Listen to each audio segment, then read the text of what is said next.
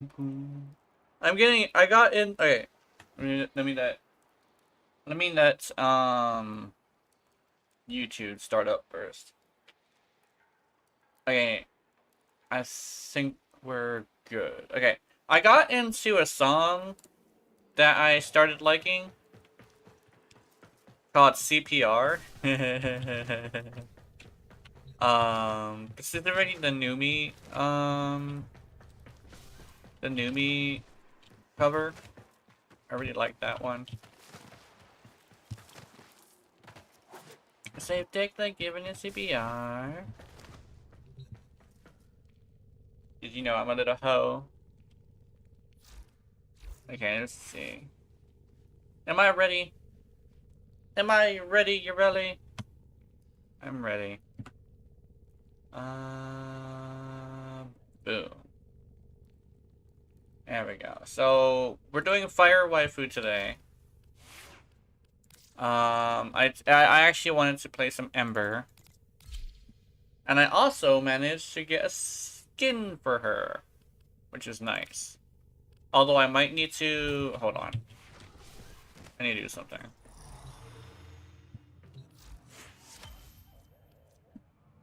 Ooh, number former. Don't stop believing, dreamers. Don't stop believe. Fuck. Sorry.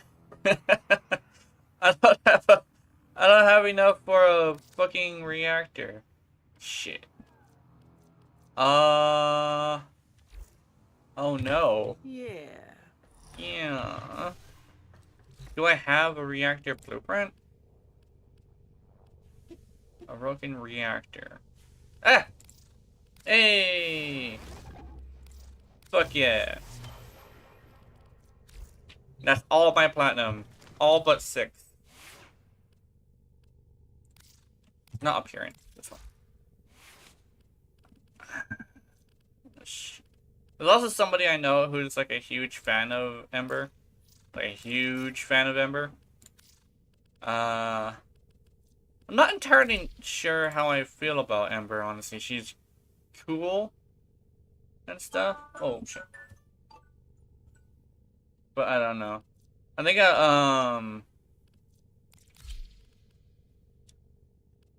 think like, there's some things that she needed before her update, but I'm not entirely sure. I think her fireballs are based off of a stat stick, if I remember correctly.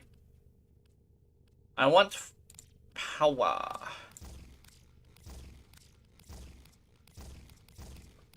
Okay. I'm sure-footed.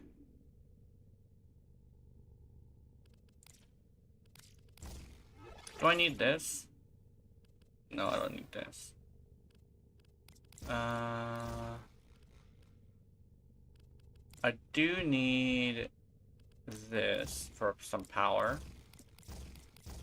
I want to make a 4 build.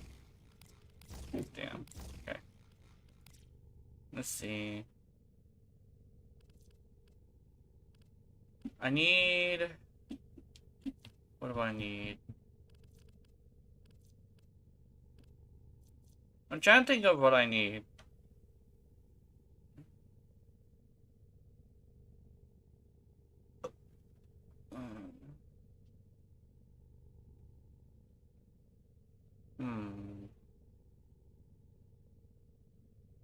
Drain increase a second. Okay, hold on. Let me see something.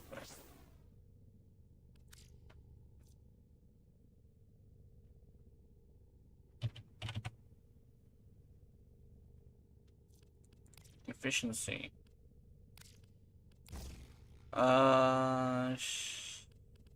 Streamline.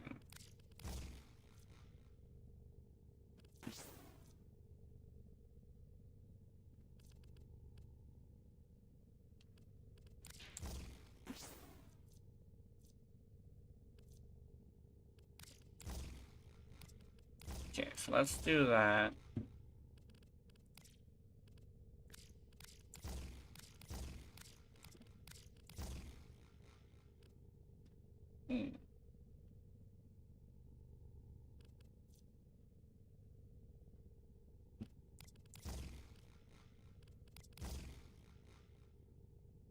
Okay. I want to bring a melee. Because I want to specifically level up Ember. Da, da, da. Oh yeah, hold on. What am I doing? Appearance. Skin. Yes. Yes. Look at that juicy ass. Oh. And those stilettos. Stilettos, oh my god. And those are just straight up heels. Helmet. Heirloom helmet. I kind of want to go with the prime helmet. Yeah, I want to go with the prime helmet. Yeah. When she's ready, I'm gonna need you to do this maid something. Okay.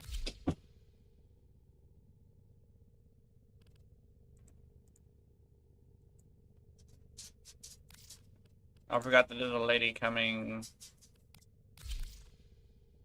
for some reason. It's just like, yes, I think we should go plain. Let's see. Or just loves it. Nice.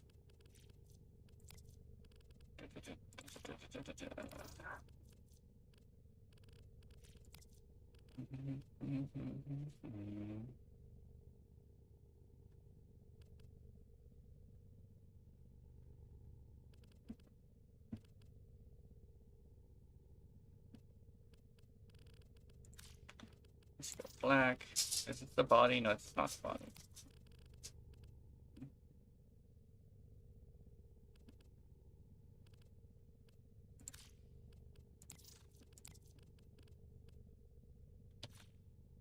But is it the energy?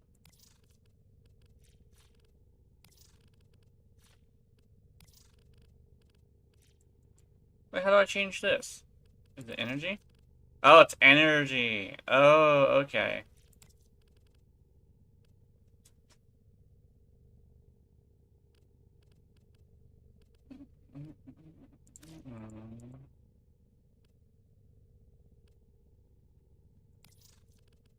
Okay, let's see.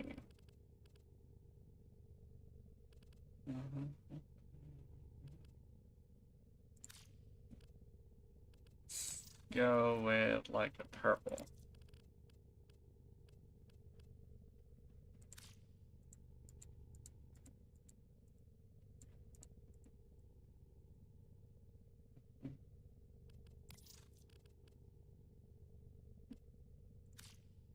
There we go.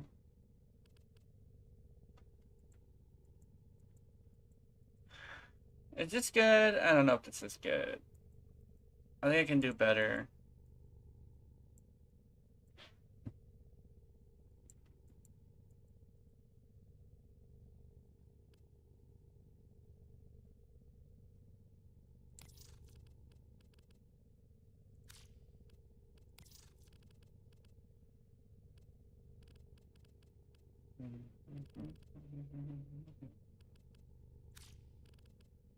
Let's grab this one and make. This one's a different fabric, so I think this one is good. I think I should go with maybe this one can be green, and this one can be the purple.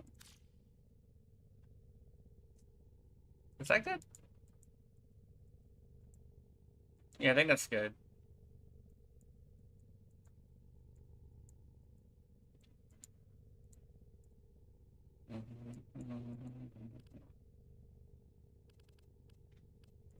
Okay, so emissive. I thought there was a emissive color that I needed, but let's see that. Blue and green.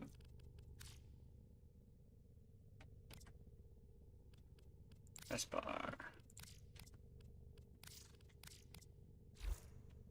I'm gonna put a pharma in this bitch, and we're gonna have more color. I have an idea what kind of build I want. So, if I could get that rolling, that would be great. I also gotta do the Archon today. Da-da-da. Rank 30 Warframe needed. Okay.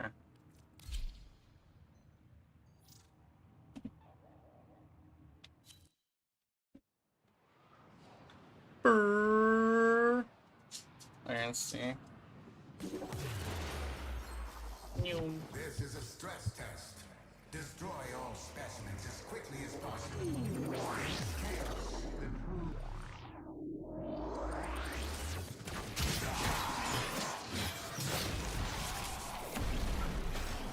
We do not have a nuker, okay. Oh, we do! It's somebody with, what you call? Oh, that works. That's very good. I like this. Oh, no, never mind. Not as good as I thought it was gonna be.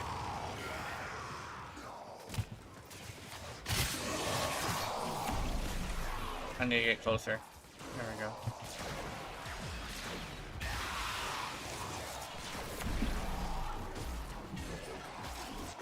Fire blast!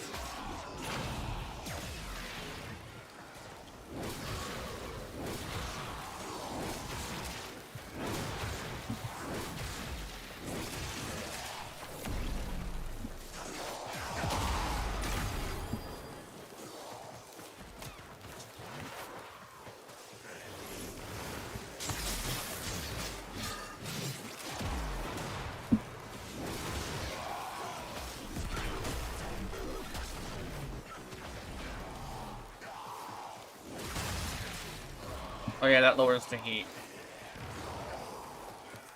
Why is my energy not going down?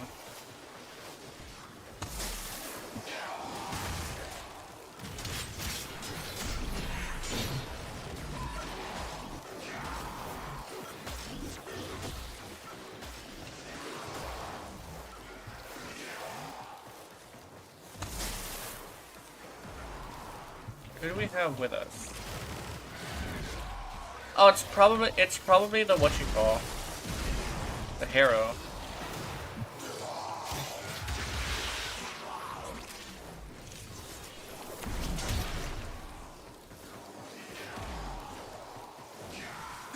Yeah, I think it's the Harrow.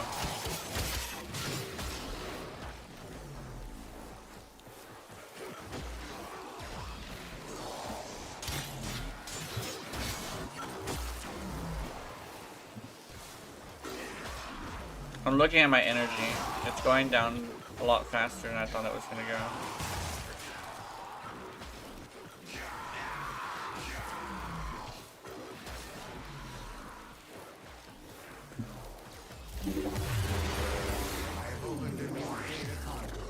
Proceed immediately. I need to get at least to 10 so I can use my 4.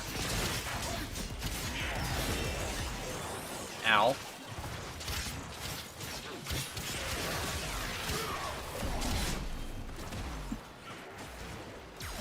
There we go.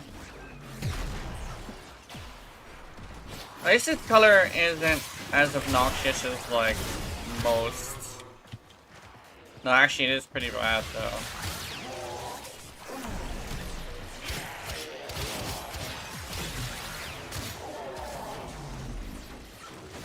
There we go.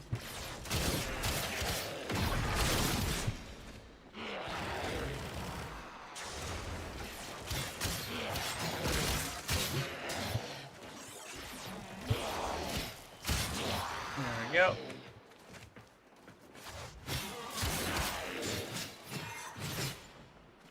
Oh, is it the fucking Harrow? Yeah, it's the Harrow. Oh, that's the same build my nephew uses.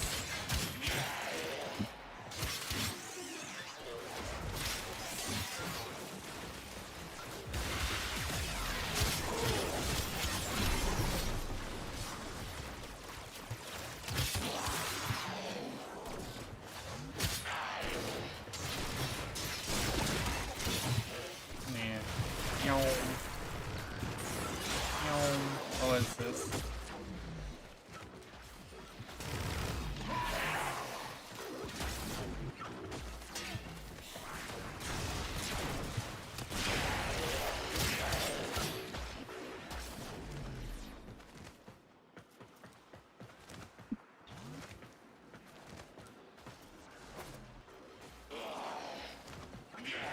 Gotta keep up with the hero.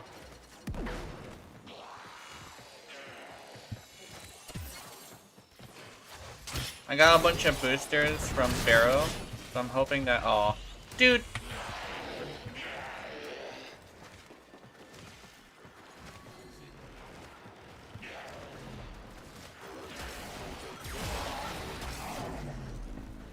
Have to stay next to him.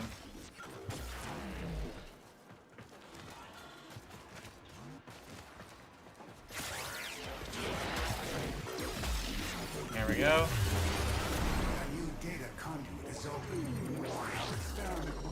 Oh, he's coming. Nice. Data conduit jump. The experiment's design dictates increased efficiency. I trust you will be able to complete this study, Hunter?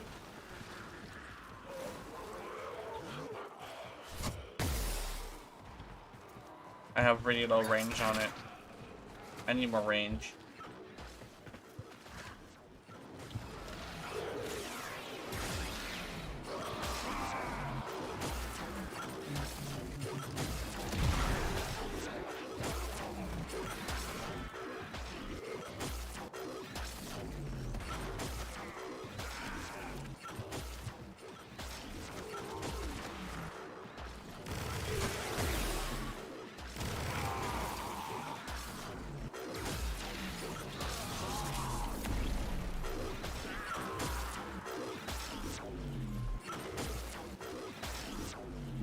I want that sweet, sweet XP, bro. So I gotta follow your ass. Let's see.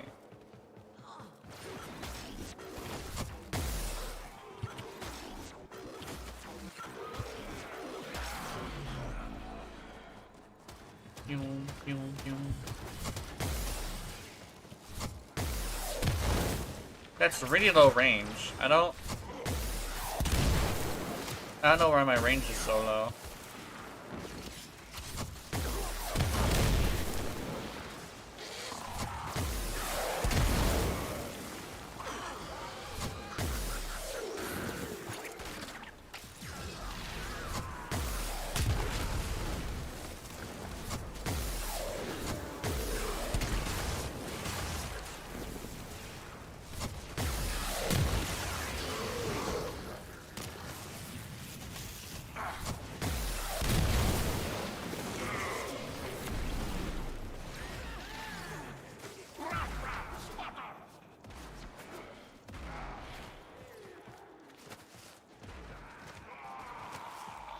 Did he run out of energy, or is he just not gonna... Oh, there we go.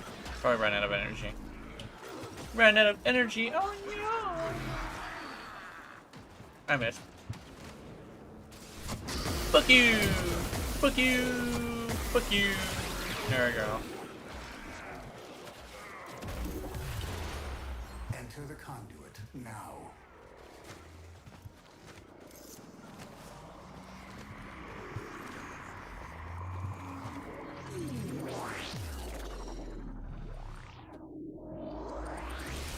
Oh no!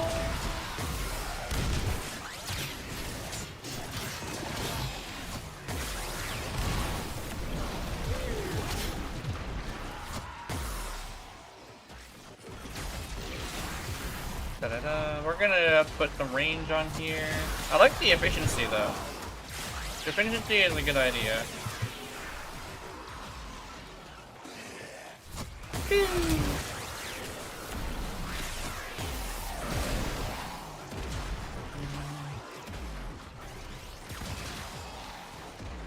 Oh, my dog's in my room.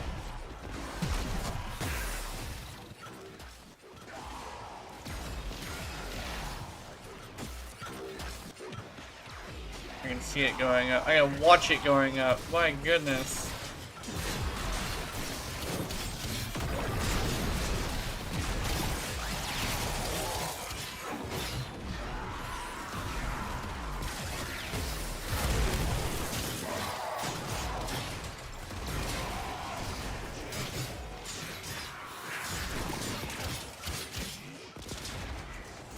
Oh, I saw that one of the smaller creators around my size, You wanted to play together? Yeah, we can play together.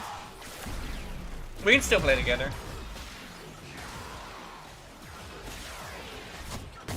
I'm just gonna be playing Ember for a bit. So yeah,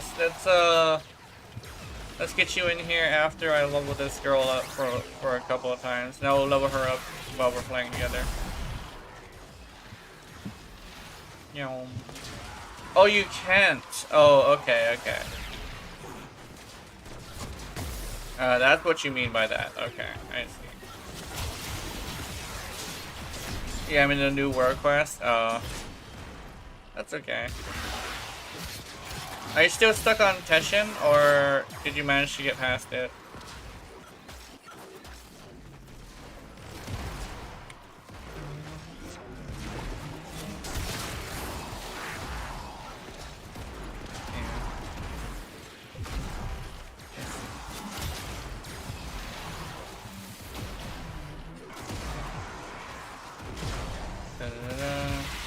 Let's see. Let's go here. Oh, I need one more level. I need one more level.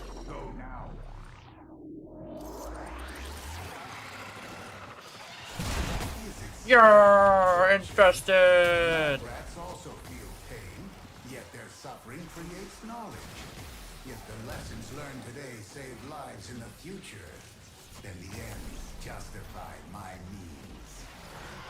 Then the ends justify my means. I have Drifter now, speaking to sentience. Ah, okay, you're sneaking now. Yeah, that one was difficult. That one was pretty difficult. I can see why you're stuck on it right now.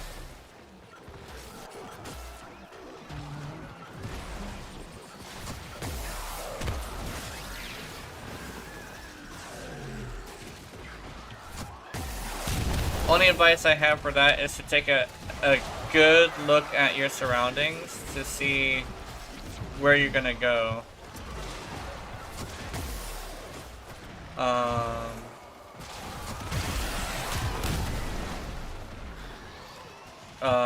Like, basically you just find a good spot where you can see everything and just look around to see which path you're gonna go before you take it.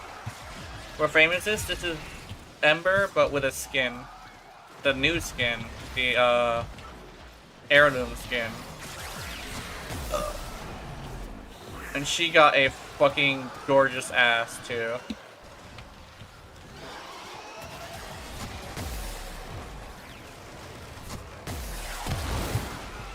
Weapon? The weapon is called the Hesbar. It's a big giant scythe. I think it's a two-ended scythe. Called a heavy scythe. It just spins to win. What is the running attack to spin to win?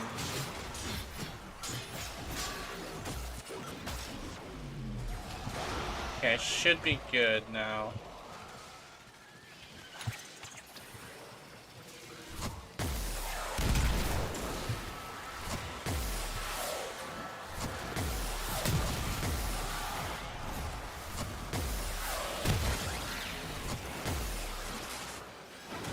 My dog wants out.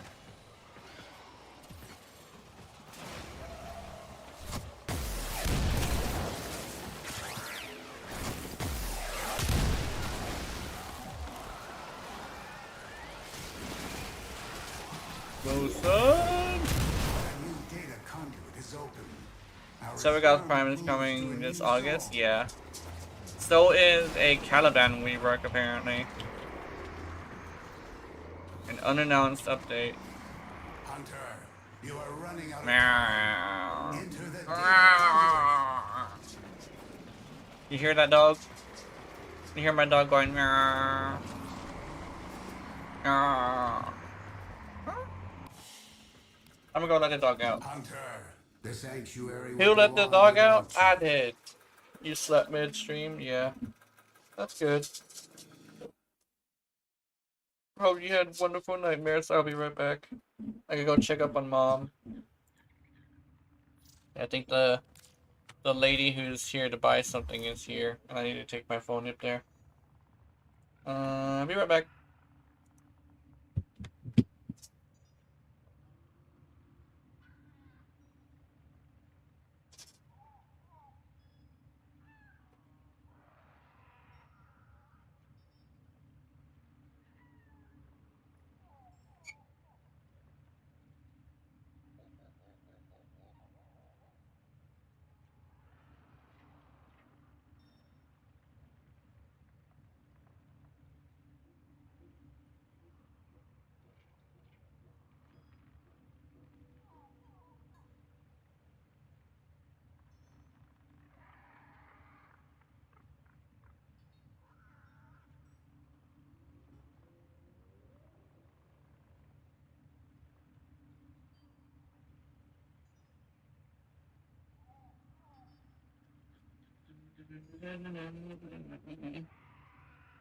Oh, okay. Streaming. There we go. Mom. Yeah, I freaked out when I woke up and ran to the bathroom with my phone, washed the face, and checked the Dropbox. I thought I was a Saren Prime sitting there waiting for me to claim. Yeah. Saren Prime is there ready to frame. Saren is a good frame, and her Prime is like a genuine improvement. And apparently, she also has the biggest boobs of all frames.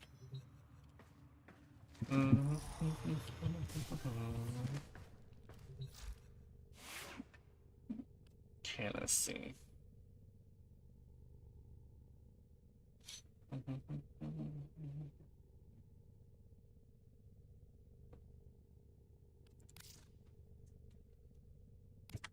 Okay. I want to upgrade her. I'm using Inferno, so I would like to have like Prime Sherpa or something. You know, a Wukong player. I think you need to set to Maru because I'm a Wukong player. Yeah.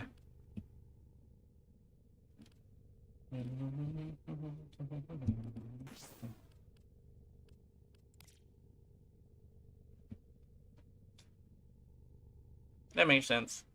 Let's see.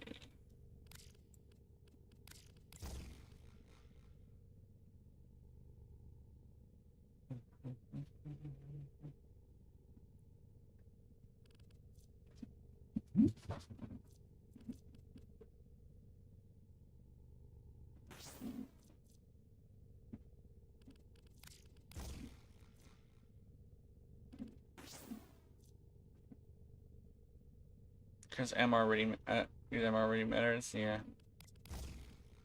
Pretty much.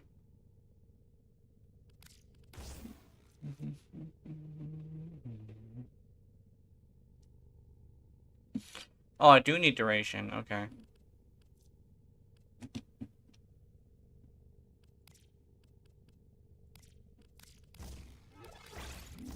If that's the case, I'll have this.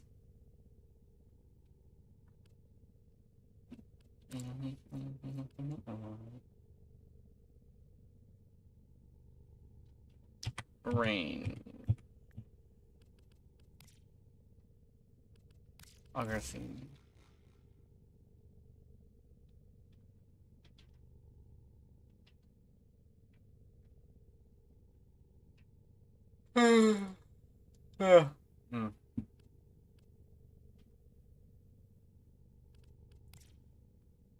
I have an idea. Hold on.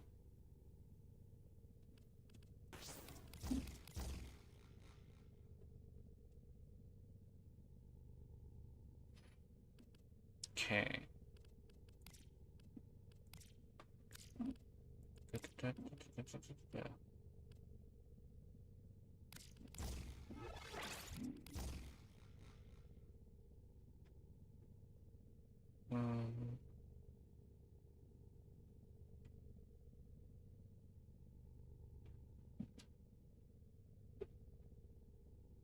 Because her armor is not that um not that high.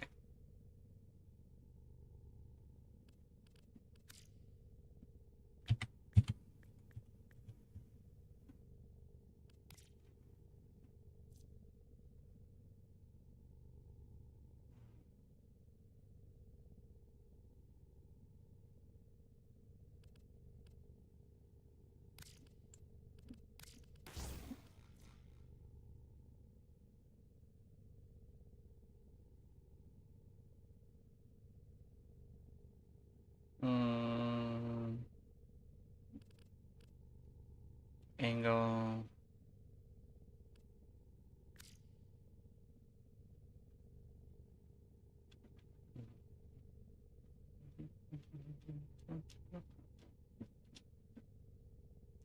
Let's see.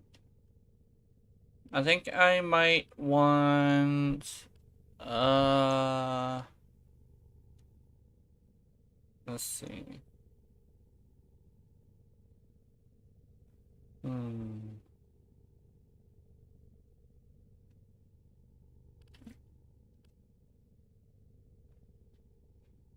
No, rolling guard, not prime sure footed.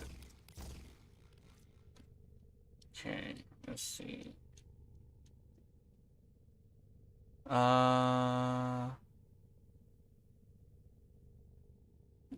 Archer reach.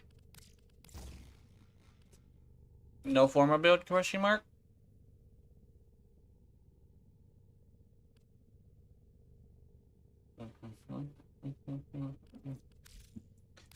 Okay, let's go with a forma. Oh yeah, I can have a number forma. I kind of don't want to waste a number forma on her though. Like, I don't think I need one.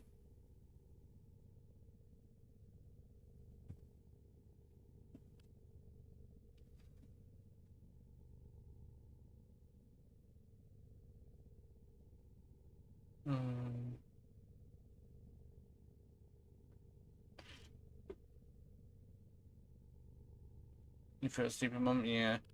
No, I'm not tired. I'm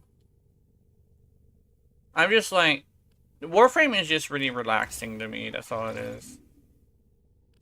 Do I want duration? I don't think I want duration. Okay, yeah, hold on. Let's go for the regular forma. Turn this into a D.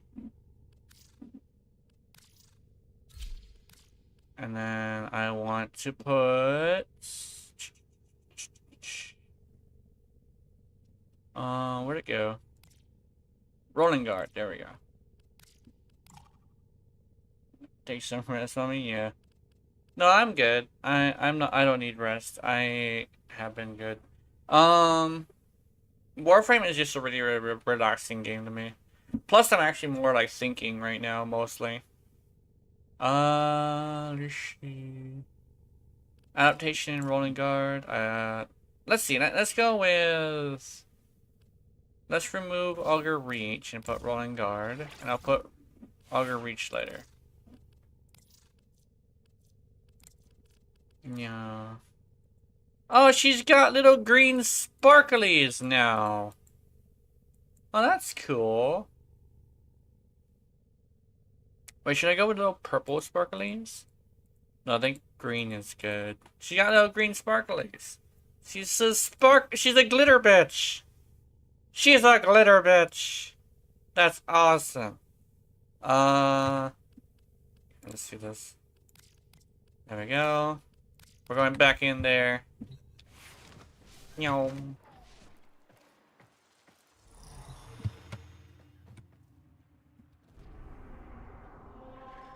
I said, think like giving a CPR. Let's go.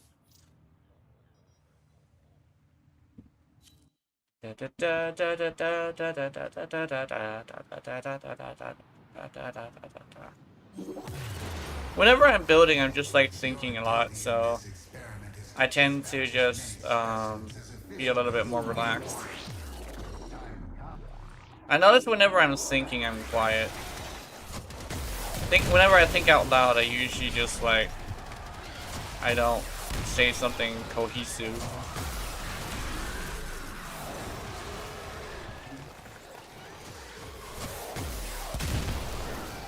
Oh, I'm not the only one who's blue and green. What? You stole my colors.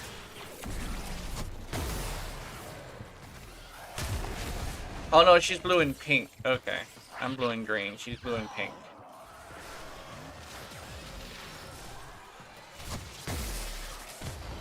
Then again, I'm pretty sure this person has had her Ember longer than I have.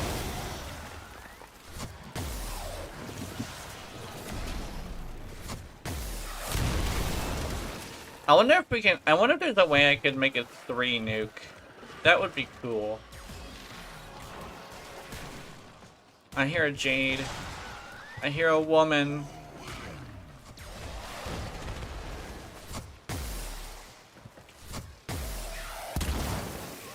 Pop.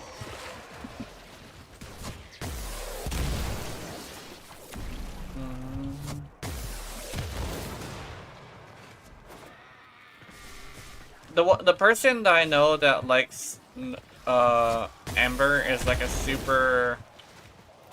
I guess she feels the same way about Ember that I feel like about Urale, but she's not like as capable of handling it, if that makes any sense. Like she'll snap at you if you talk shit about Ember, which is very unfortunate because I tend to try and surround myself with people who are reasonable, but technically she's not my friend. She's one of my mod's friends.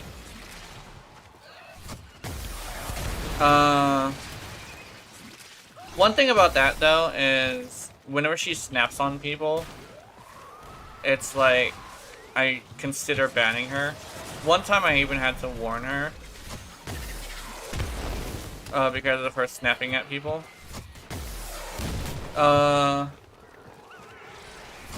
Then she snapped at somebody again for something else, but I was like, I was just gonna ignore that one. I have opened a new data conduit. Proceed immediately.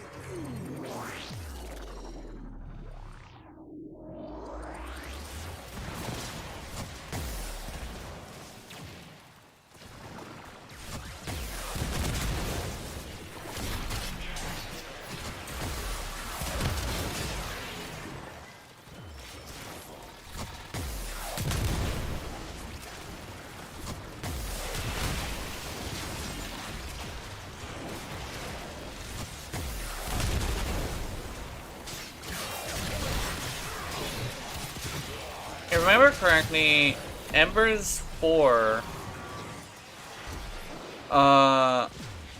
it kind of sort of excels if you use it on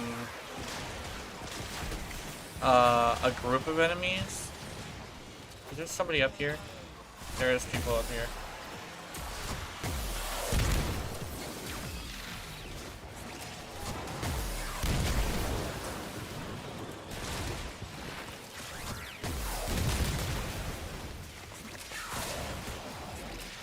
I'm doing 4,000 damage, but I'm not entirely sure if that's good. But it's not fully ranked up yet, so I think it should be lenient with it.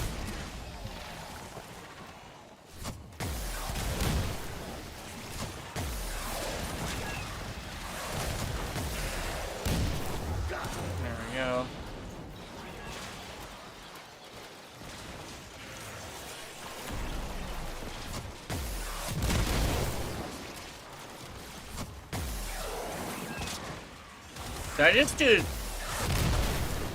I just did like 6,000, the 60,000 for that guy, I think. That's interesting. That drone took a lot of damage.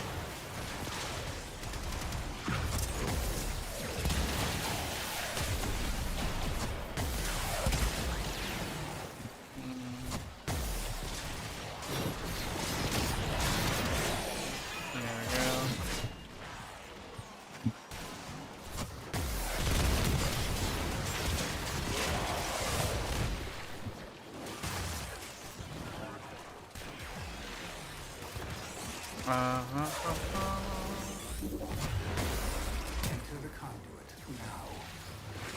I think the damage over time is pretty good.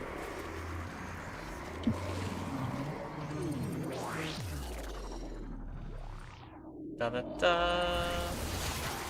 Oh, also, I was doing some like thinking, and I find that I have more energy if I don't goon. So I'm thinking, for my energy's sake, I might have to lower the amount of times I goon. I'm thinking about Sundays only. Or Saturdays as well, because I did it today. And yes, last night. But like, I noticed that every single time I goon, I get tired the next day. And when I do it a couple days in a row, I feel really tired. So I'm thinking that I should lower the amount of times I do it, just so I don't like cascade into being extremely tired. It does help me sleep though, but I noticed that whenever I'm having a hard time sleeping, it's like because I haven't done it in a while, right? Because I do it as a routine because I can't sleep. But I think it's probably a little bit better that I do that. Where I allow myself to not goon for a couple of days. So I can have the energy to do stuff. Man, some of the things that I have as problems have the simplest solutions, and if I really give it some thought, I can figure it out.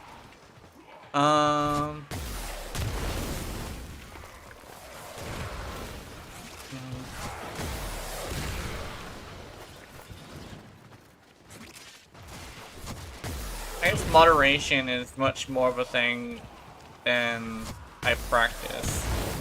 So I'm gonna practice it more often and hopefully it should be good.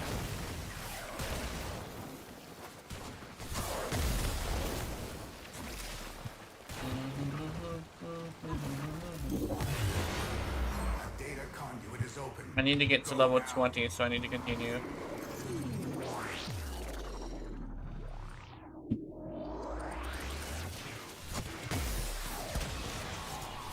I'm really glad they came with a recognizable innuendo that is very safe for work. For that.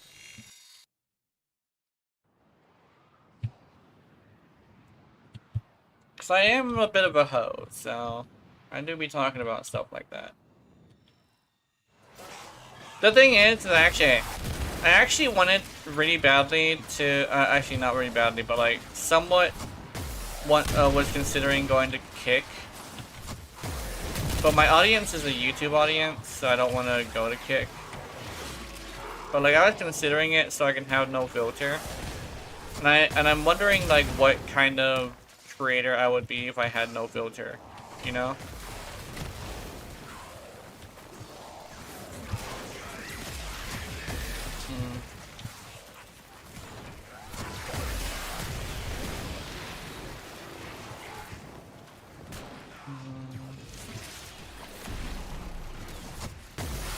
Another thing is that if I try to be, if I stick with the wholesome thing, right? I bring more comfort to my viewers rather than like being kind of funny. And I think I prefer to have a comforting feeling rather than like other stuff. Sleep and rest is very important. So you feel like you rest, it gives you more energy. The rest is definitely a good thing. Yeah. I think it's the thing is like it's less of a rest thing. It's more like whenever I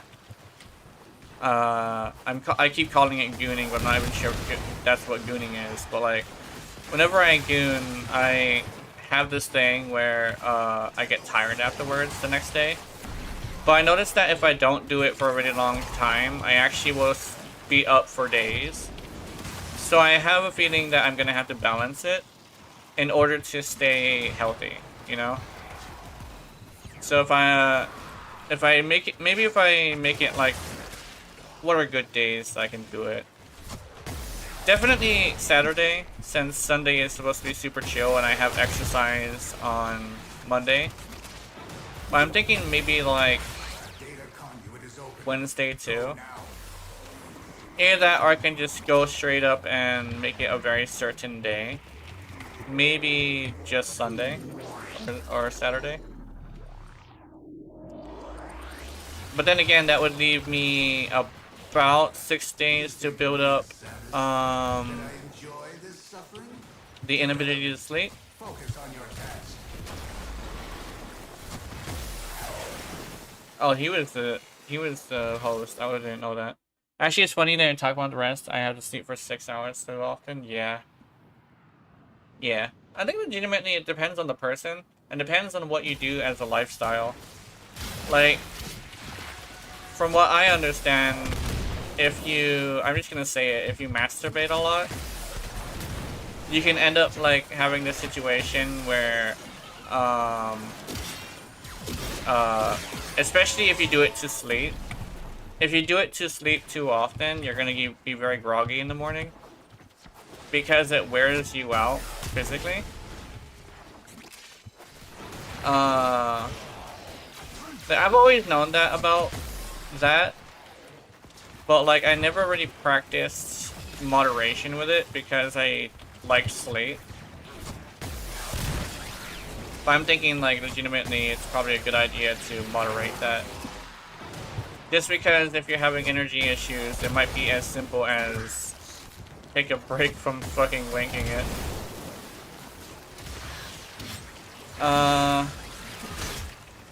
I got to that conclusion, but just by really thinking about... Actually, I did a scientific test, actually, this past week. I actually did some science and actually tested it. I noticed that, today I'm a little bit groggy. That's because I fucking blasted myself, last night. Just because I wanted to check, like, is it that? And through the scientific method, I have learned that maybe it is. Like, most likely it is. So, I just have to keep my hands off myself for most of the week, and I should be good to do it on Saturday, to have a really chill stream on Sunday. I do appreciate, I like the Sunday streams being really, chill and relaxed. But I like the other streams to be a really high energy. So I think I'm gonna have to break it down to a science or something.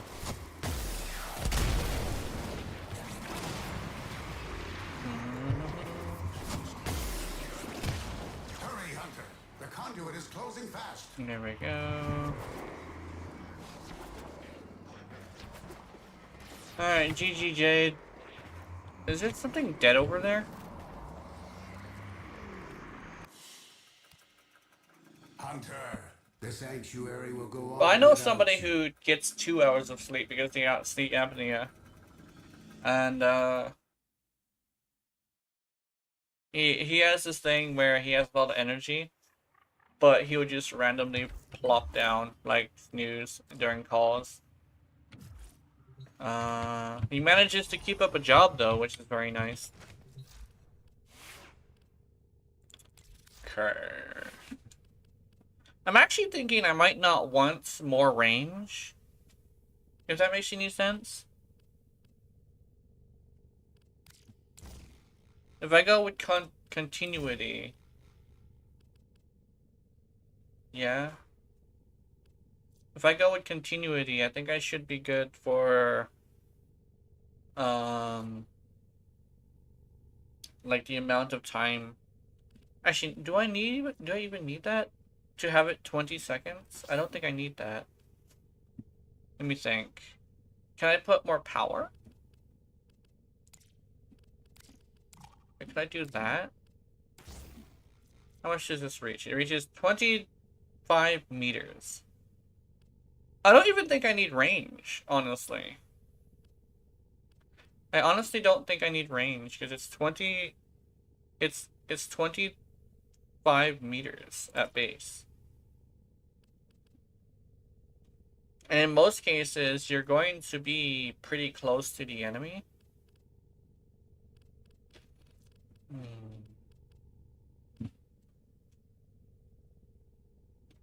Is there anything for 7 I can put so I can make this a single forma?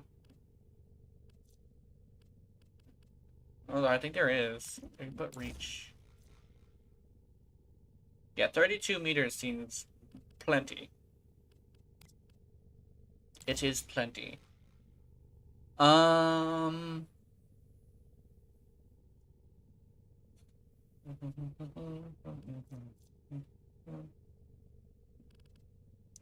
meters. I think we're good.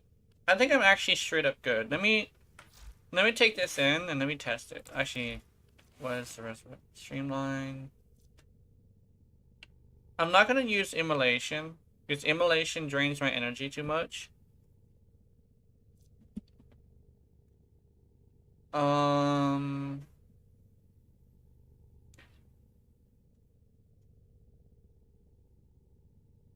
Yeah, she's a damage reduction frame, but her drain on her energy is like too aggressive for me. So I think I'm probably gonna not have that. I want to have an acolyte killer. I want to have... I think that's it. So I want an acolyte killer. And we're gonna go test this. Test these. 1, 2, 1, 2. Okay.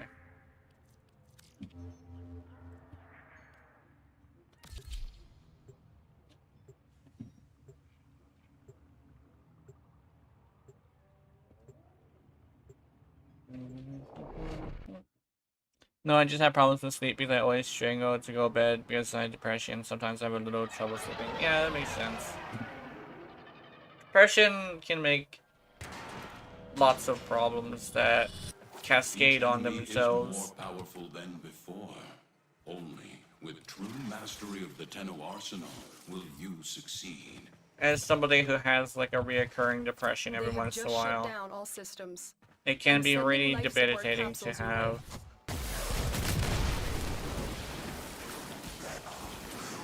Wow. I just spent all my fucking energy on that. Oh, I killed somebody. Nice.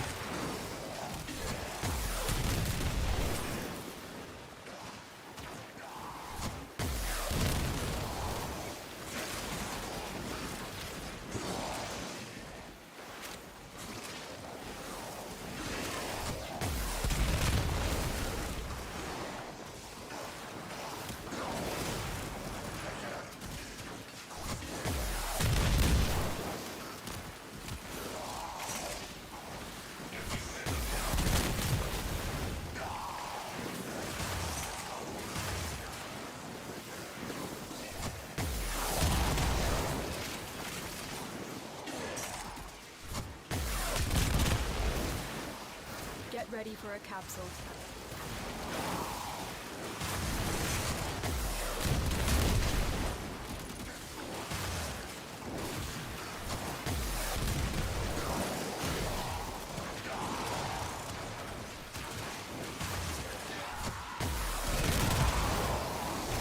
Oh my.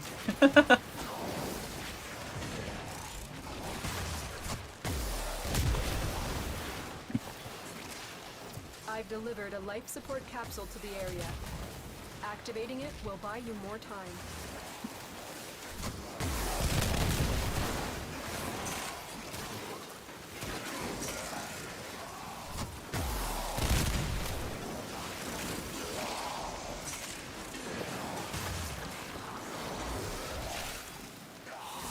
Here's some out of energy. There we go.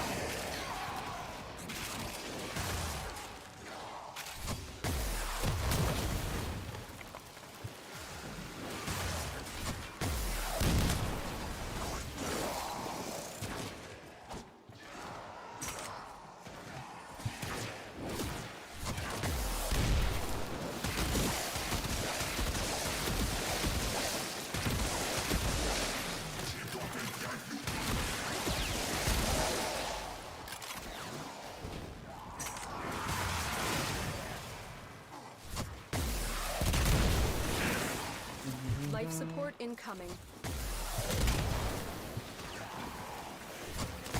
This build is doing exactly what I thought it was gonna do.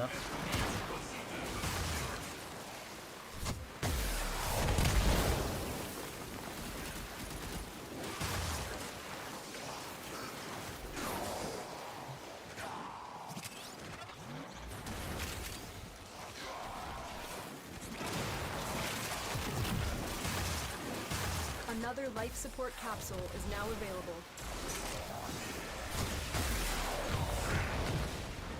There we go.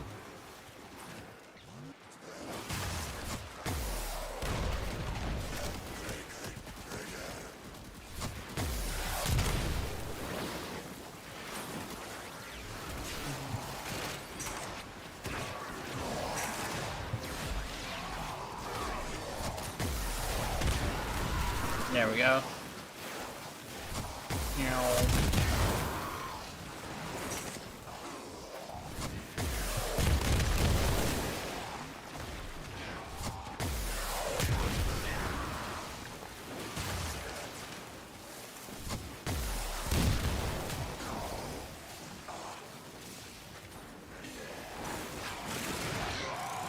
There we go. Pop.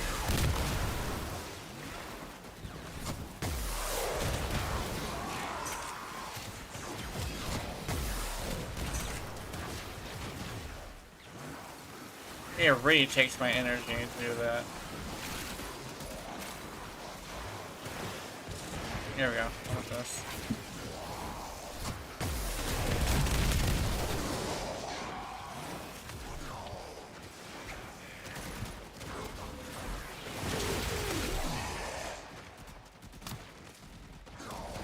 Let's see.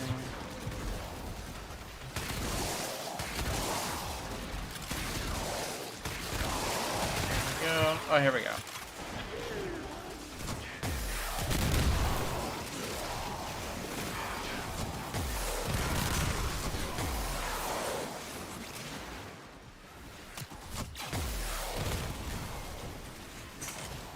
Argon crystal, nice.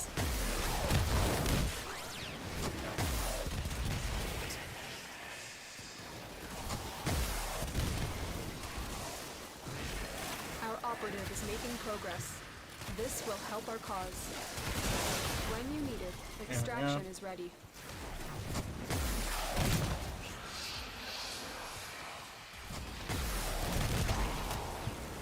There we go. Pop. Think I'm. Oh, no. I thought somebody said something. I know. It's me tripping. There we go.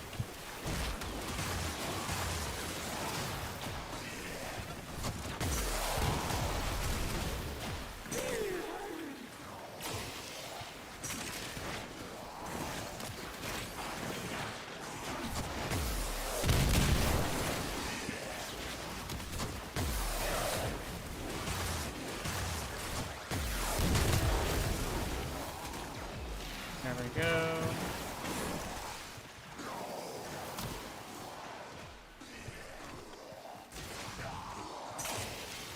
I need... There we go.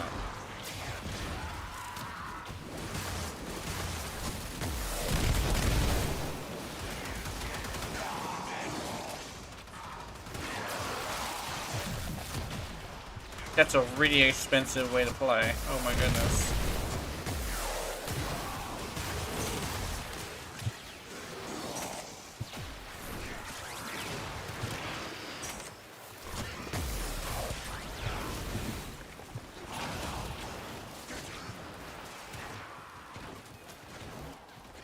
Yeah, let's see.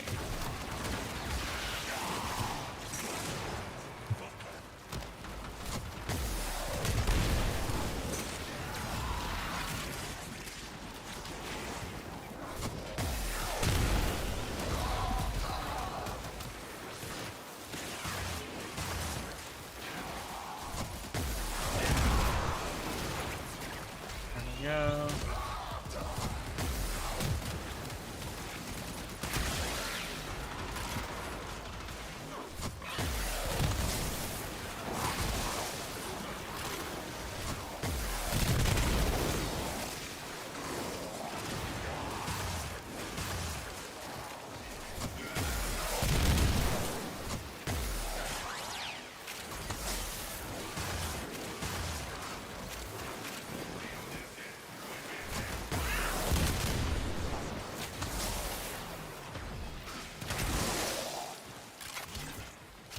There goes my energy.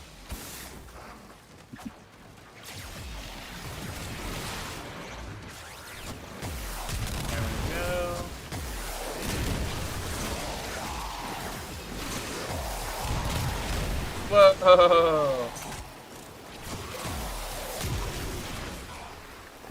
That is a fucking ball of doom. Ow.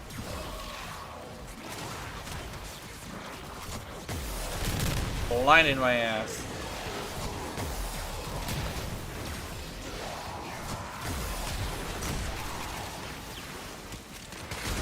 Praise the motherfucking sun. Let's see.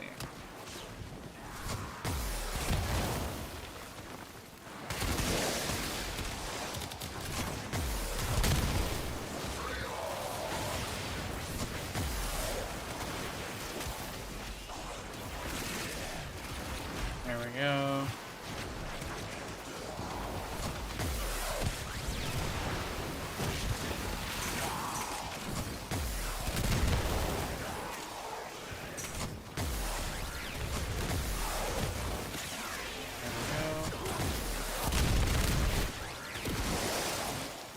I think like okay, I could probably go like into the conversation a little bit more since I have been quiet a little bit more, but it's probably like you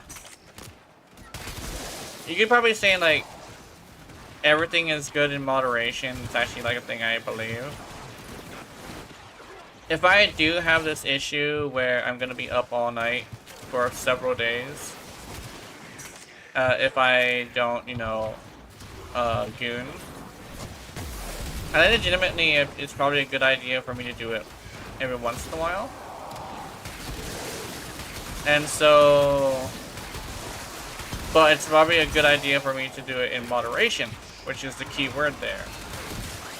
Because if I do it too much, I get groggy for several days and I don't feel like making videos or something like that. But since I don't make videos on Sundays anymore, it's probably a good idea to do that on Sunday. But because I started making videos on Tuesday,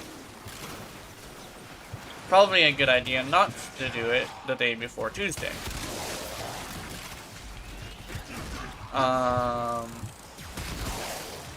So it's literally like, if I were to have it on a schedule, the most logical place to put it would be Saturday, right after I make the Saturday video. If I make the Saturday video, you know? And because the first stream of the week is usually the stream of the week that I very much look forward to, I think legitimately it'd probably be a good idea to do it on Tuesday after the video as well. If I were to put a logical schedule on it, you know? Because when it comes down to it, if I were to stay up all night for several days, I could end up having a different type of sleep deprivation. Which would be,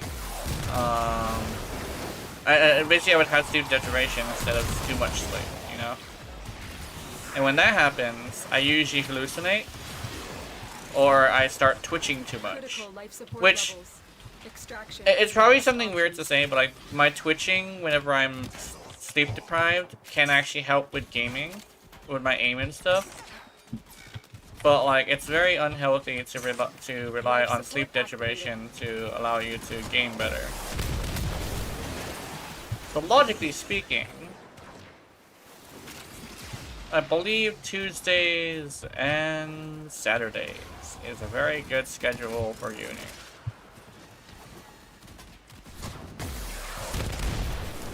Especially since the two things that I have to do is on Tuesdays and Saturdays. So after I do that, I can reward myself with it. GG? Oh, GG is a dog.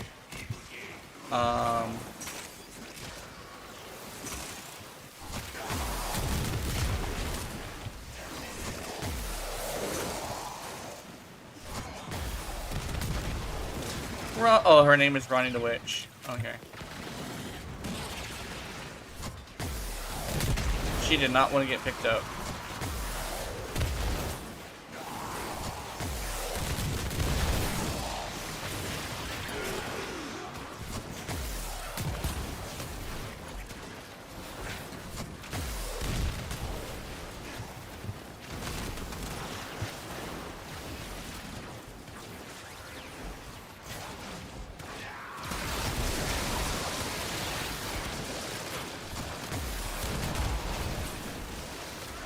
running out of time. Consider extraction.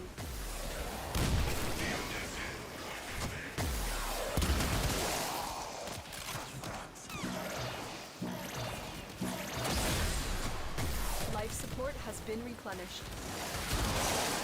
My weapon does Life more support damage, has arrived. unfortunately. Meow. Oh shit.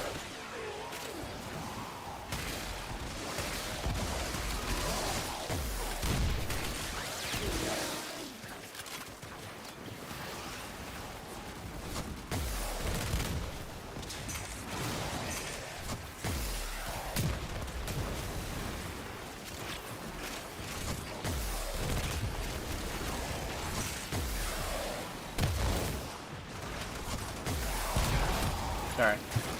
I was thinking about something. I was thinking about something fucked up. Mommy's brain is attacking her again.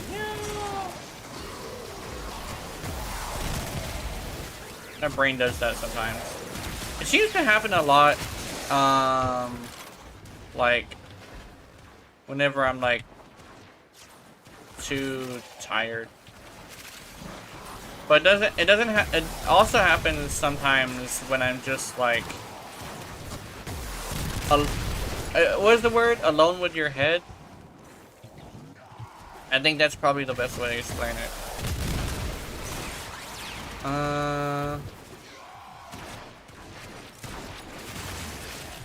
I'll actually have been thinking of some pretty cool stuff though. No, I don't think I should reveal that. I was gonna tell you the story about the racist cat girl.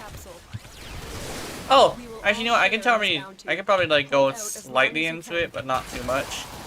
I did some improv comedy with a private session with my friends. Playing as the character, the racist cat girl. And apparently, they too think it is super funny. Bitch! Okay. Because it's a super, okay, I guess like the best way to explain it is like it's a cat girl who's like incredibly racist. Life support activated. And she has a cat list. So most people don't really even understand her when she's talking. But like she would say the most fucked up shit. And it's mostly racism. And I guess it's probably like not the best thing to find funny, but I find it really funny.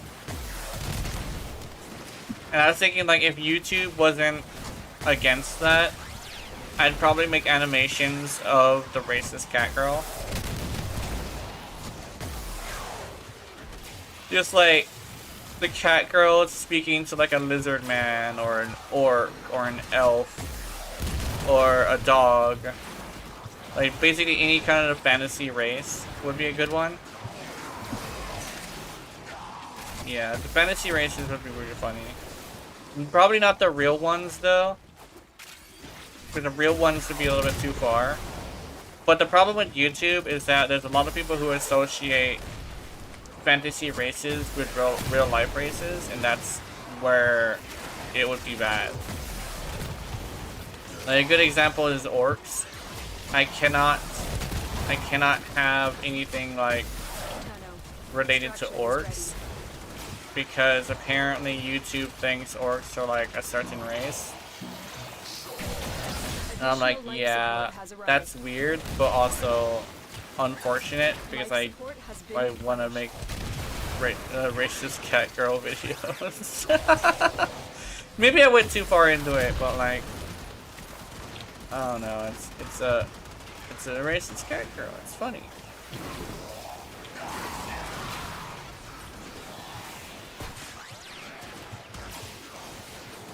Oh, maybe I can make a burner account. Yeah, I can make a burner account on Twitter probably. Burner account on Twitter be all like making little drawings and just having the little drawings have those speech bubbles. And you can just have the little cat girl just be a fucking racist for like 3 panels each.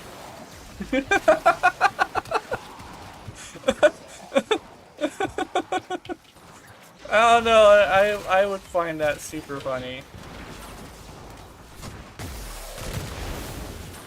But if I just stick to fantasy races, I think it should be completely fine. Just stick specifically into like my burner account. That would be funny. But I'd have to make sure I have like. I think the one thing about doing artwork is that I already have like too many hobbies already. That's why I don't make very many animations, because I literally just have too many hobbies. So that's what I'm probably gonna have to do. I'm probably gonna have to like not do that.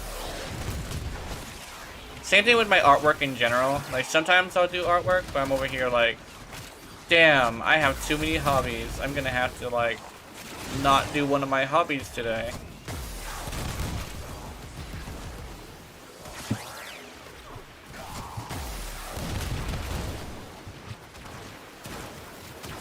Which is usually how it goes. Like if I have no exercise that day, I'm good.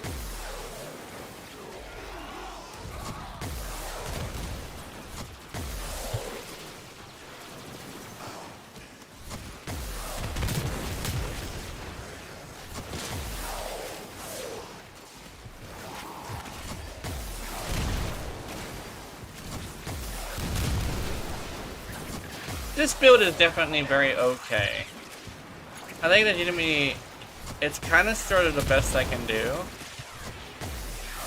Because Ember's damage is not like the highest. I think the issue is I keep trying to take ability-based frames into Steel Path, and in order to make them work in Steel Path, you have to do something very specific that I'm not doing. No.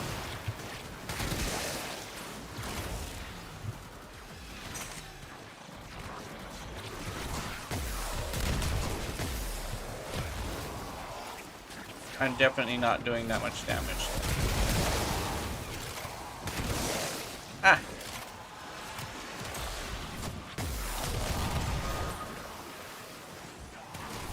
Should I give her a name, or should I just call her the racist cat girl?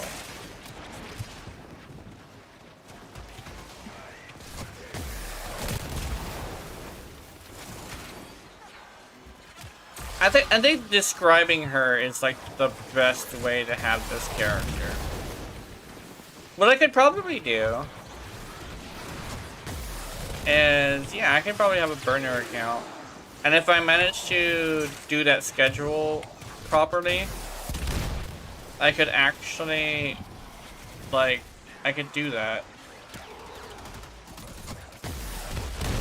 If I schedule my tuning properly, I'll be able to do some comics. Did I just get fucking knocked down? No. You bitch! There we go.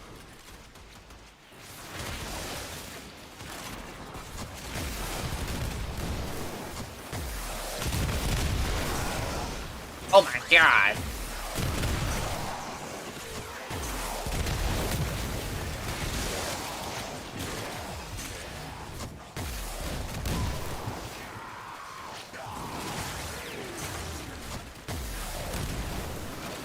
I think these would work really well against the corpus, actually. Actually, no, I'm not sure about that. I could be wrong.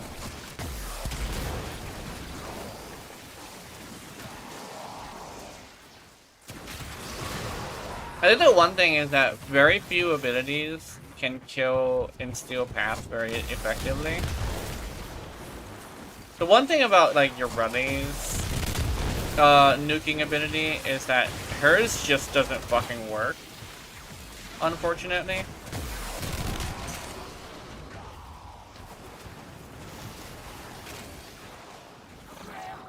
I mean, her, like, Euredy's nuking ability that she has just doesn't work very well as a nuking ability, which is very unfortunate.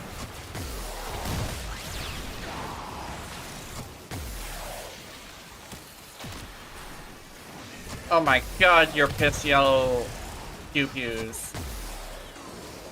I can fucking taste the sun. Oh god, it's all the way down my throat. Let's see.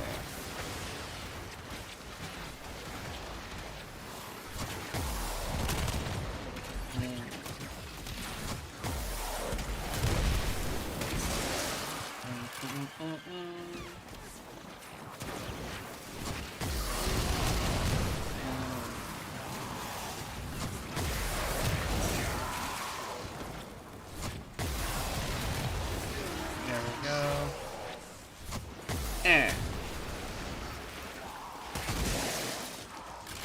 Actually, one of the fun things is that I watch your stream my phone, not my PC, and your voice puts me to sleep for some reason. Yeah, I noticed that about whenever I watch my streams. Whenever I watch my streams to see if, like, they're good, I actually notice that my voice is very soothing, which is very interesting. I have, like, an oddly soothing voice. It's like, read me a bedtime story, and I'm over here, like, talking about the racist cat girl.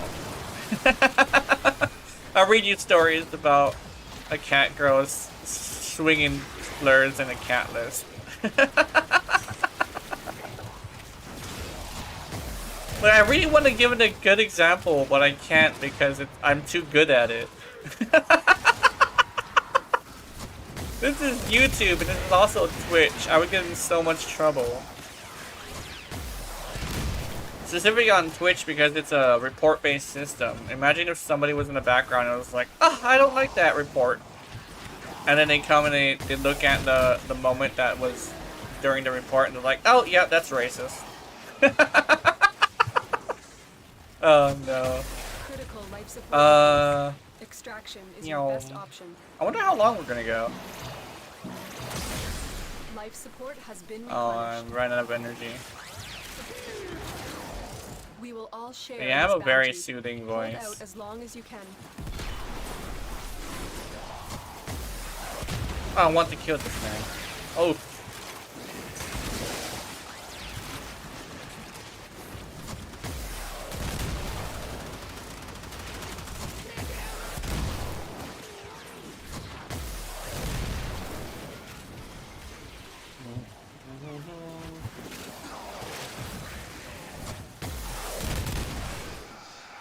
Meow.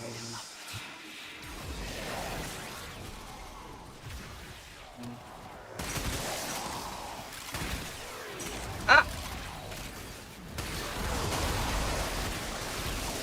Ow.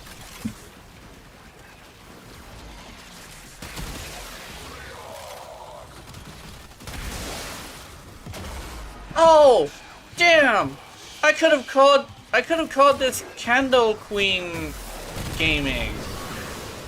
You know the song from not Overwatch, Overlord? Candle Queen? I could have called her the Candle Queen. Damn. Candle Queen Gaming.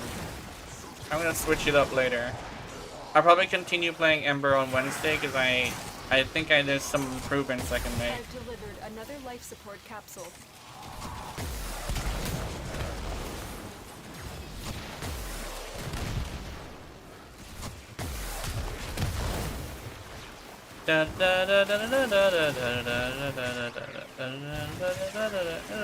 Candle Queen. I don't know the words. The thing is, like, I don't know the words because I kind of sort of can't necessarily understand the lady who's singing. The one that I like is the cover by Rich Ab, I think. Or was it Falcon? It was either Falcon or Rich Ab, one of the two. That decibel power, my god.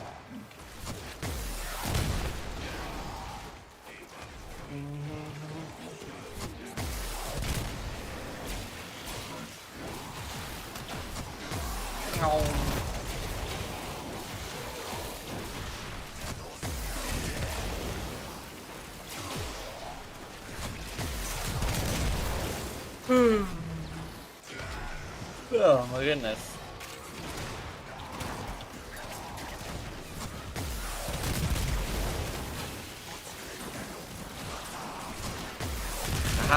Pop, pop, pop, pop.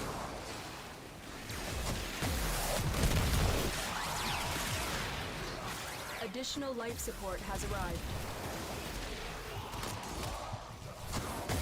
I think this is probably gonna sound really mean, so I'm gonna try and like tone it down. But like, the person I was talking about that likes Ember said Ember was like a sub 400 a sub 400 frame or something like that. And I checked the stream that she was doing a couple of times, and I was like, I see those numbers. I don't think that's making it to very far. And it's like, unless you have a good weapon. And then I saw her fire her weapon, and I'm like, oh. It's like, not like I'm trying my best not to be too mean about it, but it's like, it's just that like her weird thing with like not admitting there's like minor issues with the frame is a problem. It's like kind of a problem that caused a lot of fights to happen from her. Cause like she do be arguing with my audience sometimes. Let's see. You are running out of time. Consider extraction. It's a weird thing of like, it's not entirely the best thing to be over exaggerating in order to defend a frame. Cause like, I've seen the numbers that this frame does, even with like an expert on how to use her, quote unquote. The more successful we will be. It's not that it's not impressive, but it is very like fun to watch and stuff. But like the frame isn't worth getting into like a huge fight over if somebody says there's a problem. And one of her things was she didn't like her getting a buff because she said she didn't need it. And like, it's fine if you think she doesn't need a buff, but the way you word it is very important when you're in a public area, if that makes any sense. Because the way you word something makes all the difference in the English language, if that makes any sense. Because like, you could talk shade about somebody, but if you word it the right way, it's something that they'll accept rather than snap at you over. Or if you, or like saying, literally the English language is like the language of business. And wording it the wrong way can be bad business. Is essentially a good way to say it. Some people are like against the whole thing of like tone police, but really, the way you say something is extremely important.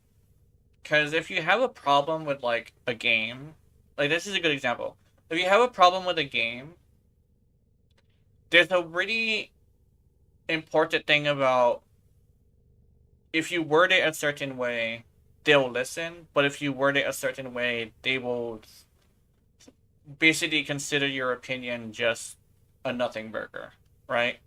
An angry gamer being angry for angry's sake. Like, oh, here's a good example.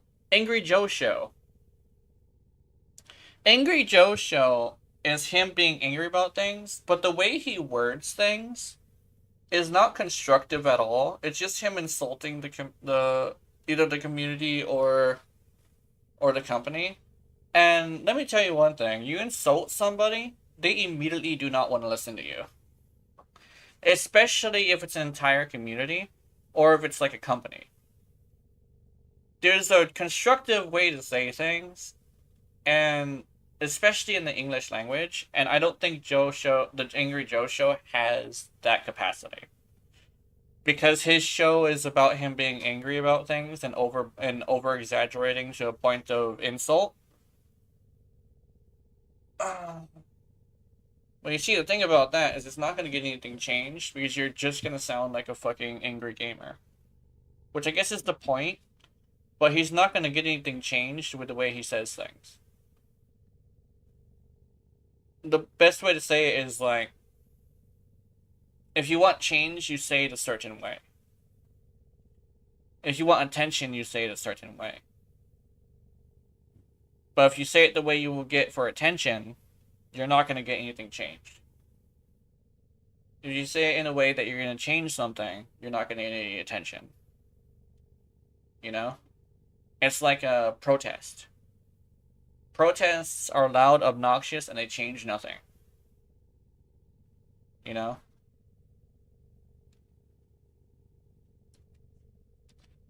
I think yeah, that's probably like a good one. Oh my god, I forgot this channel, and today is the second time reminds you about him. Yeah, Angry Joe show. Like, I watch him sometimes, but he made a video about like First Descendant, and I'm over here like, okay. See, the problem here is you don't like free-to-play games, so you're not going to give this game a chance. Even though he played it, he probably played it with the mindset of, I don't like this game, so I'm just going to throw shade the whole time. As someone who plays free-to-play games and enjoys them, First Descendant is like, not a top-tier game, but it's a high-tier game. Not top, but high. I don't like most of the pricing, but that's just me. But as someone who plays free-to-play games, I say I'm probably more of a authority on free-to-play games than he is. I think that's the one thing that with game reviewers nowadays, actually it's been like that for a while, when they're talking about free-to-play games, a lot of them just don't have the authority on that because they're talking to an audience that they don't cultivate, if that makes any sense. Because it's like, free-to-play games have a very specific audience that a lot of creators just are not, if that makes any sense. Because, like, they will complain about stuff that we don't care about. Does that make any sense?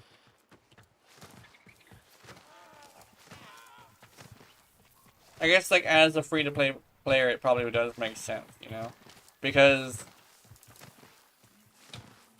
when it comes to, especially when it comes to, like, people saying, oh, free-to-play games are very predatory in their pricing, and I'm over here, like, it's free-to-play, and they have to make money,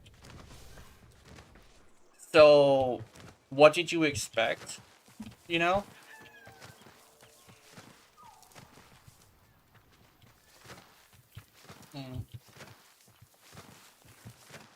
That's like the thing I would say is like, yeah.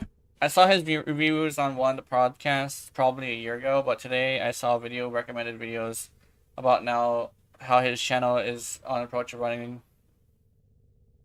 The channel has changed. Oh, his approach on running the channel has changed. Oh, I didn't know that. I didn't see that one.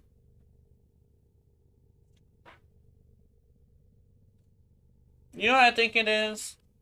He spent so long being angry, and now that he's older, he's probably calming down because he's realizing that being angry at his age is very bad for him. Me specifically as well, when I turned 30, I started getting hit with, like, issues whenever I get super angry. And the thing is, like, it sounds weird, but, like, there's a certain time where these issues just start happening, and there's nothing you can do about it. And that's why I'm a lot more quieter and calmer now. I used to be really loud and obnoxious, but like after I got turned 30, I started getting hit with like issues whenever I was loud and obnoxious. So I learned that being more quieter and chill is probably more healthy for me. Plus, it cultivates a better community as well, because I don't want to be having a community of loud, obnoxious kids.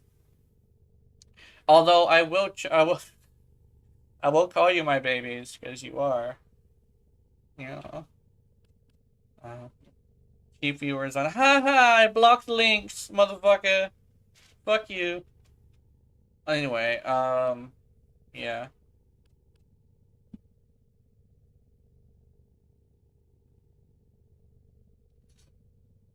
Or it hasn't changed at all. Overall, a very interesting material about this approach on YouTube channel and its life outside of it. Yeah, pretty much. Oh. Oh, but his approach to his YouTube channel and life outside of it. Oh, yeah, that makes sense.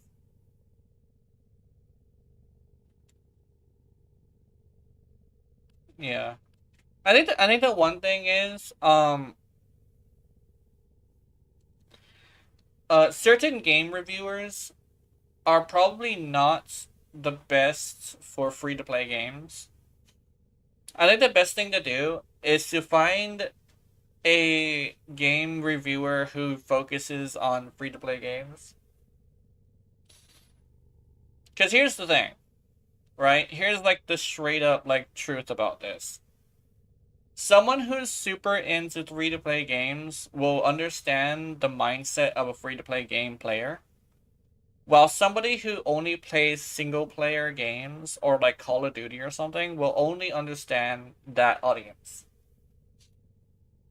So, a person who has a certain mindset when it comes to, like those kinds of games, will give other games like a really low score. Like here's a good example. Like I can actually use myself as an example.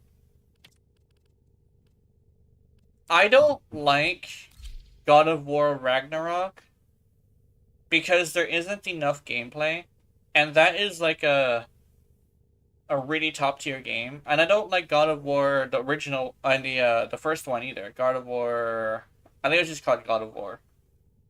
The new one, the remake, not the remake, the continuation of the story, with Atreus in it. I don't like it because there isn't enough interaction with gameplay. And that's like my thing when it comes to games, is I want interaction with the gameplay as much as possible. And I want the gameplay to be top notch. Gameplay is really important.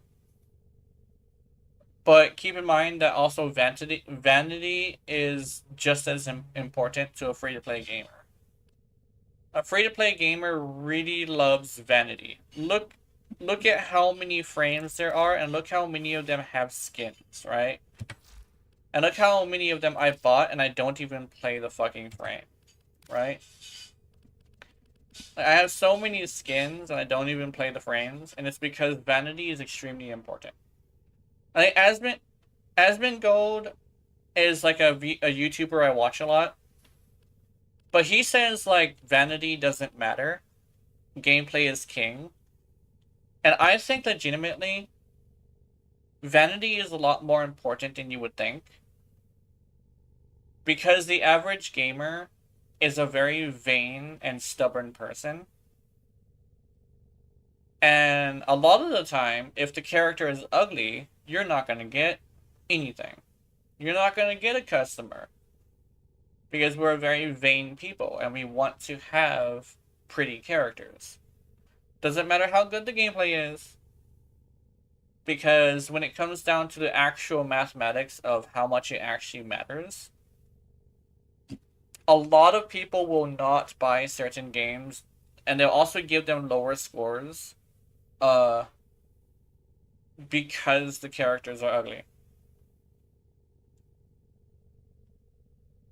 Even if the game is legitimately an improvement on the last version, gameplay wise,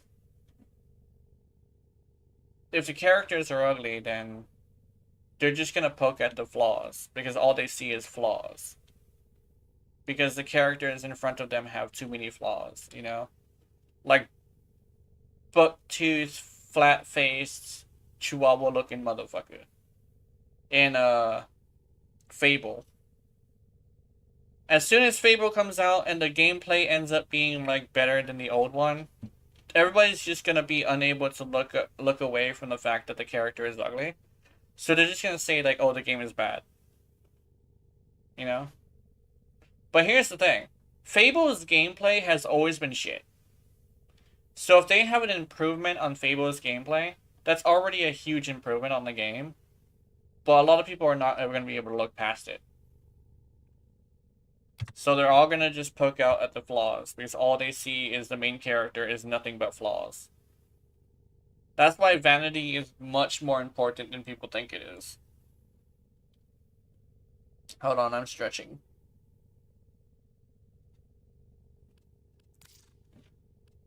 I was actually considering making a rant video on that, but I stopped making rant videos a long time ago because my rant videos usually hit... They hit buttons that are a little bit more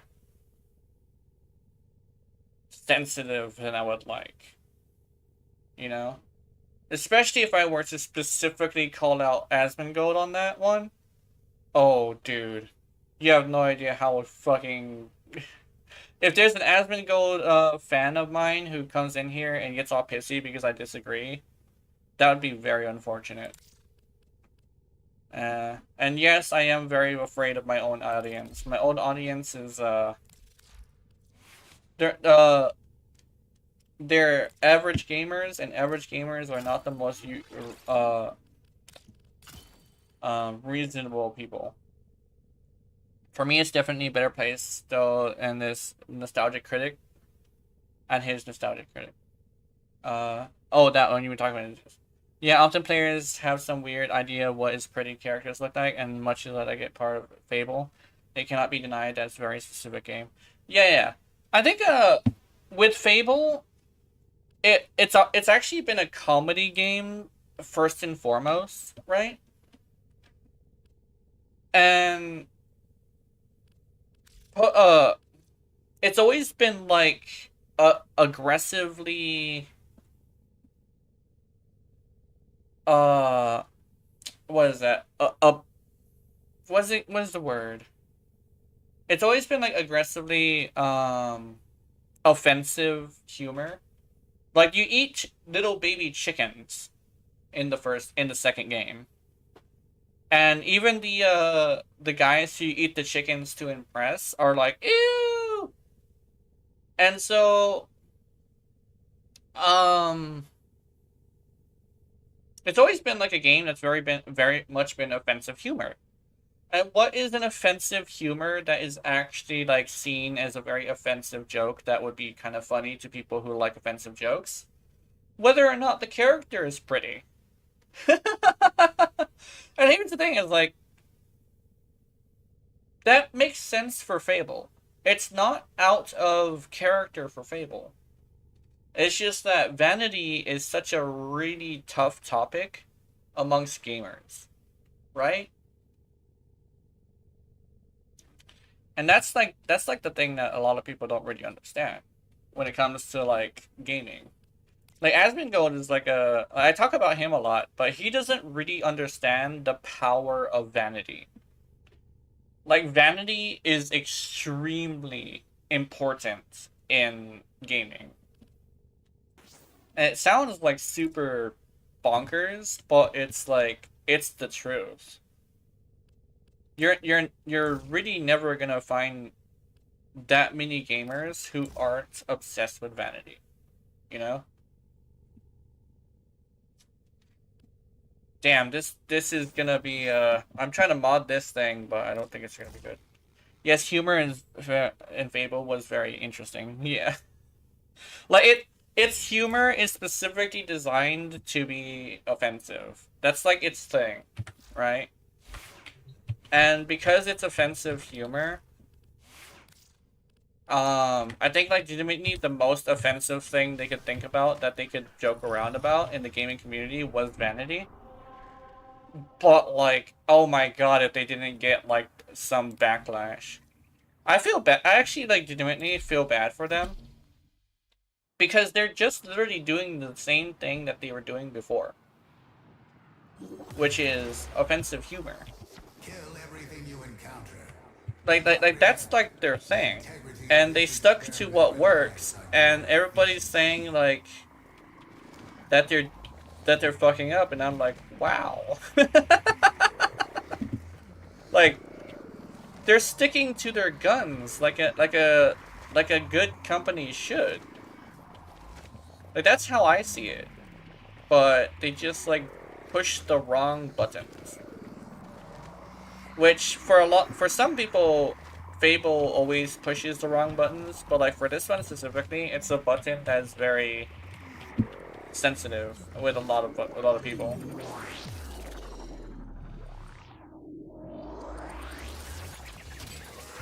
Oh fuck! It's a sniper. Oh.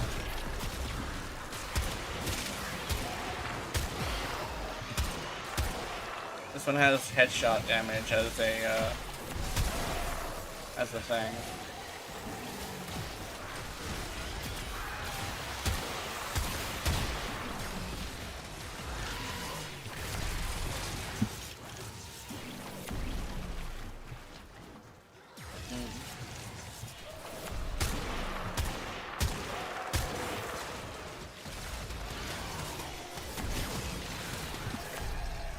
I think the one thing I was saying as well is when it comes to free games, like specifically, free games are very like unique in how important vanity is, because you know like skins for sale are very important. And I guess one thing that I could probably say about like that, the humor was often offensive, but I don't know in a good way. I don't know about how to describe it well. Yeah, it was offensive, but it was offensive, but it was like tasteful, if that makes any sense. Tastefully offensive humor, you know? Like mostly fart jokes and stuff, and I guess yeah, a lot of stuff like that.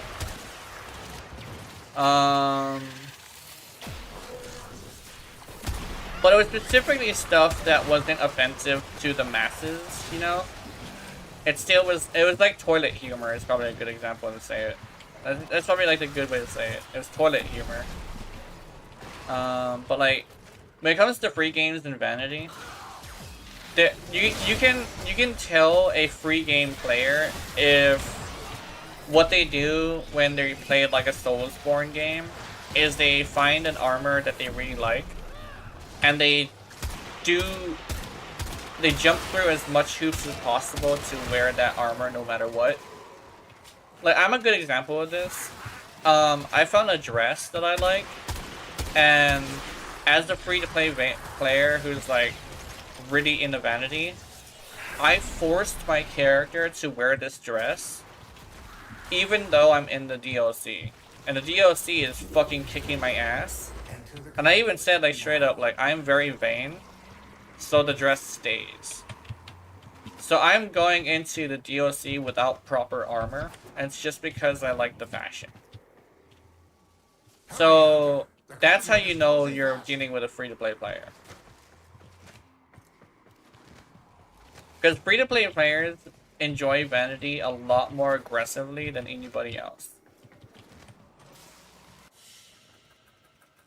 Hunter, the sanctuary will go on without you. But the one thing is that I noticed as well is what makes a really good free-to-play game.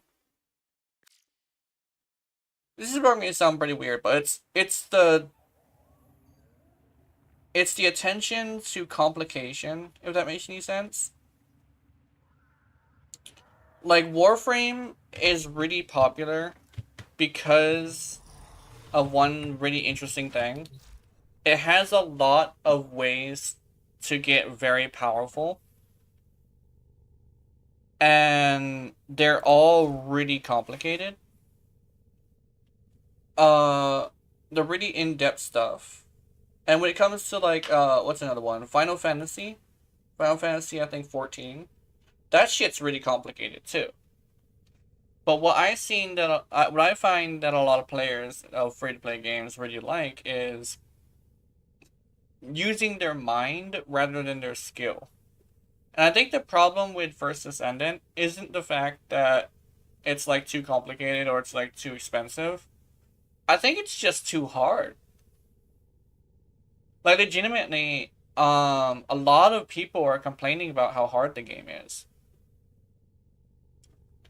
I know it's probably gonna sound really weird, but like a knowledge-based gamer is not actually going to want to have a really hard game. Because their skill is low most of the time, but their knowledge is high. I actually agree when it comes to free-to-play players, yeah. If it's too hard, it's not gonna be too great. But if it's like casual, like free-to-play players like complicated stuff, but they also like casual style of like difficulty.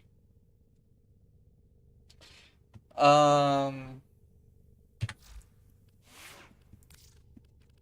a good example is like a really, really difficult boss battle that is also really, really well made here is a Rebopolist.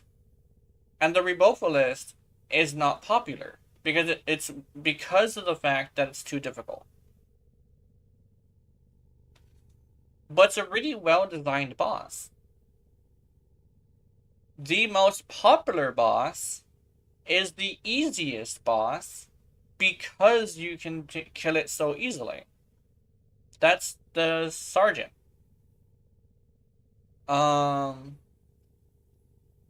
People love killing that guy to test, like, if they can one-shot him, you know? But legitimately, like, people say that, like, difficulty, but difficulty is not entirely king in a free-to-play game. I think 60 Eyes is also another good example. You see how many people actually play the 60 Eyes regularly?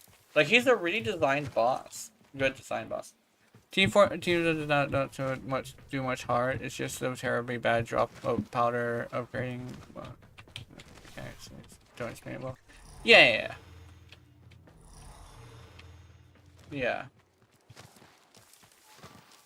Yeah, it's like really bad drop rates is also very bad. I think legitimately, like, one thing that I would say is difficulty is like gonna makes it to where people don't want to do farming that much. But it's specifically skill-based difficulty is probably like the one that like most people don't like. But people will still do it in order to get certain stuff. But the frustrating part is like farming for shit sucks. Like the drop rates of mods is really bad. I think that's probably like one of the big issues. Damn! That is a really fucking detailed ass. I just decided to like look at it like, oh my god, she has a camel toe. Dude, she has a camel toe. I gotta... Oh no. Ooh, I'm gonna get in trouble if I stick my face up there too much. But yeah. Yeah, I definitely get it. Like, difficulty isn't like it's like difficulty isn't like a big like game killer. But definitely like drop rates are pretty bad, so Plus, whenever you're farming for like the crystallization catalysts, those fucking things are hard to farm for, unless you break it down to a science. Which Gyakados did. I'm probably gonna watch his video about that. Because no one made a video about crystallization catalysts yet. Let's see.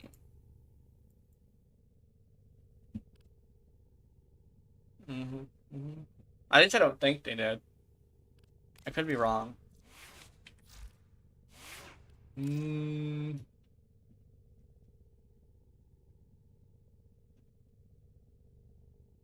It's very generic, yeah.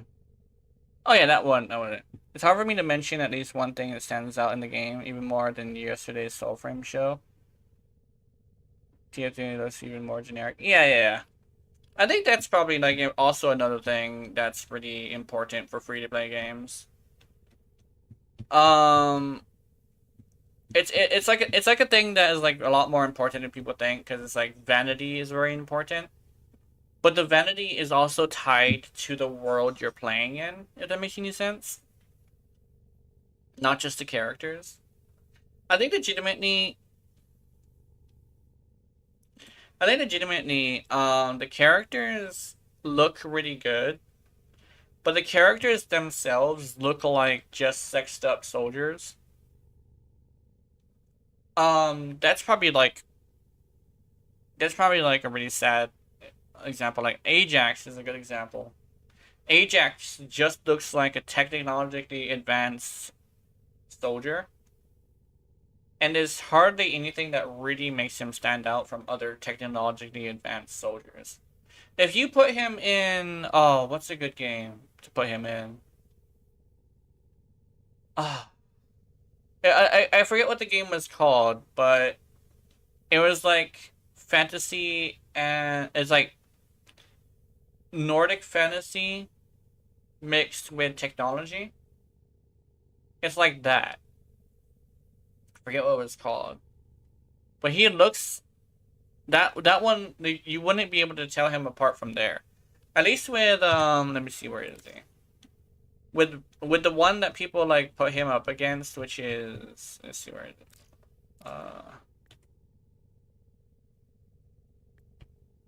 Here we go. Like Rhino. If you put Rhino in any other game, you would know damn well, oh, that's fucking Rhino, right? He would stand out like a sore thumb. But Ajax, he can fit into several games, and he would literally just look like a regular NPC. Which is interesting. And people would be like, oh, what about Bunny? Like, Bunny is really popular. I think legitimately Bunny is probably the most unique. And that's kind of saying something, because Bunny is literally just a bitch in a bunny suit. I think it really helps that her ultimate skin looks more than just a tech rabbit. It literally is just like, that's obviously Bunny, right? Even with Volby, you look at Volby and then you look at the new girl from Overwatch, Juno. Like, Volby looks like Juno. Volby looks like Juno if she didn't dye her hair. However, you would not be like too far off if you accidentally mistook Volby for Juno. Because Juno is the one that is the more unique. Like, Volby is like literally just a space girl. You know? Her powers are unique. But her herself is very generic. She's just a bitch in a suit. Which I'm hoping that Volby ultimate is at least a little bit more dolled up, if that makes any sense. Oh,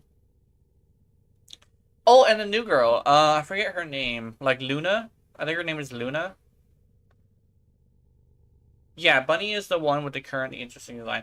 Like that goes to show like how important uniqueness is, because a lot of people get her not because she's sexy, but because she stands out. Volby just doesn't stand out at all. And you look at the other characters, they also have a varying degree of standing out. And then you have Bunny, who like she stands out so much that you know damn well that's Bunny. You know?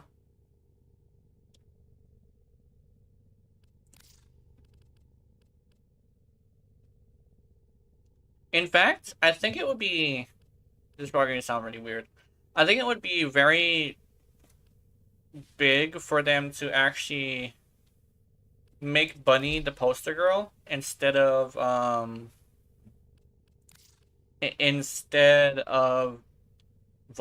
Because they made Volby the poster girl, right? But I think Bunny would be a better poster girl, honestly. Oops, hold on. I'm playing with Ember today. Sorry. I forgot that I'm playing with Ember today. Should I adjust her body? I mean her mods.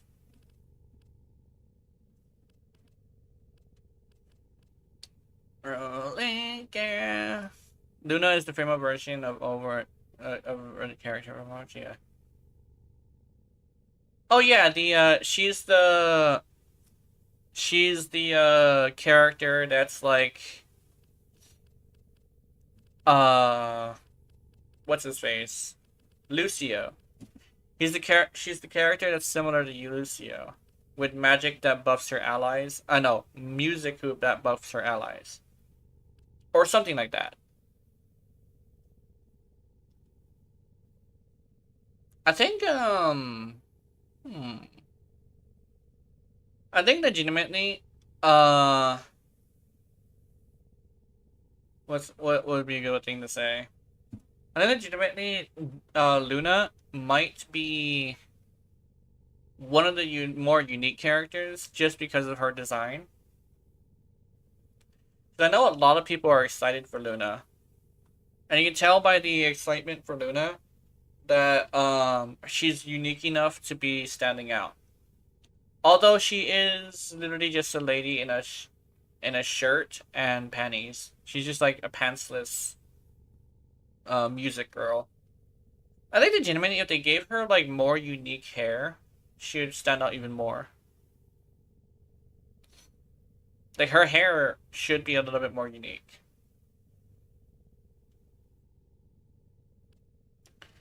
Actually, if you manage to get like a unique hairstyle for her in the helmet section, that'd be good.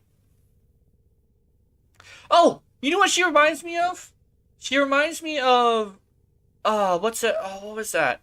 There was like a Monster Girl monster animation, a Monster Girl like monster energy drink. Or go shirtless and you can make her stand out even more. Yeah. She would look like a hentai protagonist, which I would really much appreciate. That would be so good. But they're not brave enough for that. Oh, Viesa is like now her character design is so boring. You only see us save her from beginning and entry. Yeah, I think legitimately her design is boring, but at least you'll be able to look at her and know who that is. Because a lot of the time, I will look at a character in First Descendant, and I won't know who it is. Yeah, actually, that's actually a really good thing too. That's actually a really good like that's a really good like example of like what we're saying as well. Even inside their own game, the only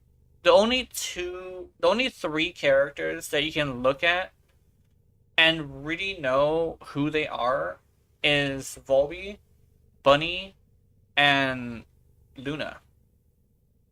Because there's other it's like other characters are so similar that you don't really know who's who, right? Unless they do something or they say something. But at a quick glance, you don't know who they are. At least in Warframe, at a very quick glance, you know which Warframe they're playing, even if they have a skin. In First Ascendant, they have this situation where only 3 characters are very recognizable as somebody that's like unique. But like one of them isn't even out yet, right? Yeah, her design is boring and it doesn't have that much on it, but you definitely would be able to know who's who. You would know damn well there's a Luna on your team. With Volby, she's also very uninteresting because she's literally just a bitch in a suit. But she also is, like, unique enough. A bunny, you know damn well there's a bunny on your team. You see that and you're like, oh, that's a bunny. You know? Like, Kyle is literally Ajax without helmet. Exactly. Kyle is literally Ajax without a helmet. Lepic looks literally like, what does Lepic look like? He kind of looks like other characters. He actually looks like a bunch of other characters. Like, that's another good example. Like, the male characters all fucking look the same. Did they show the Warframe they said that was so different from the others in TennoCon? Oh, yeah, Site09. His name is Site09. He has numbers in his name, which is interesting. Apparently, he's a unique Warframe from the timeline we're going to. And I'm assuming it's specifically because in our timeline, he was a failed Warframe. Basically, he was a Warframe that wasn't taken... Okay, that's probably not how it is. I think... let me see if I can explain it better. So, in our timeline, we took the original proto-frames and upgraded them using infested flesh to basically turn them into the Warframe. But they are a Warframe that is literally just, they are framed by a suit. That's like how their Warframes work. They're a cybernetic suit. That's essentially how, like, Ember, right here, like, no, right. I guess, like, her regular skin, is technically the way it is, like, right now, because it's the infested version of like, the person, right? And that's also why Aoi, I think her name is, has a different personality than the actual Mag. Because the actual Mag is really, really, really, really temperamental and really angry all the time. But the proto-frame is, like, loving and caring, right? You go to her in, like, the relay, and she's very loving and caring. That's not the real Mag. That's the proto-Mag. Oh, and also Trinity is not 19. She's not only of Spanish descent, but she's also an adult. Oh, and Volt wears Crocs, which is like, Oh yeah, I gotta show you this. I need to show you guys this. Like, it's kind of a thing where I kind of sort of need to show you because no one's gonna believe me until I show them. But you gotta see this shit. I need to show you this fucker. Let me see if I remember where he is. Can't see. He's in the arcade, if I remember correctly. It's not upstairs.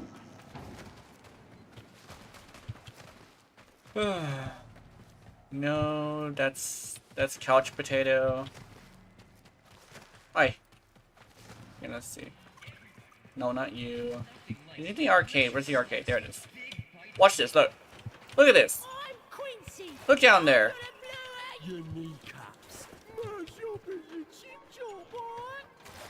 Okay, those don't. Okay, those aren't Crocs, but they're very similar. Oh, you know what they are? You know what they are? They're like they're like the old version of Crocs. There used to be this thing called Reef Walkers. Reef Walkers used to be the 90s version of Crocs. If you're running around in fucking Reef Walkers, slip-on Reef... Yeah, these are Reef Walkers. Reef Walkers were the old Crocs. People were like, ew, Reef Walkers. Because Reef Walkers are a... You go to the beach, and you're able to, like, walk on the reef. Because, it's like, that's what it's made for. It's waterproof, slip-on shoes. He's wearing Reef Walkers, which are essentially Crocs back in the day. Because Crocs are like a new invention. But he's essentially wearing Crocs. Oh,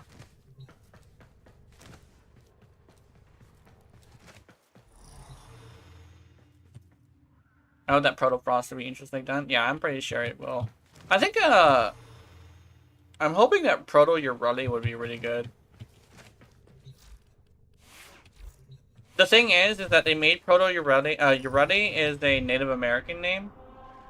So I'm assuming they're probably going to go with a Native American person. Either that, or they're going to go with a Japanese person. I'm hoping they go with Japanese, because she's a magical girl. And I don't think a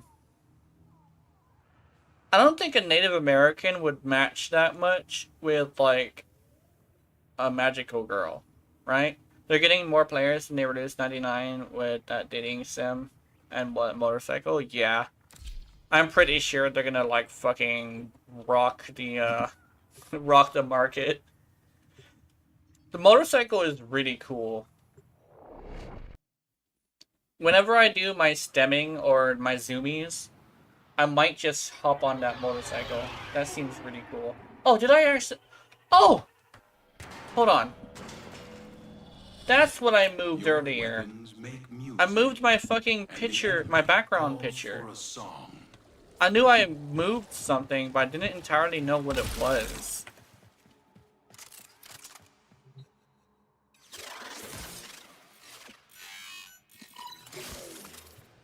They have just shut down all systems. I'm sending life support capsules your way.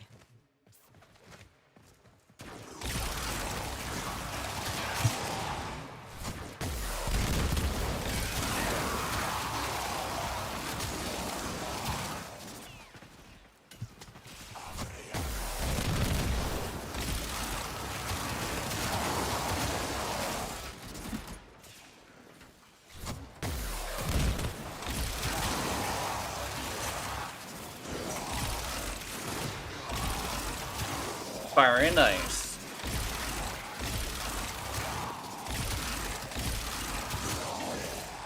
Actually, technically it's fire and fire because I actually have this as a viral and heat weapon.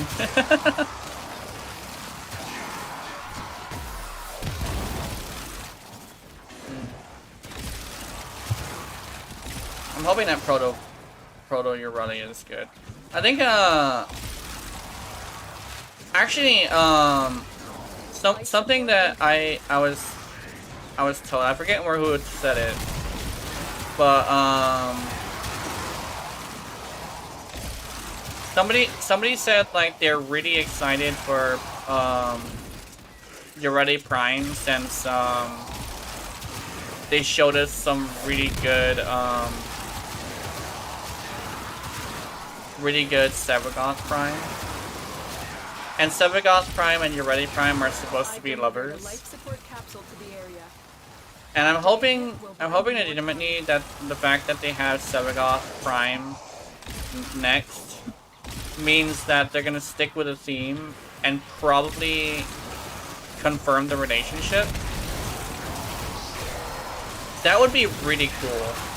I don't want to get my hopes up too much because I think that would be a little bit unreasonable. But if they confirm the relationship and give us a really good, yeah. Oh yeah, you said that yesterday, yeah. But yeah, if they confirm the relationship and they make her beautiful and they make the Compressor Prime really good, I'm gonna be super happy. Like, I want that really badly. Like, if they make the Compressor Prime able to crit, but not only that, but like crit really hard, that would be so cool.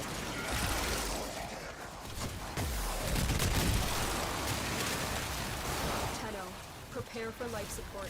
Prepare for life support.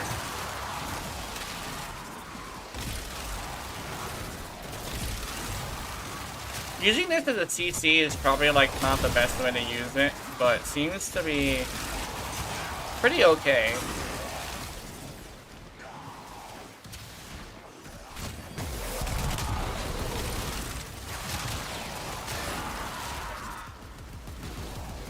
Ow, bitch! I've delivered another life support capsule.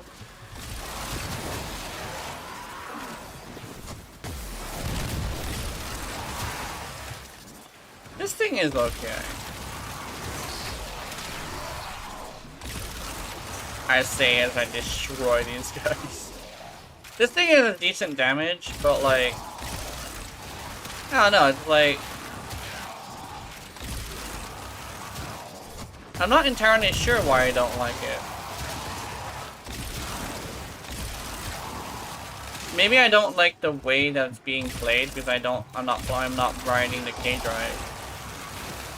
Cause like me just rolling around on K drive is me at my happy place. But like when it comes down to it, it's like I think I like K drive so much that it feels weird not to use K drive.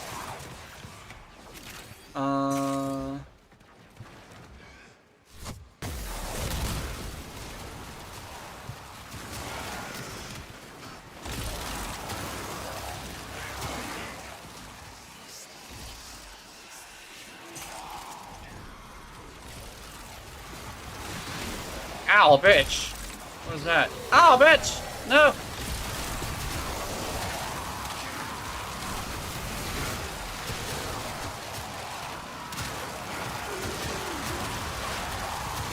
Notoriously bad weapons! And still whooped her ass.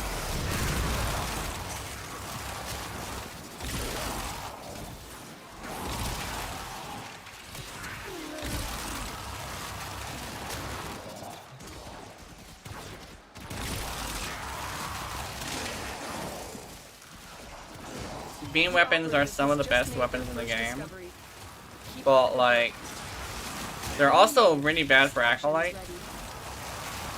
which I notice is like a huge thing. Is she leaving already?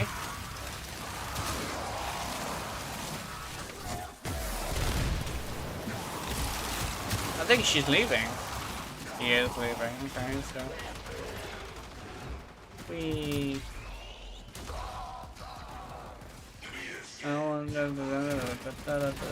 Oh shit, oh shit, oh shit, oh shit, oh shit. Oh.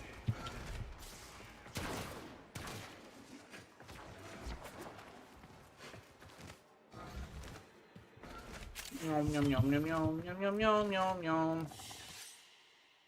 As you She's over here hiding in the corner. So you I wanna yourself. I wanna play as Jade now. I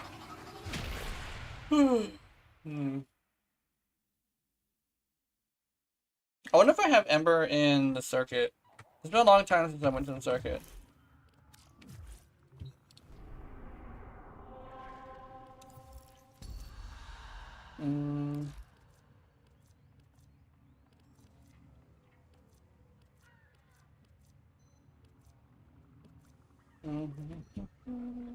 Were there two Furiouses? Oh, MK1 Furious. Okay.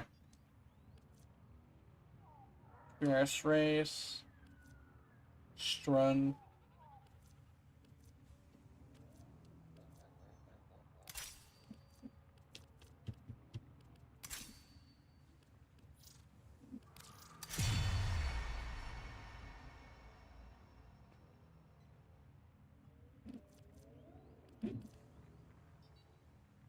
Oh, yeah, let me see. What do I have? I have Necros, Inaros, Neja, Stynax, and a Wisp, Tenet Glaxion, Tenet Tetra, Prisma Engstrom, Bolto, Catabolist, Strofa, Jet Kusar, and Cronin. Okay.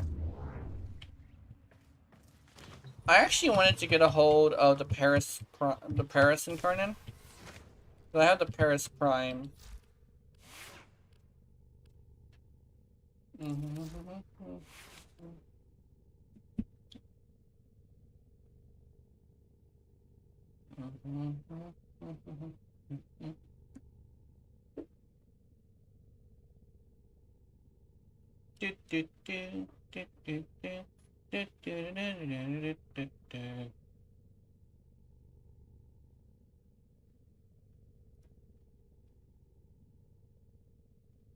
Let's see.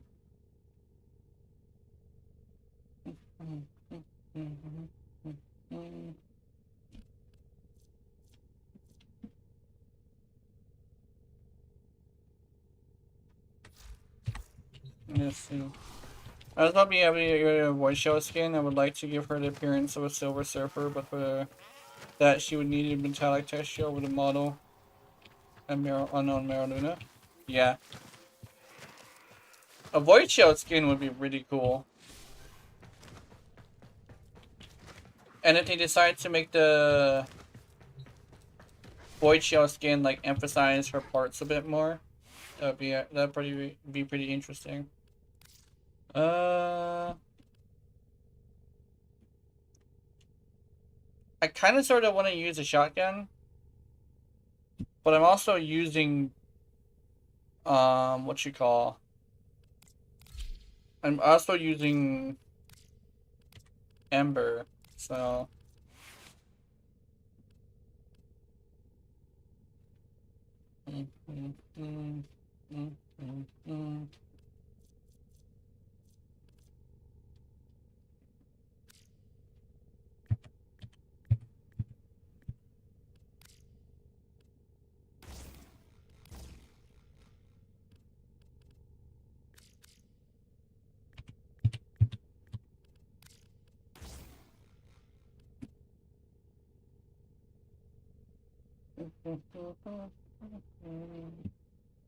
There we go. Huh.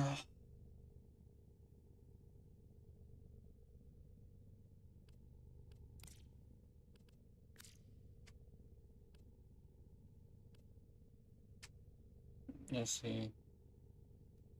Seeking Fury, reload speed, punch through.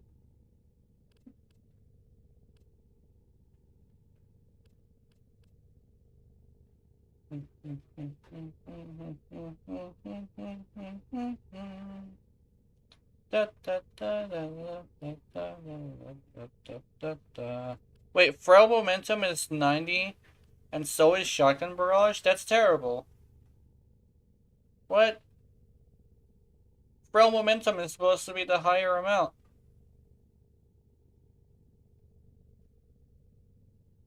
I'm not sure how I feel about that.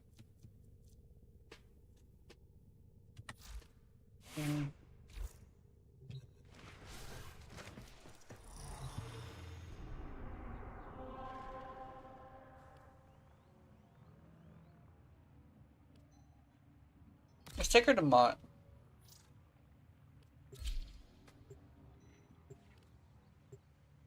Oh no, bro.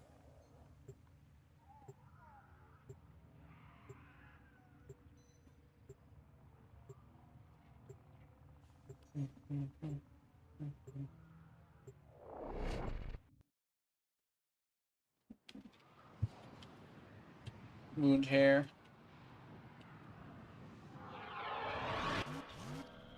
Your enemies have grown fierce. Use all that you have learned. Miliciary.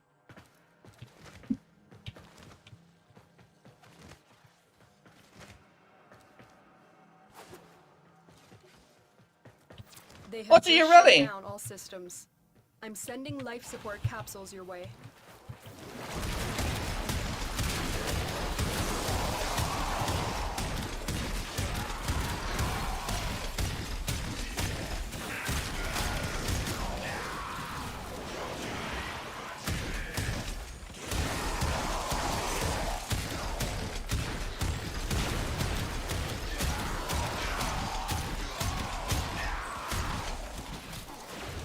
What you got?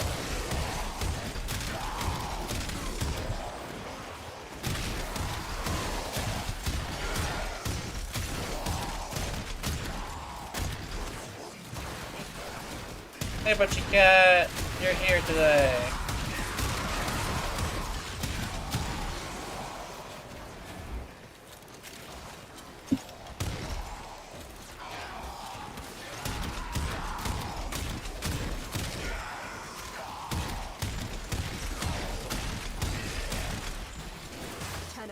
Prepare for life support.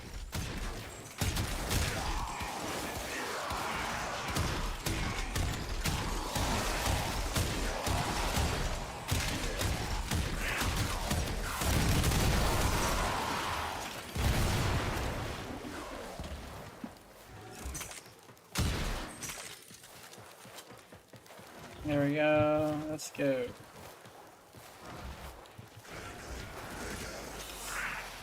I've delivered a life support capsule to the area. Activating it will buy you more time.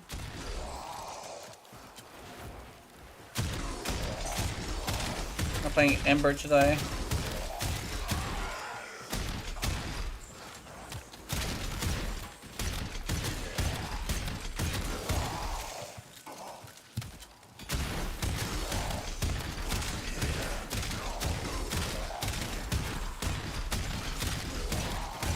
Don't let me.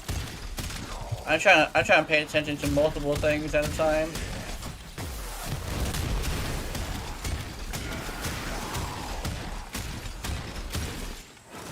There we go.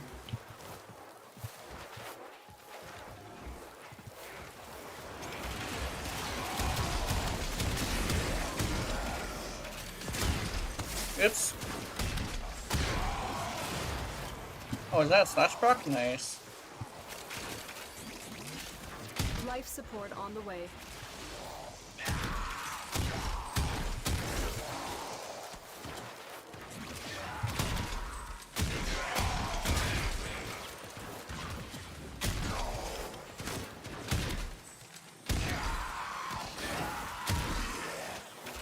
Status-based shotgun.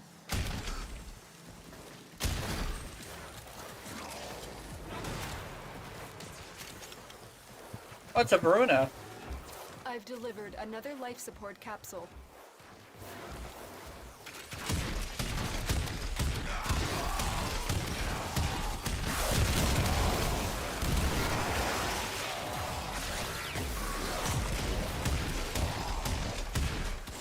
I was shooting at the wrong thing, my bad. I'm gonna revive this cat. Up, kitty.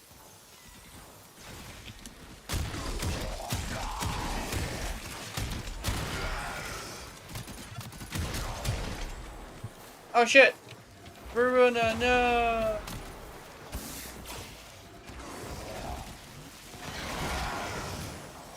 I got you, Poopy.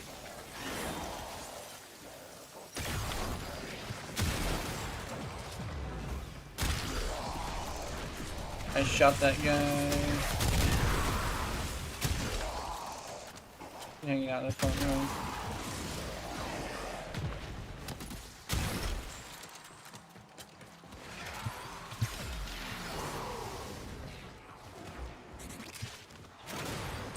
I think legitimately, with the first Ascendant, I probably need just a little bit of time to be good at it. Probably what it is. Because I spent a lot of time in Warframe. I'm technically trying to transfer skills from this game to the other game. I'm assuming. Oh, oops. And transferring skills from one game to another game, it works most of the time. But only it goes so far.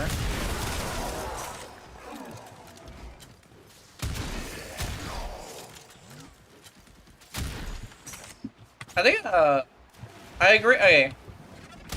I usually mention him a lot, but like when it comes to like First Descendant, I agree with like, I agree with Asmongold where the ball mechanic The operator is has just a made little their bit too first discovery. frustrating to be Keep up the good considered a work. good mechanic. When you need it, extraction is ready.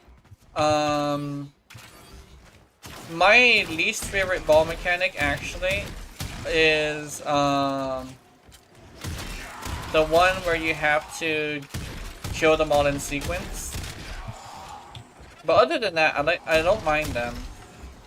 Like the one that has the shields is also not as bad as the one we do in sequence. In fact, after the mission I'm doing, there's a good chance I might you ready Prime Shadow will somehow feature a romance with Silvergoth. I hope so. Oh, that would be so cool.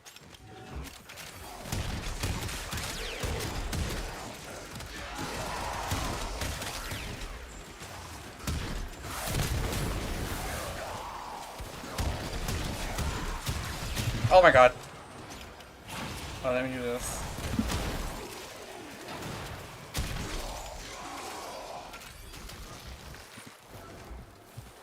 There's blue balls everywhere. Ah. I was about to say not the good kind, but blue balls in general are not entirely the good kind. If your balls are blue, then unfortunately you have been left to hang dry, which is not fun.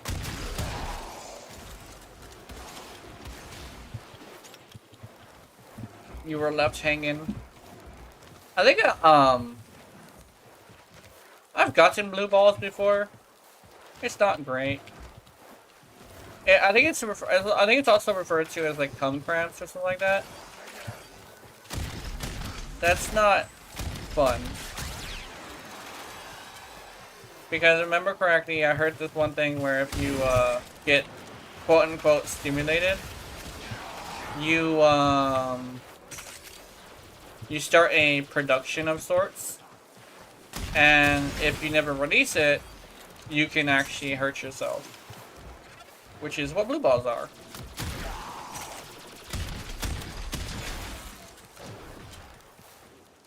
Fun facts with Gina. I don't have as much facts as Project Melody though. I know one thing about, I actually like watching Project Melody, it's just that I watch streamers for the games they're playing, and Project Melody has been playing a lot of games I don't like, so I haven't been watching very much of her, unfortunately. I think I've mentioned this before, but I actually used to be a Project Melody clone, where I was basically just like a lewd woman in booty shorts. Or I guess a lewd female character in booty shorts. I guess exercise outfits technically. But like after a while, I started like making my own thing.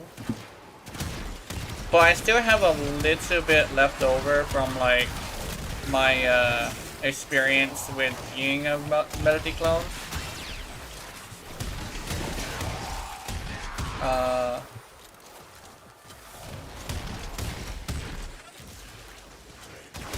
So a lot of my experience with like YouTube YouTube and Twitch is actually from like being a Melody clone. If DE was able to show a love story between Jade and Stalker in Birth of a Baby Frame, the no love story between Urardi and Silvergoth shouldn't be a problem. Yeah, I think legitimately, yeah.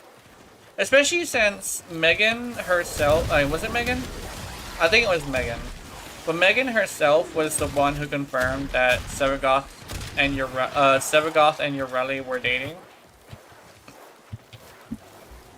And if she confirmed that, and it's not in the trailer, I'll be super sad. Because, like, here's the thing about Urardi and Silvergoth's thing. It's not just a squeeze. Like, she's not just his squeeze. They are in like love, right? It's it's like super romantic instead of super sexy. Like the whole reason why Ureli is Ureli used to go to the mountain to surf was because she was waiting for Sevagoth to come home to her. Isn't that the most sadly romantic thing ever? It's literally just like oh, what's that dog that got a Hold out as long as you can. that dog that got a statue made after him? I forget his name. But like that dog. It's like she was waiting for her man to return because she loved him that much. And every single time she would surf at the mountain, it was because she was like waiting for him. And all of her adventures were like her kind of started like putting herself in danger because she kind of sort of lost her self-value, right?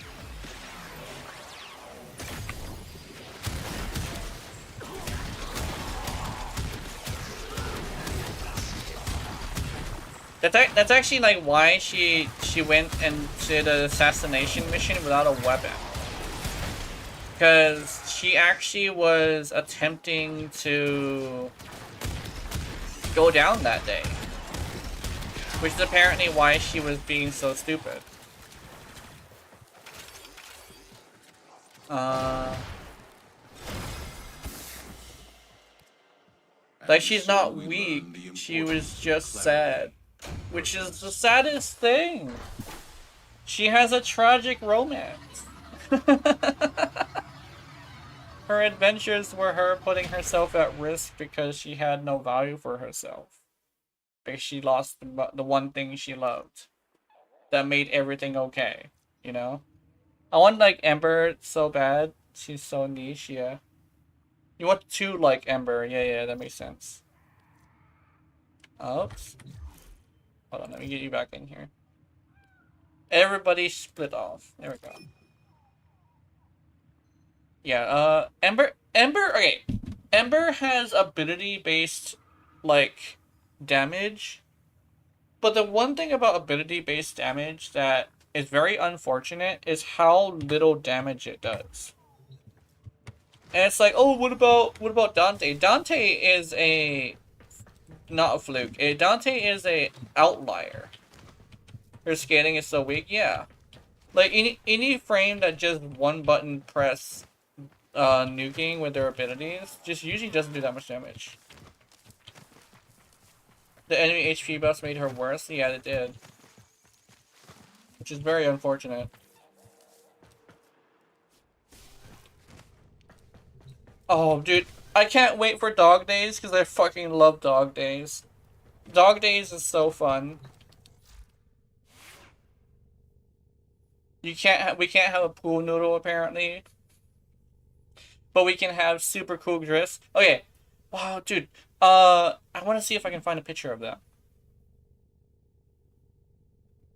Let me see if I can find a picture. Warframe Dog Days 2024. Where's the glyphs?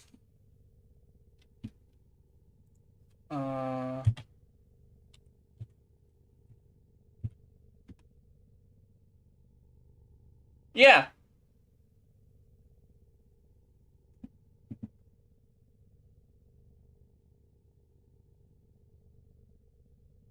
They have Grendel eating a bunch of fruit. They have Lavos drinking, oh, what is that? Like, I don't know what that is, but it's like she has city straw in it. Varuna has a Bloody Mary. Oh, you already like citrus drinks? Wait a minute, I like citrus drinks. Uh-oh. You already like citrus drinks apparently. Uh-oh. Okay, that's kind of like a weird little fluke thing because I was not expecting that. But your ready likes fruity citrus drinks.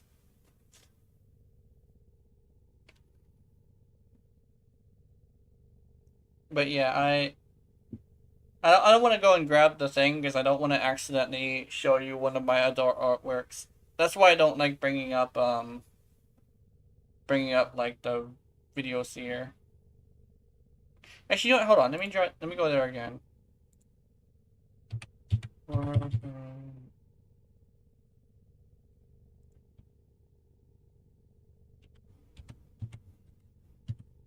Maybe I will. Hold on. Okay. Let's go here. Oh, this works. This works. Let's go right. Display capture. Okay, see that? I'm gonna block the other ones though. There we go. There's Lavos getting busy. We got this guy. She's literally drinking a margarita. I think it's a Bloody Mary. Actually, no, it's got a strawberry in it. I don't think this is a Bloody Mary. It's something. You're ready with the citrus drink. It might be mango. I'm assuming this is mango. But let me hide display capture. I want the Urani glyph really badly. I may not like alcohol, but when I do drink alcohol, I usually go for a citrus drink. Specifically the sweet ones, like the mango ones.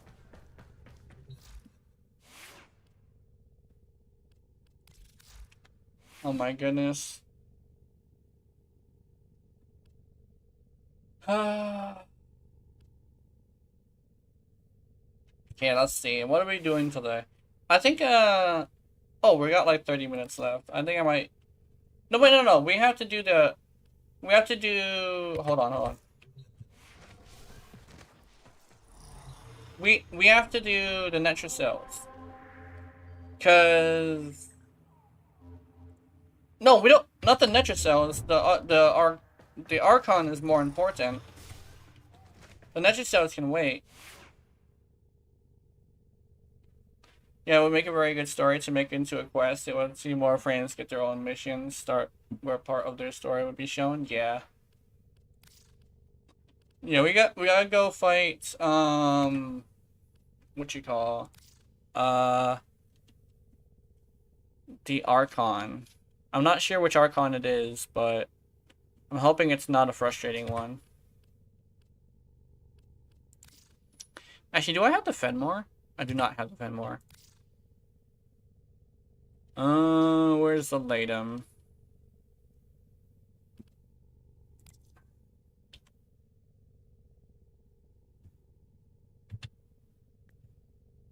Latum. There we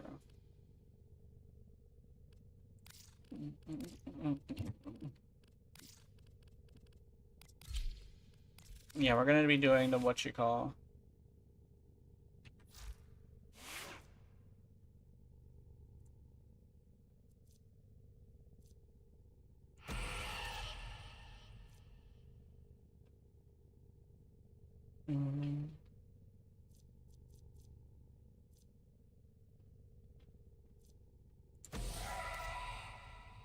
What is disruption or something? Disruption? Let's see. Yeah, we can do disruption. Because I just realized that I'm probably gonna want to do the Archon like later.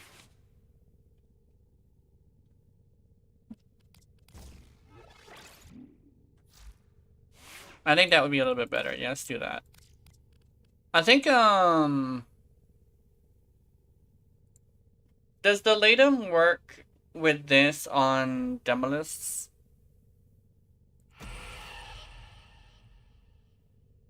With Devouring Attrition?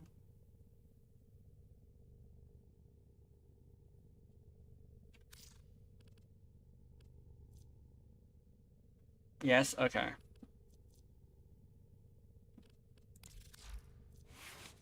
Yeah, we can do that. Wait, this is the one without crit. Right. Oh wait, don't. This is not the one without crit. Okay.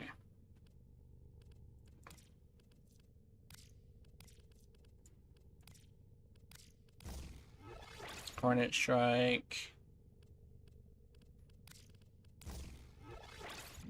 Convulsion. Wait, I want viral. Deep freeze. Pathogen rounds. Heated charge. Lethal torrent.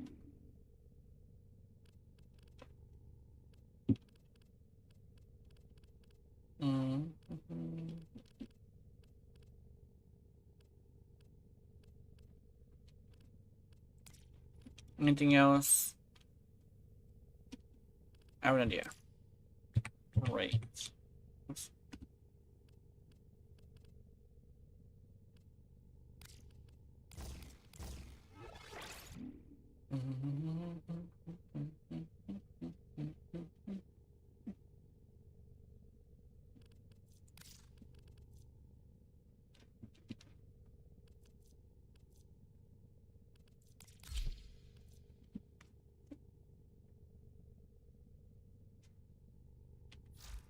There we go. Alright, let's go.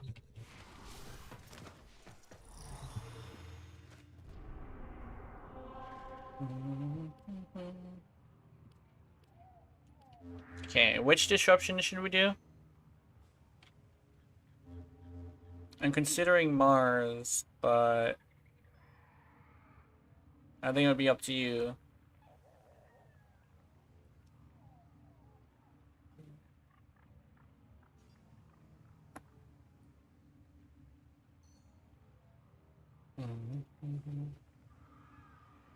Any? Okay, let's go Mars.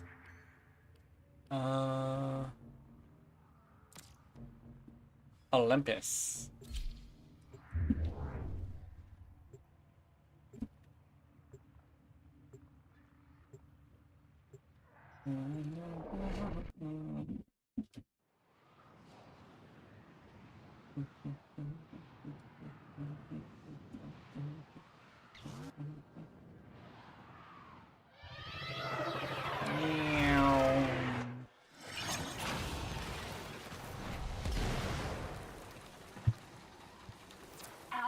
Selling the latest in asset security.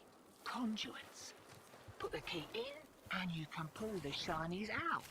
Trick is, you've got to wait to open. Something happens to the conduit before you can pull the goods. Oh. You don't get the goods. Ever. Also, the bleeders Alad sold I think will try I think legitimately, the whole conversation about like which games are good and what you call free to play. I think like another thing that is really important that a lot of games don't have is like frequent updates. Because a lot of players are like me where they play until they're done with a goal. So yeah. Would you reckon the whole Olympics here? On all, yeah. I don't know. But yeah, like one of the things that I know about like gaming as a whole when it comes to like popular games is that one of the things that makes games popular in free to play specifically is how frequently they get updates. Because updates will keep you coming back for a very specific reason, and it's the fact that like updates people play games until they're finished with them because they want to experience new things. They don't want to experience like the same thing over and over again. That's like that's like a common player thing. So what ends up being a huge fuck up when it comes to free-to-play games that are like trying to get into the market, they don't update fast enough. I think a good example would probably be a game that's actually not that bad, but is actually like very failing, is Dungeon Defenders 2. I love that game, but it constantly needs to have updates or I'm not going to continue playing it, because as soon as I'm done experiencing the new experience, I'm just going to put it away, right? Until there's a new experience. Or until another game comes up that fills the hole that I have, and then I just forget that the game exists, right?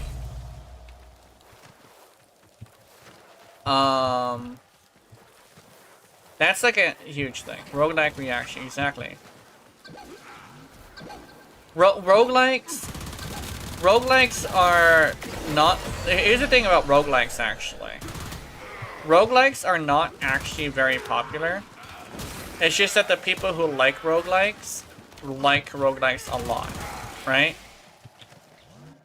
Same thing with Overwatch and like any like team-based shooter. I'm a very common type of player is the kind of player who will want to experience a new thing and then they'll just put it away after done experiencing it. Or they have a goal that they want to accomplish, and then once they accomplish that goal, they're done. With games that repeat a lot, there's usually a thing where the people who like them are people who like to experience a challenge that Sunshine. and in most cases, like to be completely honest, that's not the average player, right? It's why free-to-play games can be really popular, but they aren't very popular due to like the fact that there's already like really good free-to-play games out there, right? Because like, why play? Okay, here's a good example. Why play a game that is updated every 6 months? Oh, what's that game called? Suicide Squad? When you literally could just play Warframe. Which is not only of higher quality, but is updated every 3 months. You know? Because last time I checked, it took about like 6 months for Suicide Squad to get the, was it 6 or was it like 5? Or something like that. But like, it took a long time to get a hold of the update with Joker. Suicide Squad ain't free though. It's free now. Okay, no, actually, no. That's not the best way to say it. The best way to say it is that they had the same monetization type. When you have a free-to-play game style of monetization, even if you are paid, it's like, why pay more money, for one, to play a game that's paid that has worse monetization, as well as worse gameplay, and gets updated every 6 months. You know? It's live service paid games that shuts it off. Yeah, live service mixed together with paid game is really shitty. Like, I say, as someone who played Exoprimal, I say the one thing that probably killed Exoprimal that people aren't really mentioning is the fact that it was a paid game that had a free-to-play game monetization style. Like, you know what made Overwatch really popular? It's the fact that when Overwatch became free to play, it was free to play, right? And it still had like pretty good loot box style, right? That wasn't like very predatory. So what ended up happening is a lot of people flocked to it because it was free to play. Because look at how much money. You know, I could probably like use you guys as an example. Everybody here. Don't like say what it is, but like if you don't want to, but like think about it. What is in your bank account right now? Do you have the ability to do it? Wait, 90 bucks? 90 bucks? Wait, which game is this? Are you talking about Suicide Squad? No wonder why fucking Suicide Squad fucking died. It's $90 for that piece of garbage? What the hell? The longer we stick around, the more likely we'll get our asses handed That's to us. terrible. Still, with great stupidity comes great reward. See, What do you reckon? okay, here's the thing. I look at Suicide Squad and I see pretty decent gameplay. And I actually considered wanting to play it. But like, They're back. when you look at Well pissed off. the pricing, now I don't want to play it. Now I really don't want to play it. $90? I'm not playing that, especially if it has monetization like that. Interference routines, demo units too. 90 Canadian? Yeah, still. Even if it is Canadian, it's like...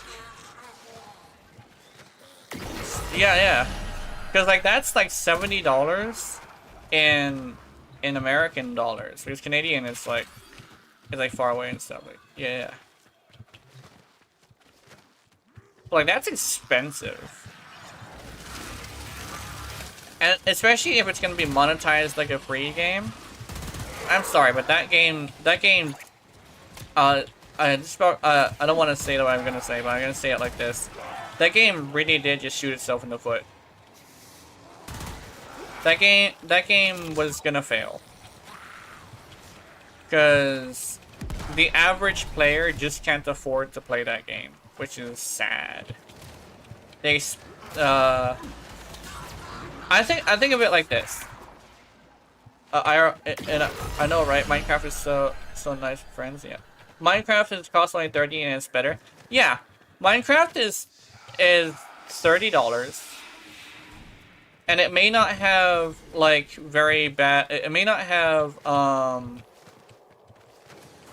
It may not have the monetization of a free game, but its monetization that it does have is kind of fair. It's kind of fair monetization, you know?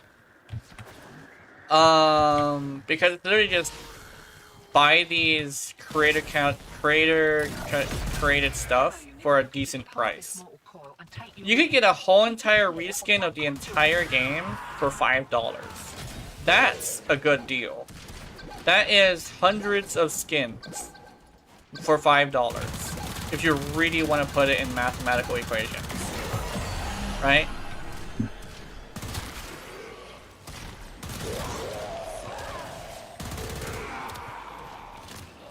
Like, legitimately, Minecraft has it down to a science. When it comes to paid games with monetization. I play it since months, not even knowing which day we have, so I learned especially mods are absolutely free. Yeah, the mods is free as well, and that's good. I know, HK is 20 credit and it's beautiful gameplay and lore. Yeah. HK. Let me see if I can figure this one out. No, I can't figure it out, unfortunately. Free DLCs? Yeah, free DLCs is nice. The one thing that I'm pretty sure like a lot of companies should probably get is the fact that the reason why a lot of free games succeed is mainly because they're marketed for poor people. That's probably like a really weird way to say it, but it's exactly what it is. Whenever you market for poor people, you're marketing for the average player. And that's kind of sort of what people need to start doing. Is marketing for the average player. Because the average player is the poor boy who just sits in his basement and plays video games because his life sucks. Like that's the thing, is like, not throwing shade at anybody who's like that, but like, it's literally the reality of like what kind of people are playing video games. So if you're gonna try and get money off of us, you gotta realize that you can make something like a replayable, like a resource like Forma, but you're gonna have to make it cheap. Like $5 can get you like a bunch of Forma. Also, what Apollo did, they looked at the stats of what people like and made a game. Yeah. It's like sometimes Americans like making ugly characters. Yeah, we do. Have you seen Dark Souls? the fucking monstrosities that we make, we like that. What am I carrying? I'm carrying a yellow one, I think. Did we already do the yellow one? Yeah, we did the yellow one. That's how Warframe got me broke. Get Sense, you know, once a year, and a Warframe is free on my Switch. Yeah. You're gonna get a game. You can get a really good single-player game once a year, but Warframe will keep you for a while because it constantly has stuff for you to like play with. You know. Any butchy cats typing something? I'm interested in seeing what butchy cat got.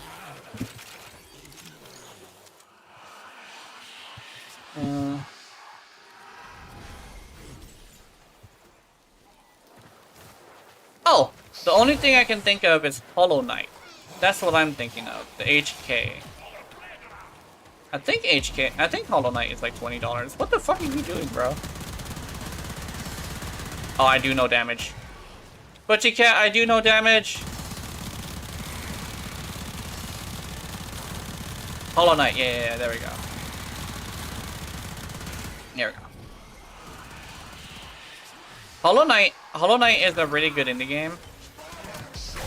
And the fact that it has free DLC also helps. That's the whole thing of like, Warframe launcher music is pretty, yeah. I think legitimately, like, it's probably gonna sound pretty weird as somebody, since you guys aren't like really business centric.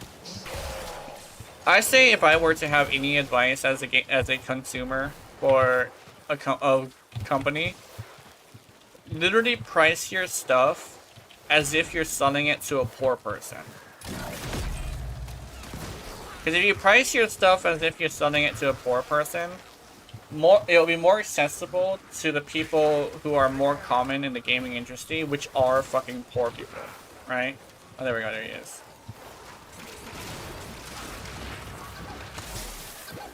Because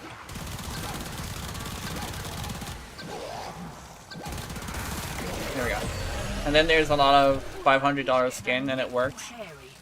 Yeah, Riot with the $500 skin is interesting because how is that? That's like a okay. It's like a fluke of gaming, and the reason why is actually very simple. Riot's game is kind of sort of the best of the best of its genre.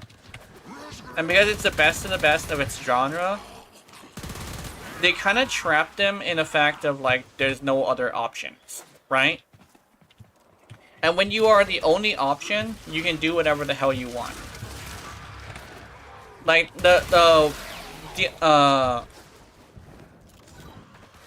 First Descendant is kind of scary for, Warframe developers because it is literally something's being compared to them, and if it is gonna end up being better, then they're gonna have to put up or shut up, right?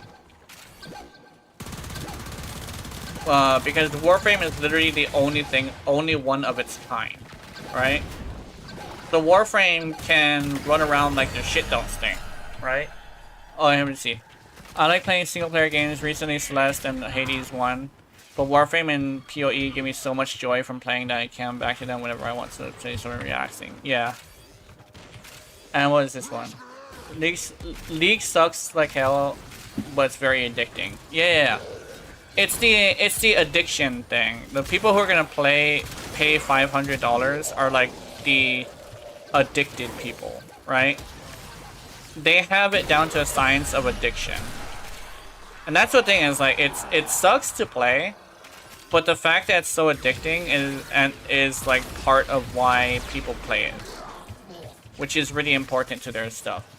There's we here by Gucci don't care about morals. We play cheap, we buy cheap and sell for stupid prices. Sadly, it works pretty much. Oh my god. I think legitimately when it comes to selling things really expensive, there's a thing of like what's really important for that, which is you gotta be the only choice. Because if there's a competitive market for exactly what you have and it's better and cheaper, you're gonna lose. But because League of Legends is literally the only, for a lot of people, it's the only option. It's straight up going to be like, why would you spend your money? Why wouldn't you spend that much money, right? People who have the skin are newer people are interesting enough. Most people are trying to ban RA movement with a ban of the character but different game. Yeah. That movement, I believe, lasted about a month, which is really good for gamers. But the company did get like, I think it was 2 million. Was it 2 million? I think it was like $2 million. So there's at least like a few hundred people who bought it. Or was it a few thousand? I forget. Yeah, there's a bunch of people who bought it. Which is exactly what they were looking for, you know? Because they showed their finances, and they showed like legitimately they got a lot of money for that. Mind if I tune in once you're done? Yeah, we can. Got another round in ya?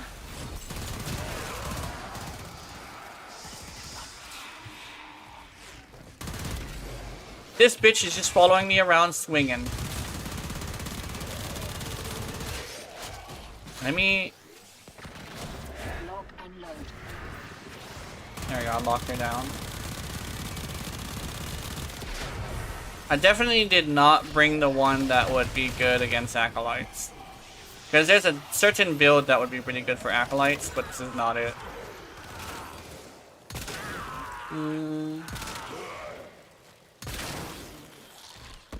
I'm actually considering swapping over to the other one next time.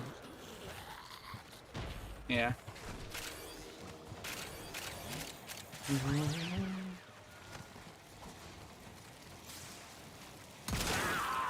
Those mean old queens were quite angry with me, running off with you like this.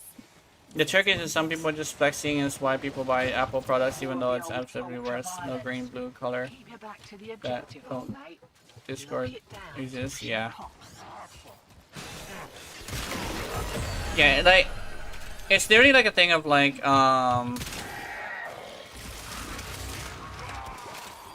so, some people like to flex with their big purchases.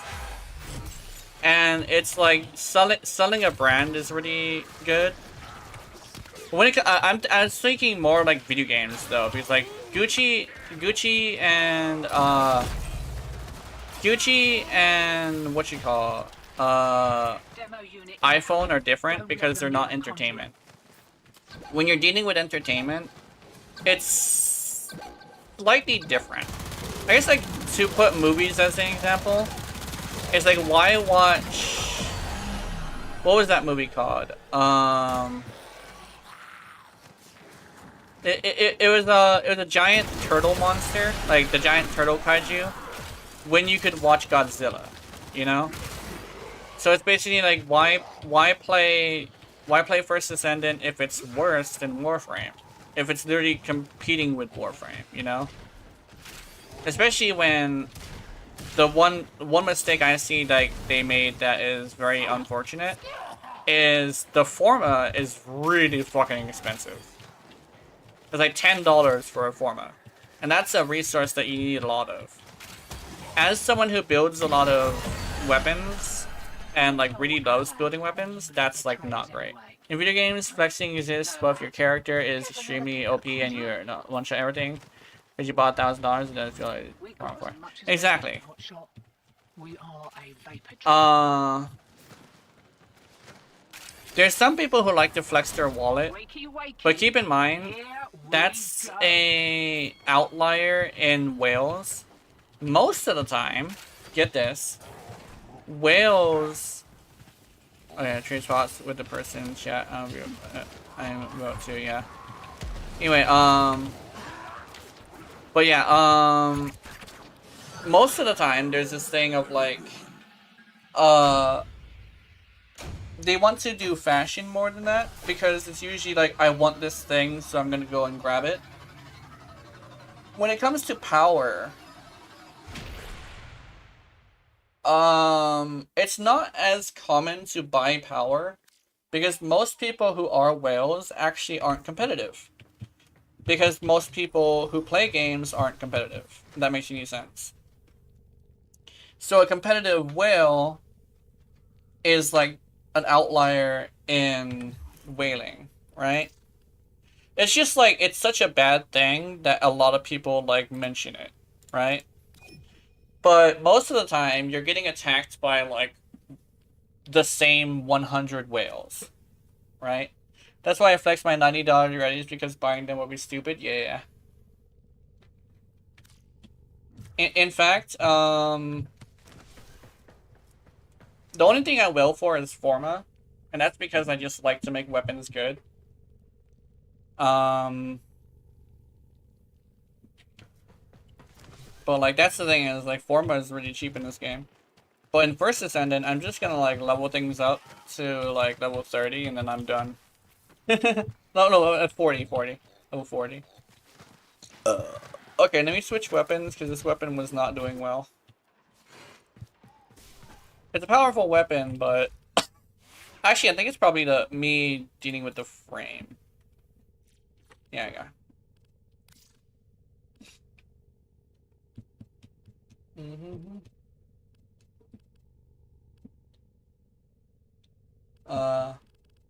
Because like, even as a whale myself, I can't speak for all whales, but me as a whale, I actually don't like having weapons that I bought to be powerful. That's why I like Warframe's thing where you cannot buy the most powerful weapons in the game. You have to farm for them. Because that feels really good. I would trade you for my Forma for 10 plat, and that's all my Forma blueprints. For 1 additional plat, I don't need it anymore. Yeah. Man, if we could trade Forma. Okay, let's see. Like the one thing I know about like gaming business specifically, it's a weird balance of like being the best and being affordable, you know? Because a whale is usually a poor person, believe it or not.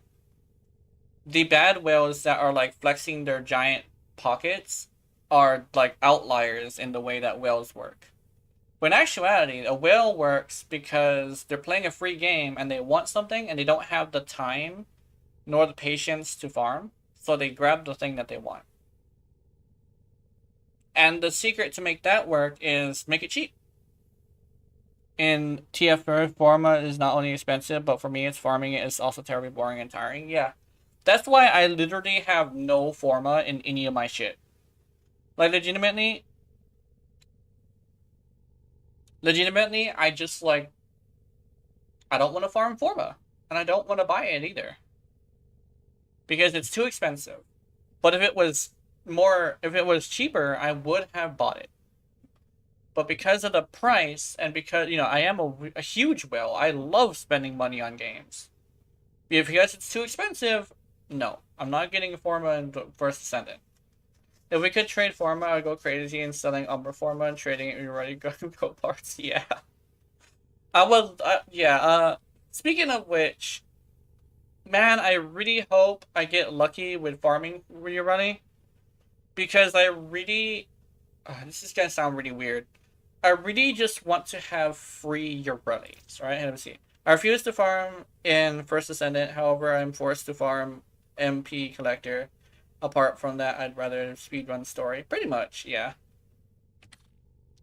I think what it is it's a very oppressive farm. When the farm is too oppressive, it's not good. In Warframe, Forma is really, really common, right?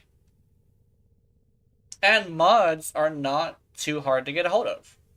And if you were to farm a weapon, it's not only enjoyable because it's so, like, simple and easy, and simple, easy, and stimulating. It's very stimulating to farm. It's like, it's also really fast, so you don't feel like you're wasting your time, right? You could farm an entire weapon really quickly, except for prime weapons. Prime weapons, prime anything. That farm is, that's a hard farm. Me farming for a free Ready Prime is gonna be some bullshit. You don't need to get any lucky. You just ask for that farm Ready Prime, and you're guaranteed to have like 100 Ready Primes and like your 29 hours wasted. Yeah. Oh yeah. Also, the fact that we can trade is really good. Not early game, unfortunately, unless you're the back gen in the market, pretty much. Oh yeah. Let's see. Oh yeah. The guy in the market. I think legitimately, one of the ways that you could farm, or you could get stuff that's really important to Warframe's design is trading. Because you could literally have somebody else get your shit, right? Yesterday I was farming ducats for barrel and I would always choose for Forma. I would have about 30 blueprints. Yeah. Forma is really easy to get a hold of because they know it's like candy. So you're going to be popping these puzzle piece shaped candies all day, right? Also, I really want to switch to Ureli so I can do the Archon. Actually, I kind of want to switch to Ureli in general because, like, Ember... Okay, Ember isn't... I don't know if it's fun or powerful is the one that I'm looking for. It's probably both.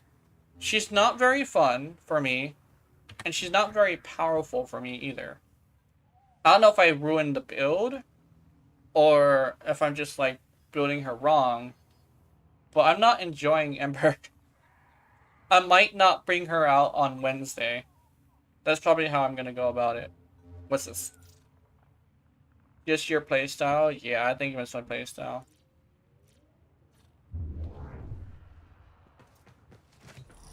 Yeah. I think she's not my playstyle. That's probably what it is. You know what? I had a decent amount of Ureli. I don't know, Ember. So I'm gonna play some Ureli. I kind of want to play my ability Ureli, actually. Hold on. I want to have this. Okay. Ability Ureli. I need to fix her build for one. Because I tore it up. I tore up her build and attempted to make something different, but I need to fix her build. Hold on. I'll be right there. We can continue in like a little bit.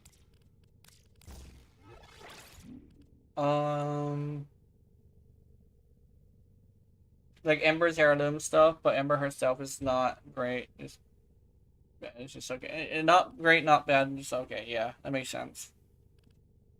Oh. No, I want...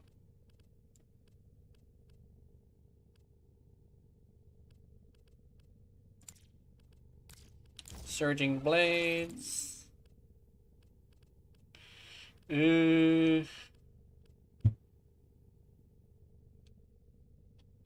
did I have here? Oh yeah, I probably had this. Hold on. Adaptation. Oh,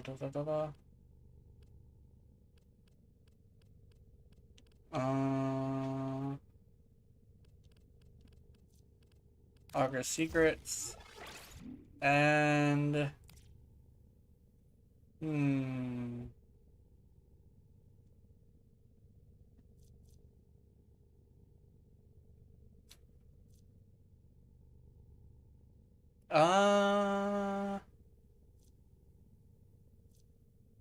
I think I should go with...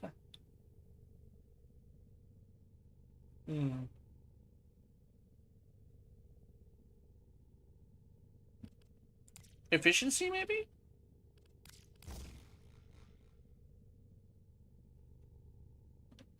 No, energy. Energy.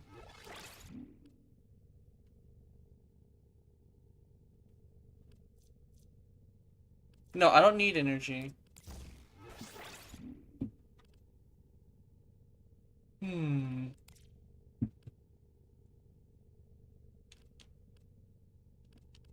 I don't know what to throw up in here. Oh, you know what? Let's try this. Let's try double augment.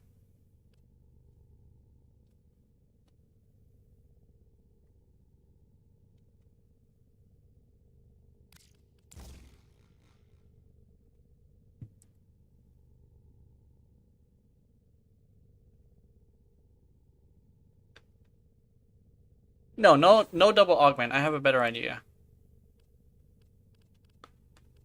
So let's go towards efficiency.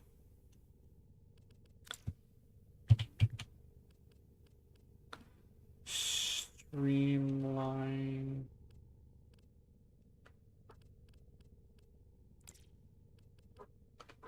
Huh? Do I already have a streamline on here? Where's my other streamline? Huh?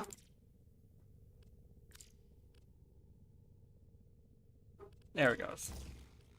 Oh, you want the maximum relic packs for your ready prime? I recommend farming steel essence. And yes, I will, yeah.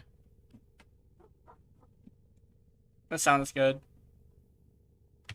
Okay, let me see if I can afford this.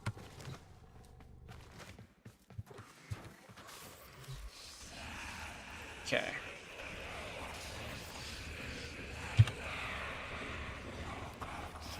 I need pheromones.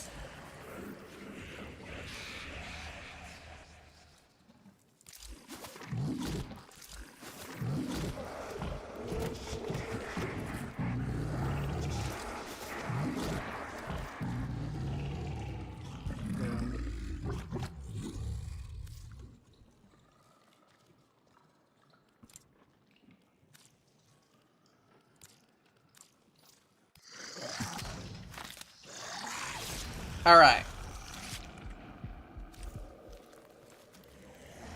My ability Yorelli is finished. Bitrica? Oh, I remember this fucking thing. Me farming this thing, not farming, but like me getting this thing was a pain in the ass. I did not like that fight.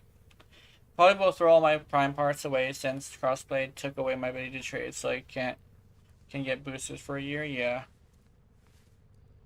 I could probably trade you some without trading for platinum, because I know you can trade without platinum.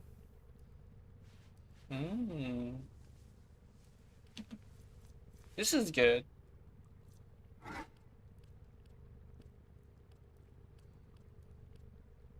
What kind of build is this? It's a heavy slam. Electricity.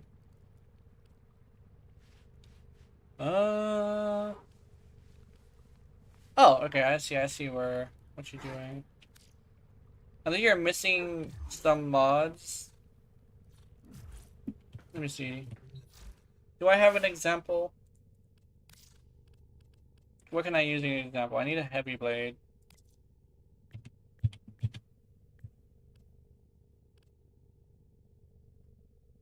I could probably use the... Yeah, it's just the war. And the war is a good example.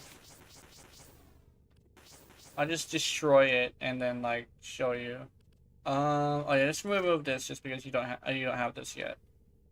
So I think a build you might want to go for is you want Blood Rush.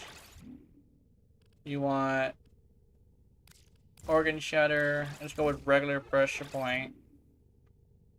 I'm not sure if you have Condition Overload, but I'll just leave that there for now. Let's go with Weeping Wounds. You want to go with corrosive and heat. So let's go with corrosive. Let's go heat and corrosive. And let me see. I think you'd also want to go with reach, but let's go with regular reach. I think regular reach is fine. There. This is probably something you would want to go with. But it's completely up to you. I'm not saying you should. I'm just saying it's probably a good idea to try this. But basically put the same thing on your Vitrica. Your Vitrica basically has the same stats. Oh, you have sacrificial. That's good. I'm not sure if you have Blood Rush, but probably a good, or Reaping Wounds. So I think it'd probably be a good idea to get one of these. Or both of these, I think. But if you want to go with, like, if you don't want to go with Blood Rush or Reaping Wounds, definitely Sacrificial is probably your best bet. Oops. Yeah, Sacrificial.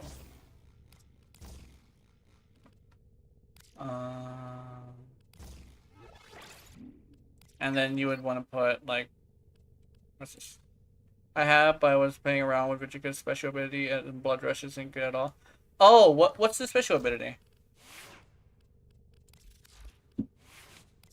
I don't know what the special ability is. I should probably check it. I think I have one, that's why. Let me put together like an actual build too, just because I was just showing you a good example of like a regular attack build. But if you're gonna be using the when you slam, you send out a wave of glass. Oh yeah. And they also updated that to work with mods too. Yeah, that sounds good. That sounds real good. Can I? Oh, I need platinum for that. So I'm gonna swap these around.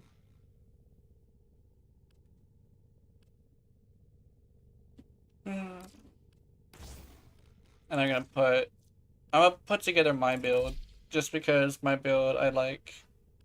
Yeah, for the Vitrica, if you're gonna be using the gimmick build, probably a good idea to go with your build. Your build, I think should be good. I'm not really like a huge, like, I don't really have very good knowledge of how to use slam builds. Oh, wait a minute. But there is a mod you might want to use. Let me see if I can find it. Slam. This one.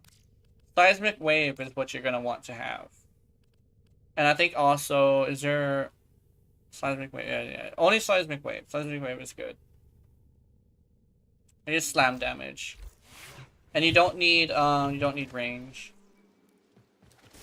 Because you're not going to be using it the normal way. Okay, let's go. Let me see. Yeah, I think. Yeah, which level do you want to go to? I think we're ready. My ready is ready.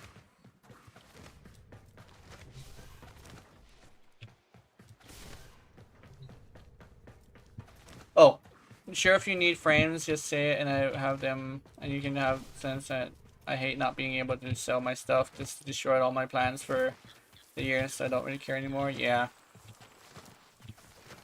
You just haven't played Warframe in a while, so I don't know what to do. Yeah, okay. Let's go farm some steel essence, since I really like doing that. But let's not go to Mutt. Let's go to Annie. Annie's a little bit easier. Annie is like way easier.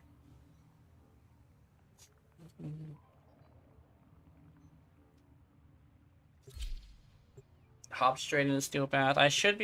We should be completely fine, because Annie isn't like that bad. Annie is just Annie.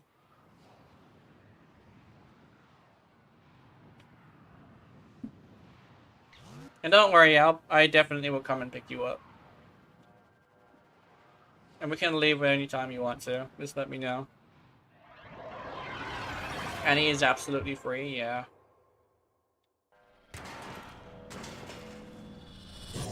Each enemy is more powerful than before. Only with true mastery of the Tenno arsenal will you succeed.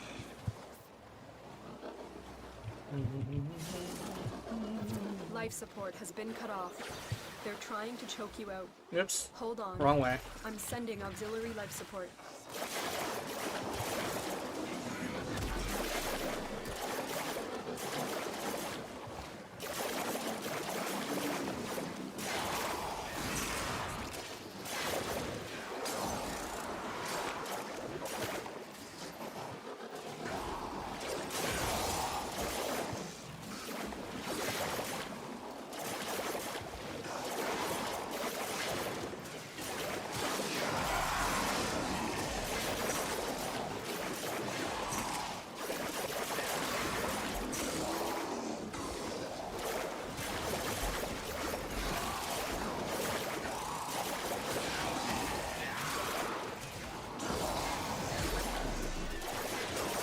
Go.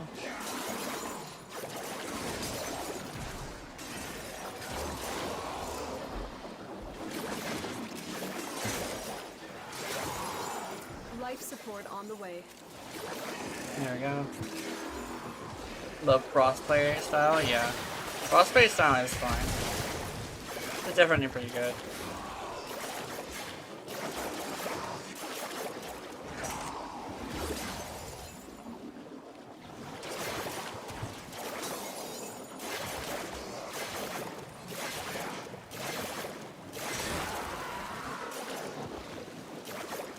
I've delivered a life support capsule to the area. Activating it will buy you more time.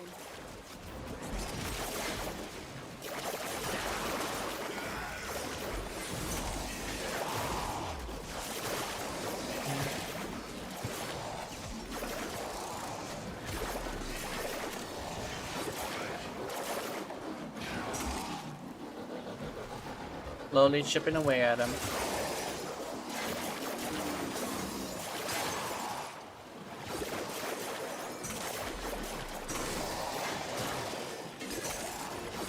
I kind of think I should try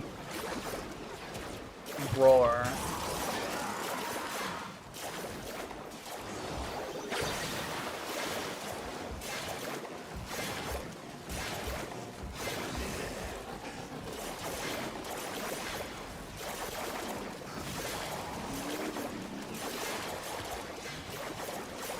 I was actually, I used to know this guy who was a huge meta head, and he said like your Rennie's Aqua Blades weren't good because you need to have like a Bane mod with them, and you can't use Roar on the board. Meanwhile, like last time I used, or at the time, like the health wasn't as high, but at the time when I had Another life support capsule is now available. originally made my ability-based Urale, I had actually managed to out-damage a Saren. I believe it was a Saren, right? It wasn't like the best Saren in the world, but I did manage to outpace one. I know one thing is, like, whenever I talk to a meta person, like someone who's like super in the meta, they always like have this thing where like they try to sound like they know what they're talking about, but when you actually put their words to practice, it's usually not great, you know? And when you put actual thought into things on your own, you tend to come up with like much better ideas, you know? Because there's a lot of things where like the thing that you wouldn't have thought would work works a lot better than you would think, but it's also slightly obvious if you know what you're doing, right? You need some casting speed? Yeah, I think so. I think I'm supposed to have a yellow shard on her that has casting speed, but I don't know what I did with it. I think casting speed would definitely help.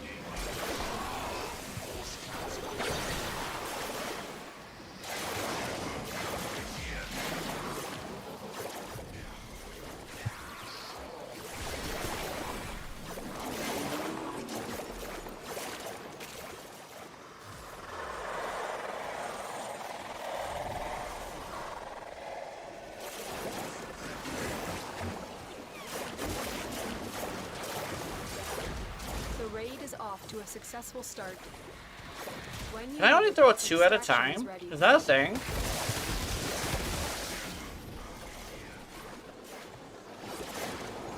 That's weird. It's like I was reloading. Yeah. It's like she can only throw 2 at a time. What the hell?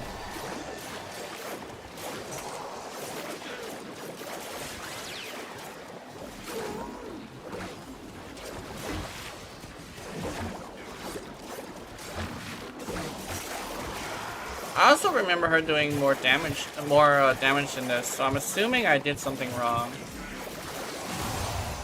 Oh, wait a minute. I know what it was. I know why I had... Shit. I know why I had the depolarity now.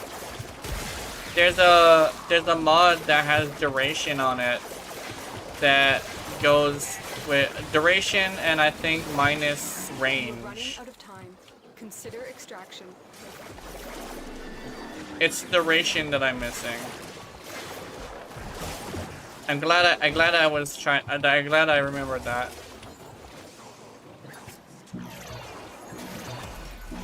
Because its duration is really low compared to what it used to be.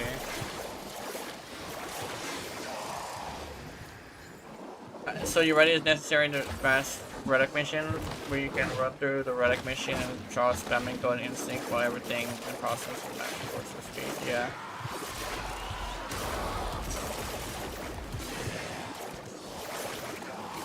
Yeah, I'm only now reaching 40,000 and it's almost done.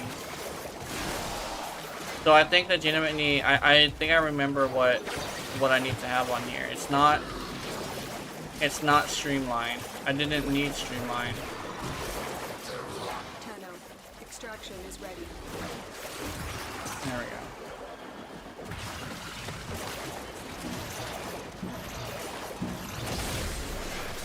Life support has been replenished.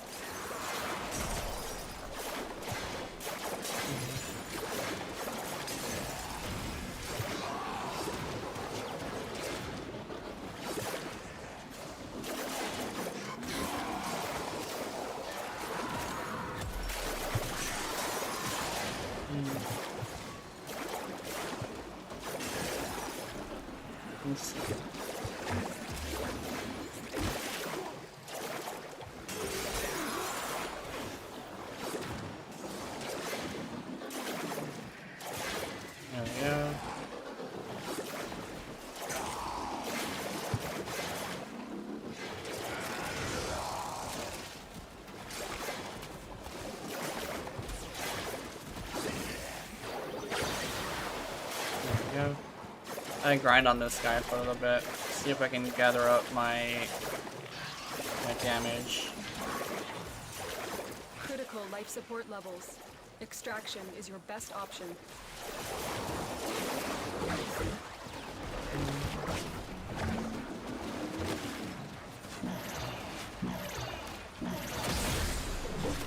Life support activated.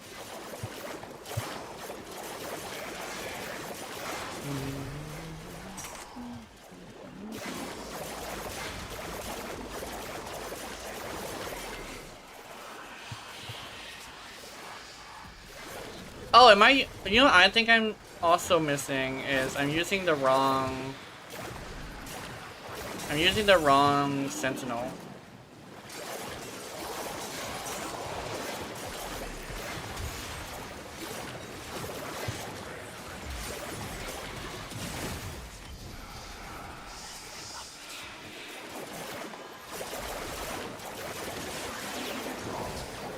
Viral definitely does help though.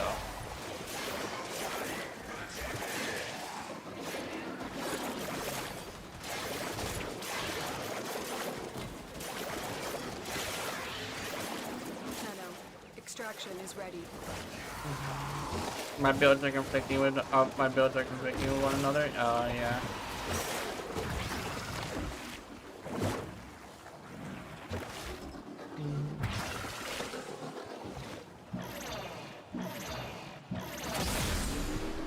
Life support has been replenished. I need to put on that mod that increases duration but lowers range. Life support has been replenished. Look what our Tenno operative just found. They could not do this without you. Yeah, let me fix this build.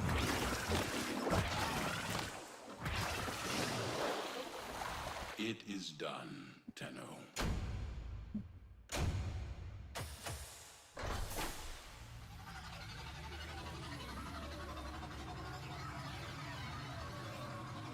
Additional life support has arrived.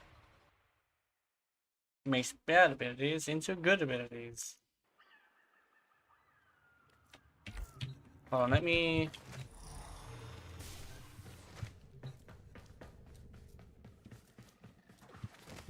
Oh, wait a minute. I remember now. Wait, why is she missing that, though? Why is she missing Roar? Because I remember I had Roar on here. Let's see. Never mind, duration.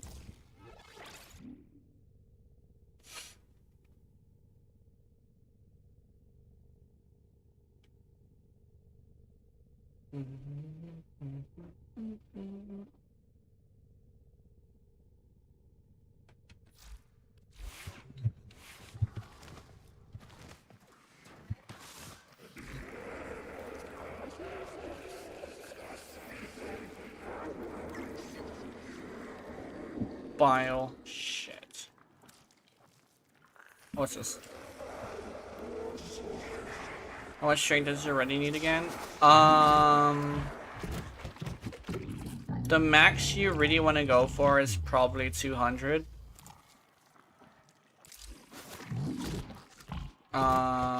Mainly because 300 is a little bit too much.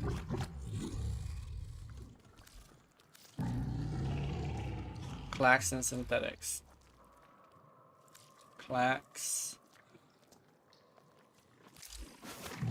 Synthetic. Roar. Increased ability. Over Riptide.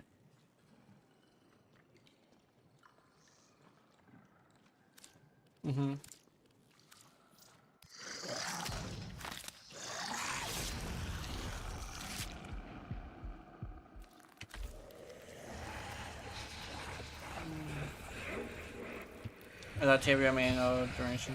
Yeah. Your ready needs about like 200 strength. And also, if you're gonna be using a pure build you're running, one that doesn't have an augment or something, you are gonna want a blue Archon shard. Oh yeah. Also, speaking of blue Archon shards, I'm gonna see if I can. Yellow, I believe.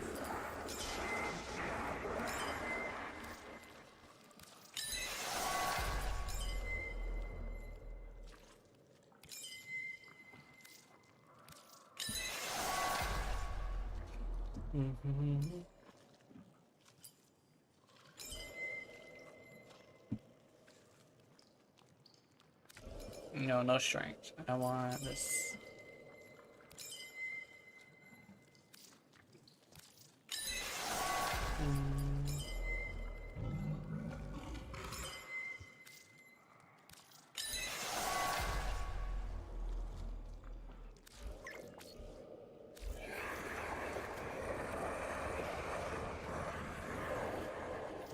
Let's see.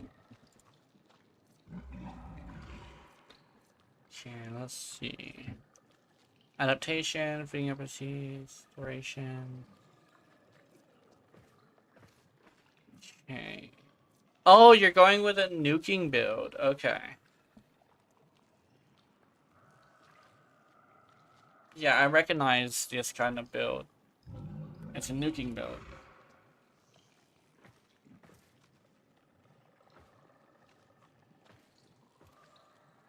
I'm trying to think. I'm trying to like get into the mind of a nuking build. Okay, so yeah, I think this is good. Let's see.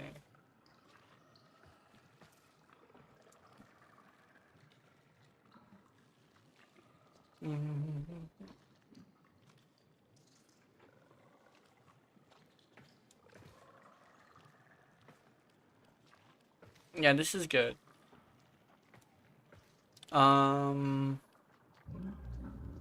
Pretty sure it also doesn't show the Archon charge. I think with that build, because of the way that Maraluna works while using Loyal Maraluna, you do not need a blue Archon shard. I would suggest a yellow one though for casting speed, if you manage to get a hold of the Hamlet segment. Because casting speed is all she really needs in this build.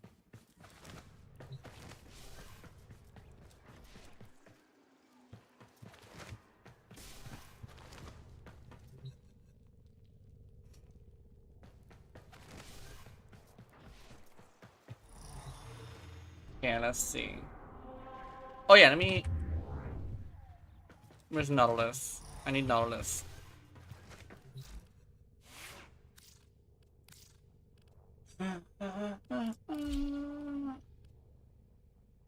Here's Nautilus's build.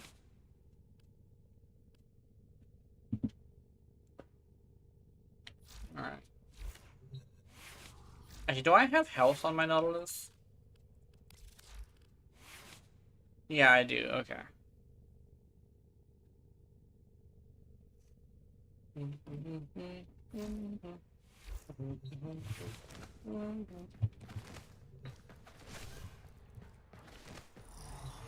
Yeah, let's see.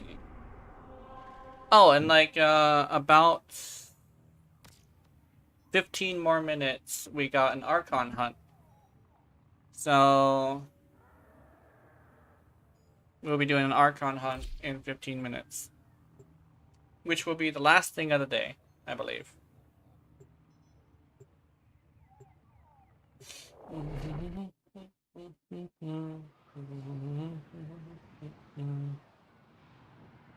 Oh yeah, my video on the AX52 turned out pretty well. It's getting some pretty positive reception.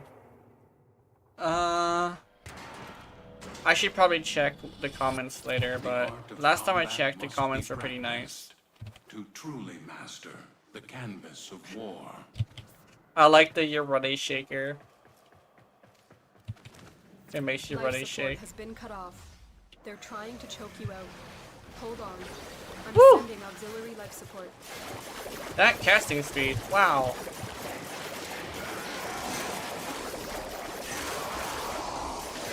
Oh, nice.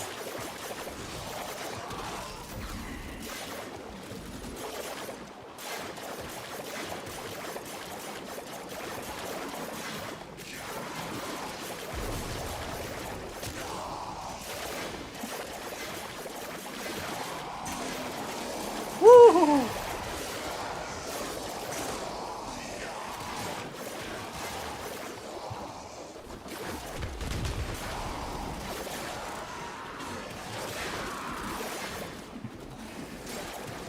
There's my power.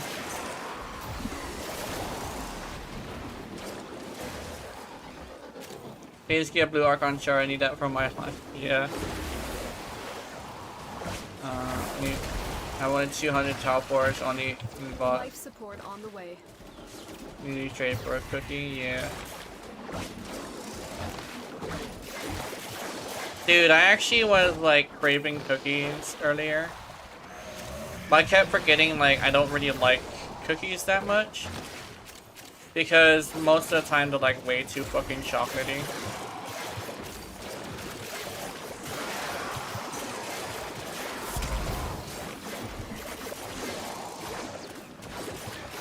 delivered a life support capsule to the area.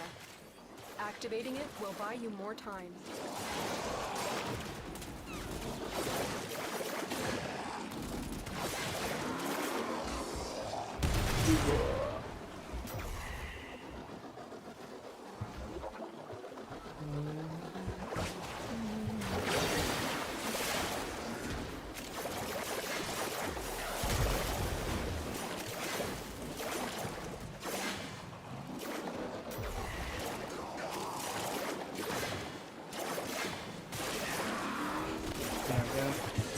If you have not a shot, I really shouldn't need, yeah.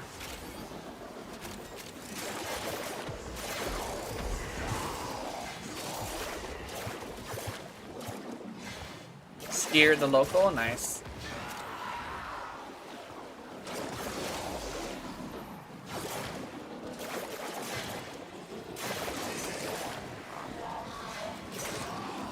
Life support incoming.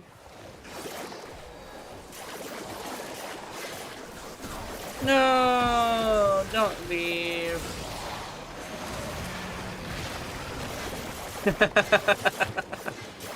That sequence was just kind of awesome, not gonna lie.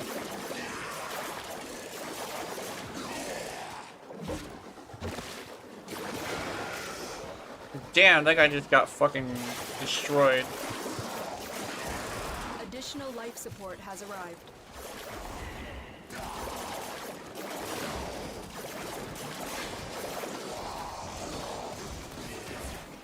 Void rigged.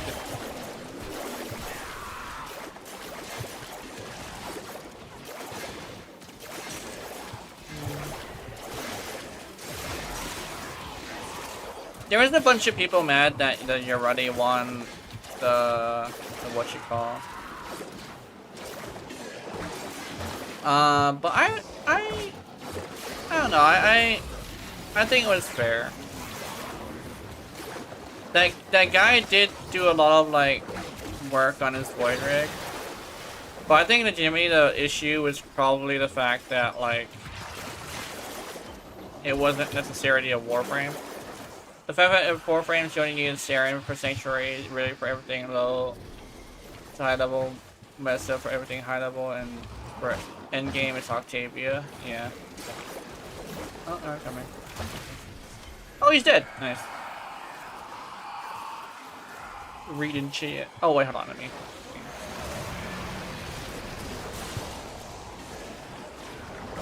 How much roar do I have? I have exactly 60. Okay.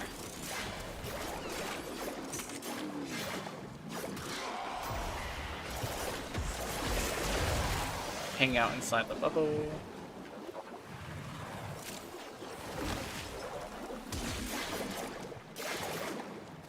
Yeah, see, that's a good build.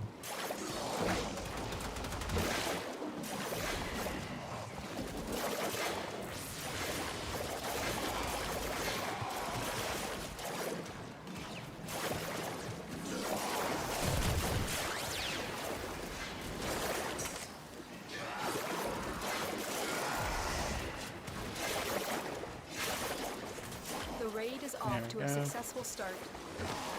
When you need it, extraction is ready. Oh wow, I hit her with a blade and she didn't go down.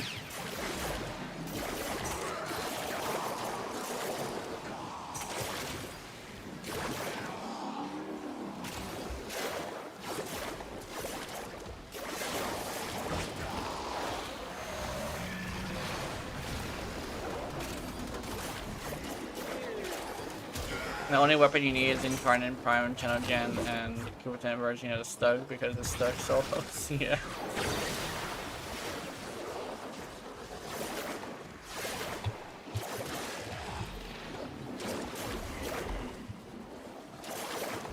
Like Stug. Dude. And the Incarnate Stug. Dude, Incarnate Compressor would be actually really based, I'm not gonna lie.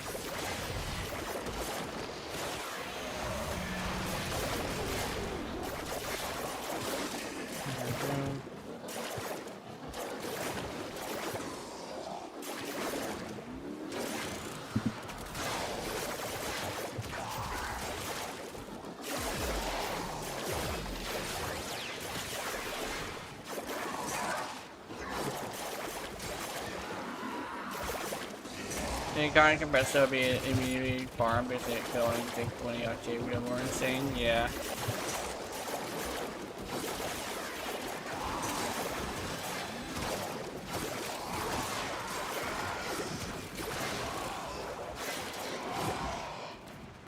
Oh, she just plays the animation twice, but you can actually still shoot the balls.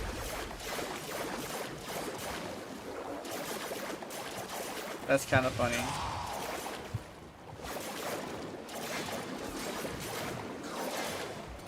I did not know that. I gotta go join you guys because the enemies are getting lower.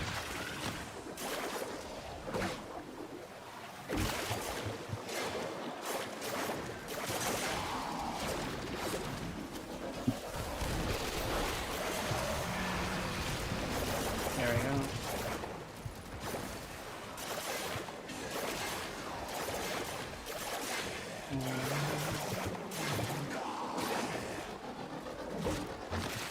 Compressed pain. There we go.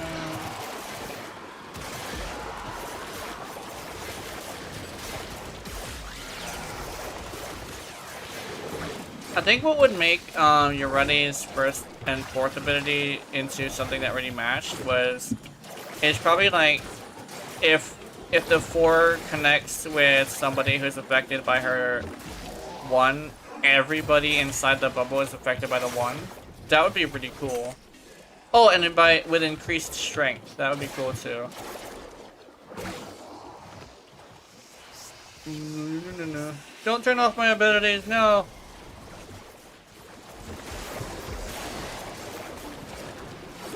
There we go.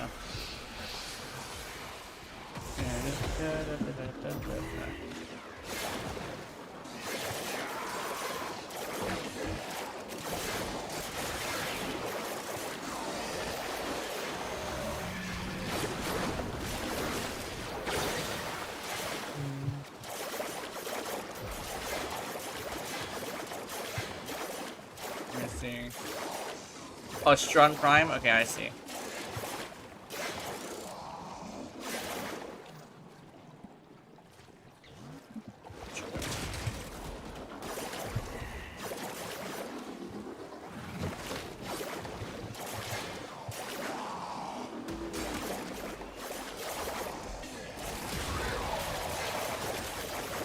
There we go.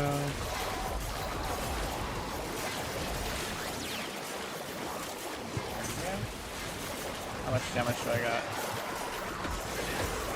We will all share in this bounty. Hold out as long as you can.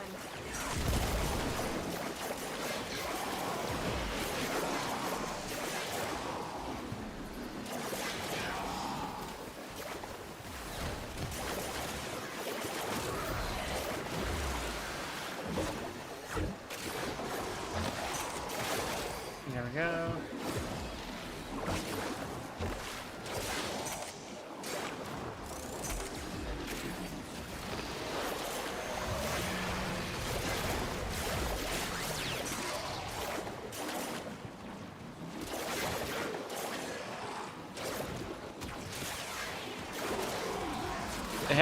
The heavy gunners definitely have a huge difference in health.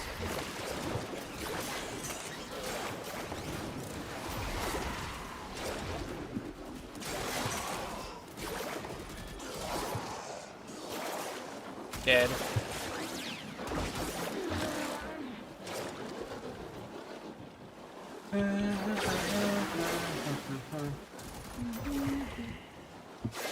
Shenanigans! That Jade Eximus was not gonna go down normally.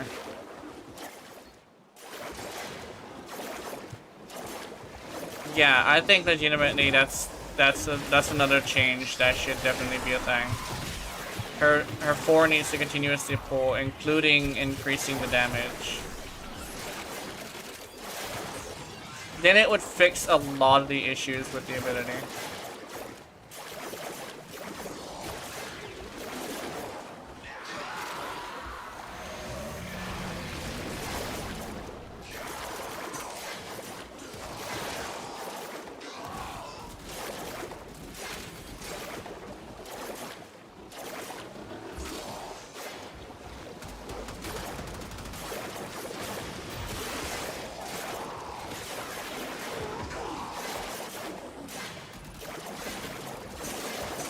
But my mess up better because it ability immune enemies to back that duration for, well, I don't really need that duration, but saying that 540 duration is pretty nice, yeah.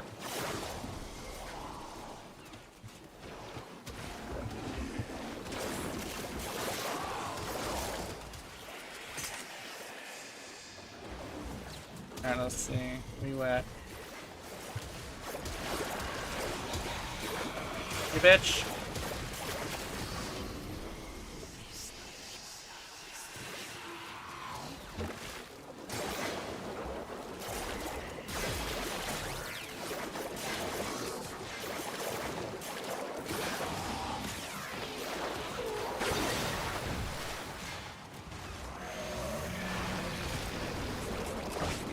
There we go.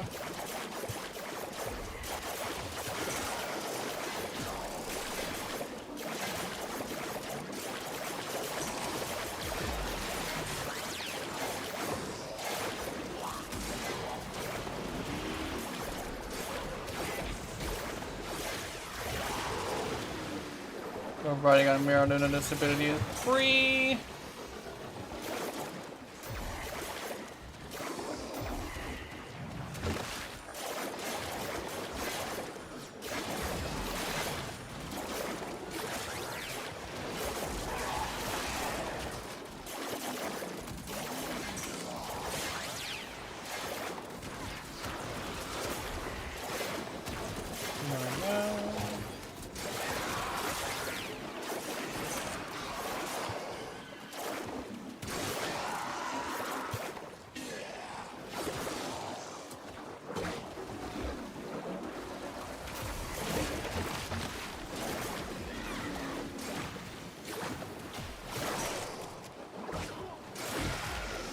I think legitimately, okay, this is going to sound really weird since I actually was thinking about it just now, so I don't really have my words correct. But anyway, here's it goes. So, because I didn't start as a creator, I didn't start playing Warframe regularly until I was a creator. Warframe hasn't lost my trust, instead it's gained it by fixing its issues in front of me. But according to a lot of other people who are creators and stuff, Warframe has lost their trust a long time ago.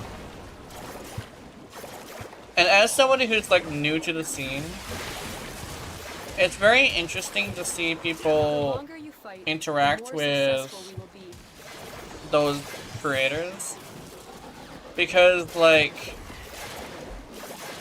they haven't lost my interest as much as they have with other creators, right?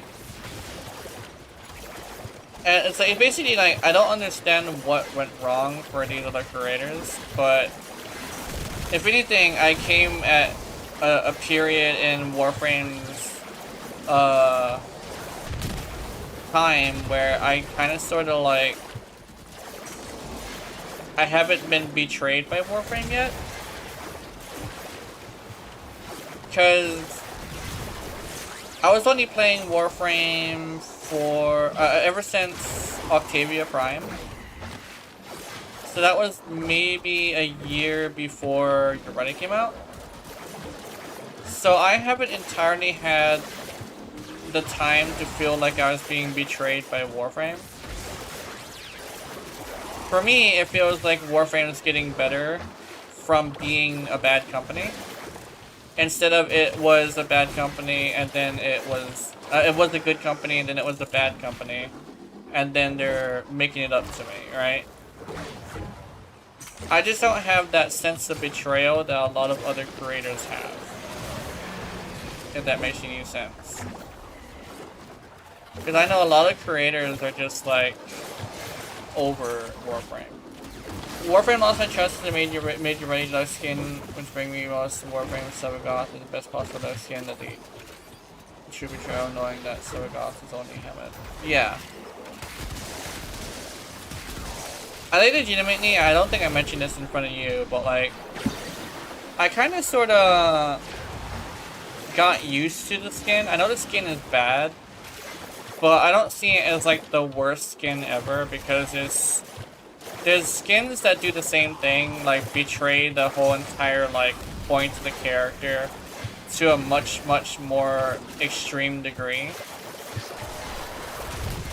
Because like it looks like an Ivara skin, but at least it's a good skin. But I've seen a lot of other frames that have skins that are deluxe skins that just ruin the frame.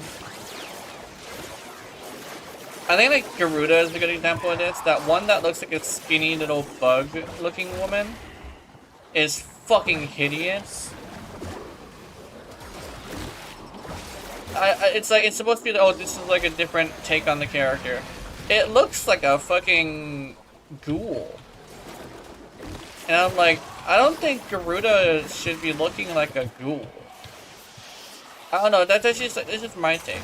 Garuda's deluxe skin, the one that's like really skinny and very bug-like, I think that one's probably a worse skin than Yoredi's deluxe skin.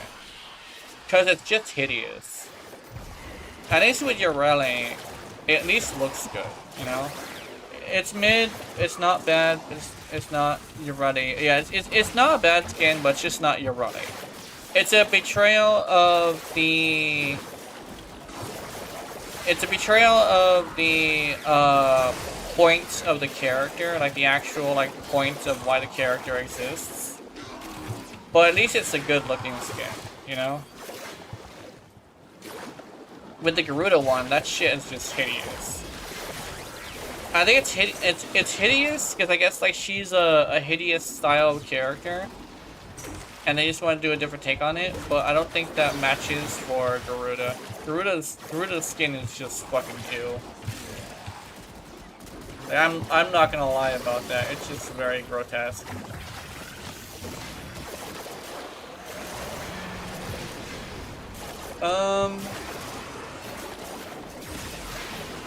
Every Ivara deluxe skin would actually be hyped for it, not gonna lie. Yeah, pretty good. If it were a Ivara skin, I would be hyped for it too. Just add the arrows on the side. That would be really cool.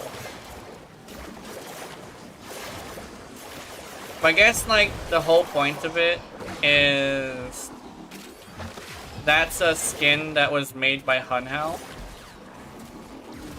I guess they wanted to follow a theme with making it look similar to Hunhao. And I'm like, okay. But the thing is, like, if you want to go with that story, it kind of makes Yoredi seem like a traitor. And I don't think I like that. I don't think I like Yoredi seeming like a traitor. When she's supposed to be, like, super into children. Like, she likes children. Why would she betray the children that she's protected for so long? You know? Like, she feels... That skin feels like a betrayal, like betrayal the skin, right? Betrayal of the fashion of the character, the story is literally... Feels like they're saying Yoredi is a traitor. Just like that. For a second, I thought you used a very poor choice of words. Yeah. Oh yeah. I tried to back out of that one by being subtle, but yeah. That's a very poor choice of words. How about this? I'll swap the words around to she's very child friendly. Okay. I think that legitimately any reference of like kids and friendly is probably gonna be sounding really bad. So I'm just gonna stop right there. But yeah. But yeah, it's like why would she betray the children that she has fought so hard to protect, right? That's my point. But the skin being made by Hunhao makes it feel like that's what they're saying, right? That Yoredi is a traitor.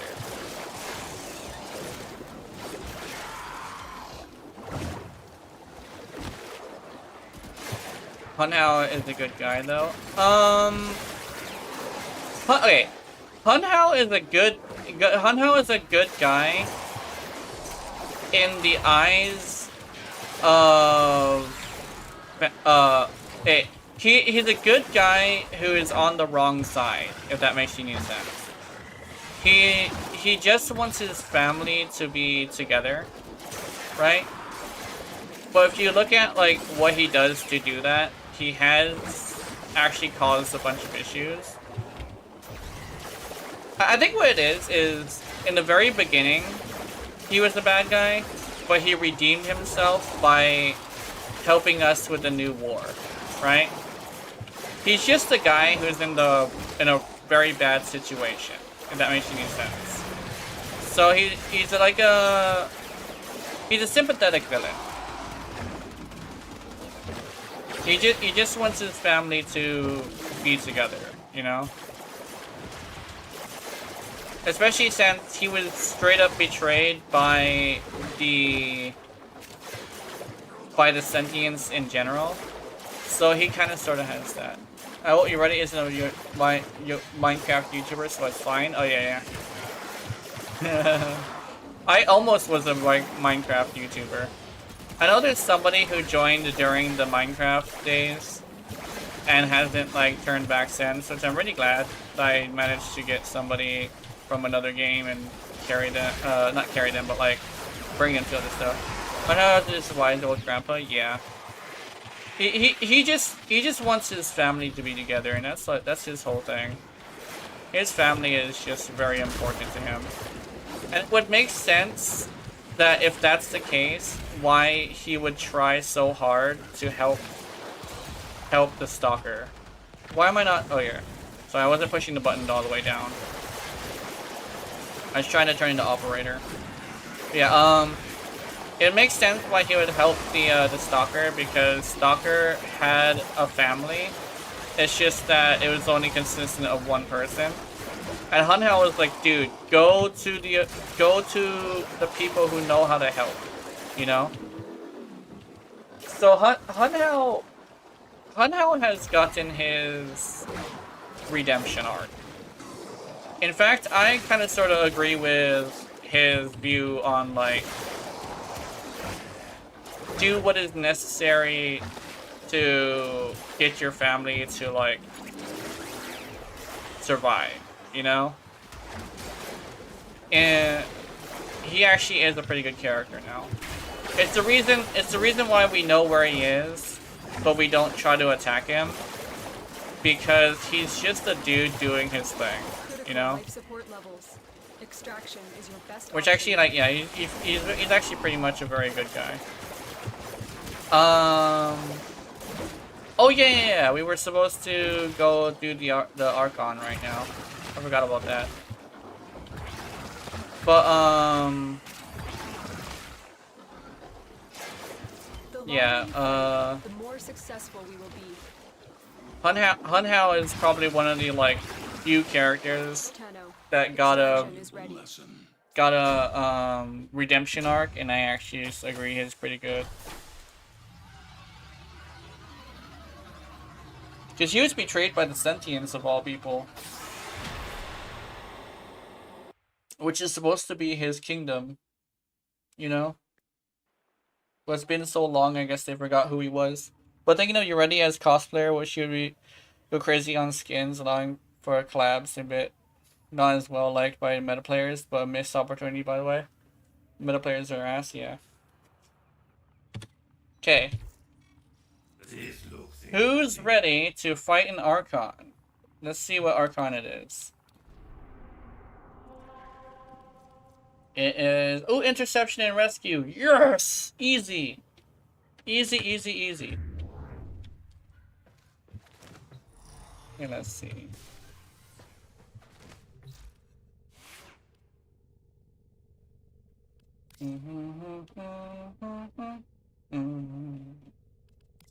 Latum.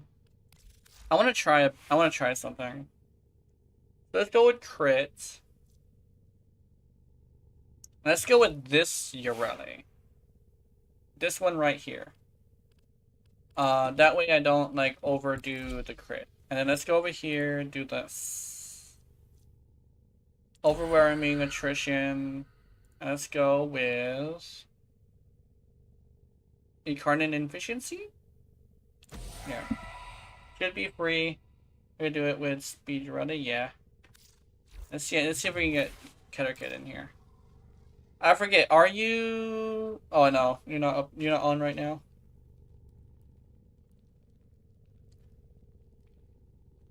Da da da da da da.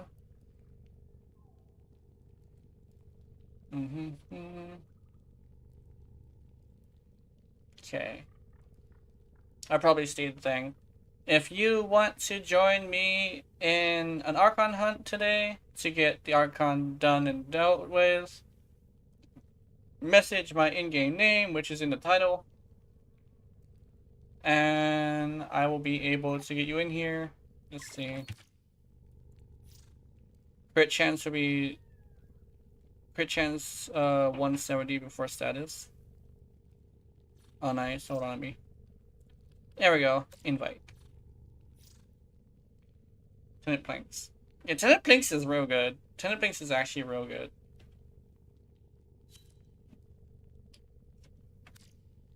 Especially with your rally. Very much especially with your rally.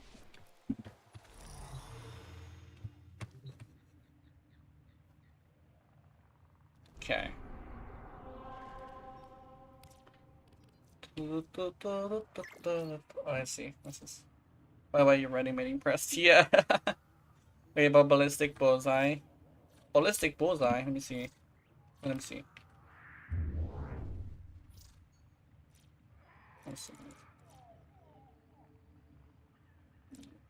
Ballistic bullseye. But what is ballistic bullseye? Ballistic bullseye is like, I forget what ballistic bullseye is. I'll put it on this as well so I can see both of your stuff. Okay, let's see. Oh, you put ballistic bullseye on your rally. That's crazy. That's actually, yeah, that's pretty cool. Oh wait, no, that's. Oh wait, no, you can't put ballistic bullseye on your rally because ballistic bullseye we're going to ballistic battery. Okay, never mind. Yeah. I mistook that for the other thing. What was the other thing? Yeah, what's it? What's the other thing called? What's Message Subsume? Message Subsume is called. What is it called? Shooting Gallery. I thought it was the Shooting Gallery augment. My bad. Shooting Gallery. Yeah, Shooting Gallery. Okay, let's see. Let's go rescue.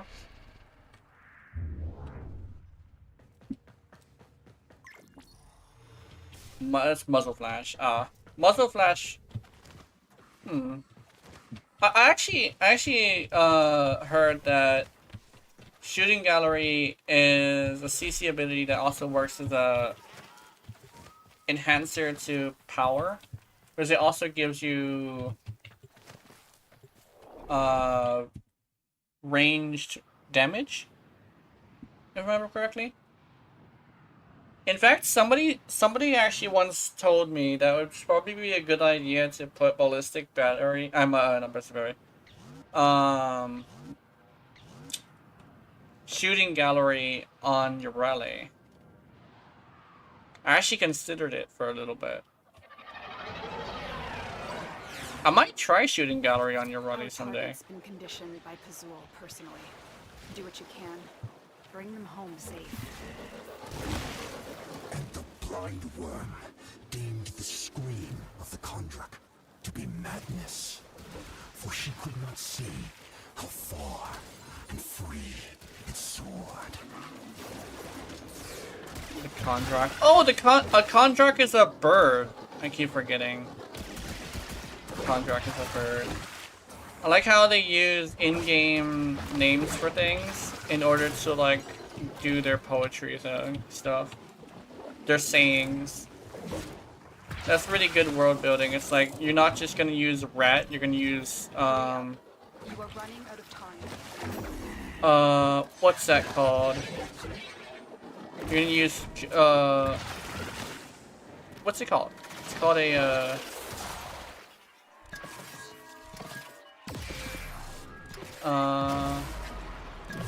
Kawaka. You're gonna say Kawaka. Fuck. Oh, okay. Or pobbers. Yeah, pobbers could also be another one, because pobbers could be like the positive one. Hello, pobbers. Scutting around my little kitchen. Hmm? Also, my stuff is broken. Stay focused. It's like I kind of like pop it actually. Not sure what pop it is though, but I know pop it is like positive. Target I is think. being debriefed. If any trace of Era still remains inside Pazul, I will bring it to the surface. Also, I gotta fashion my item because my item is not fashioned. My item is not fashioned. I need to fix that. Oop, what's this? Muzzle flash. Oh yeah, I saw that.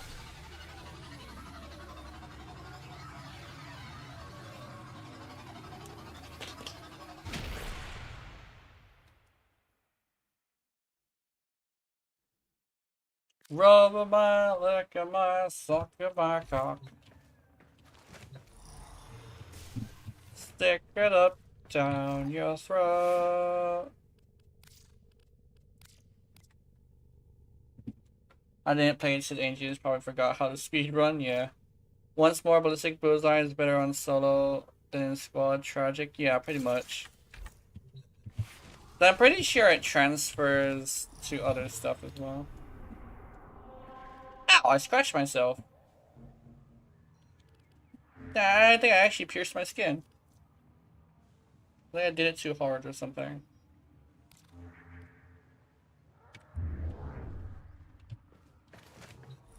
Did I fashion my board?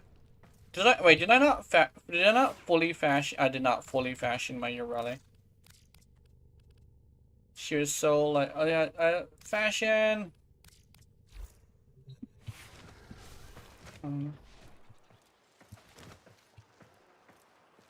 Ballistic bullseye. Ah! Oh, I got the chills. Who is this sleepy?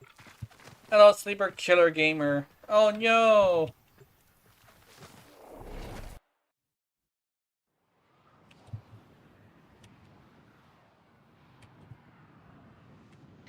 Imagine getting killed by a gamer. Damn. That would be some shit.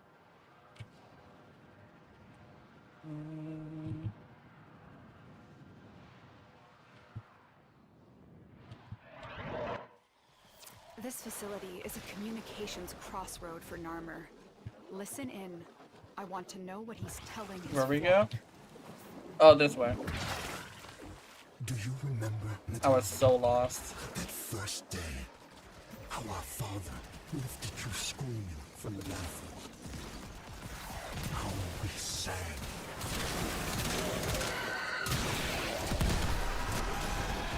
Why do we have 1k HP?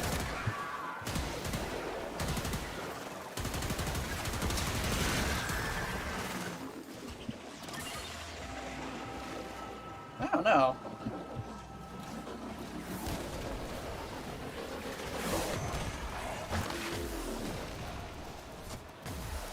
Tower captured.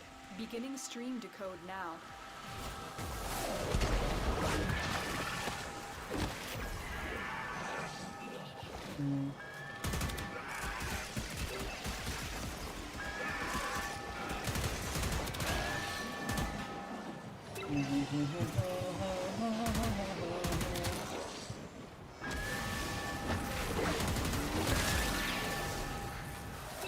Because you walked 1,000 miles. Alright, there we go.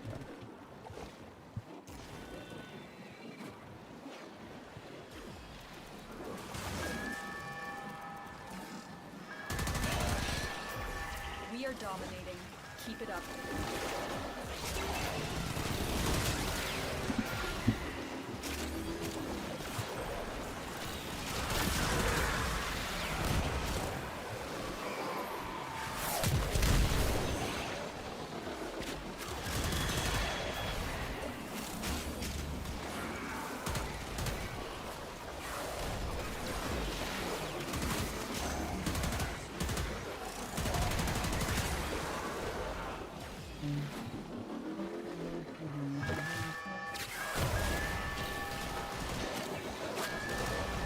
That's the Jingle Bell Rock.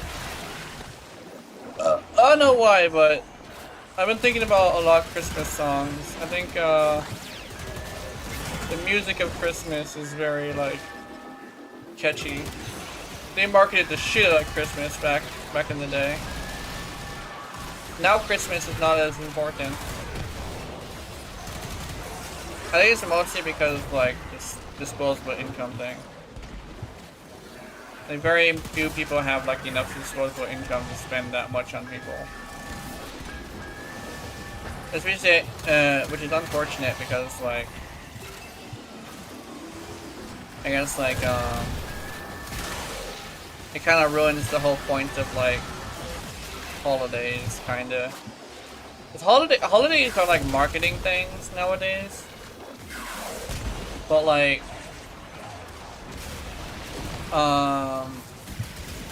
a lot, some of them are really important to people, but they just can't like do them because they have no money, you know? Except for like 4th of July. That stuff's just because fireworks are illegal now. Here in Hawaii, we can't use the ones that explode. And they cracked down on the people bringing the illegal fireworks here, which really sucks because it was fun to go outside and watch people pop illegal fireworks and then run away. Because the illegal fireworks were like the regular fireworks that you used to do, right? In fact, around my neighborhood, there was no fireworks playing at all, which is unfortunate. Leave none alive. Clear out the remaining enemy forces. Clear out the remaining forces.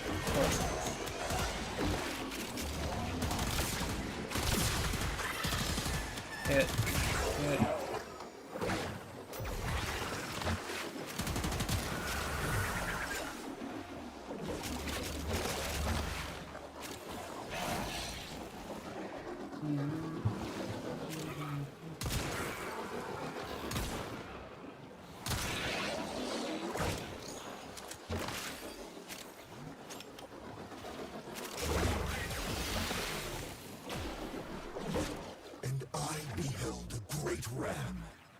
Oh, also, I found out this pretty cool way to figure out like the value of multi-shot.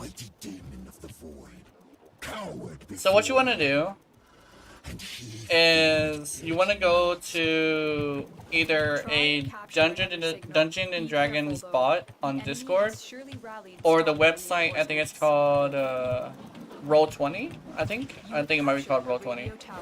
Was it? Oh no, it was not Hero Forge. D&D Beyond. You go to D&D Beyond and you roll a. I think they refer to it as a D100, so 100 sided dice, and you roll the amounts that your multi-shot is, and anything that's below the status chance of, basically you figure out what number is your status chance, and anything below that number, or that number and below, is going to be how many times you trigger a status, right? That's basically a really basic way of how to do it. A really like complicated but also basic way of how to do it, right? But you can figure out like how important multi-shot is to Warframe just by doing that. So a lot of the time people are like, oh, shotguns don't like shotguns with low status are not good, or percentile die, exactly. It's like percentile die. And you roll those. Yeah, D100 is a mouthful. Percentile die. So like you do that. You roll a percentile die, and you basically roll the amount of your multi-shot, right? And however many times you roll that amount or less, that's how many times you got that status. And that's just one shot too, right? So that's how you can figure out how you can get an idea on how important multi-shot is to Warframe. Multi-shot is on everything, but you see like, oh, I only have 30 status. Yeah, but you have enough status to get a guaranteed, almost guaranteed status. It's like, what? What do you mean by that? Check this out. You fire one shot with a total of 3 multi-shot, like normal, and you can get a guaranteed status just because you're firing 3 times, right?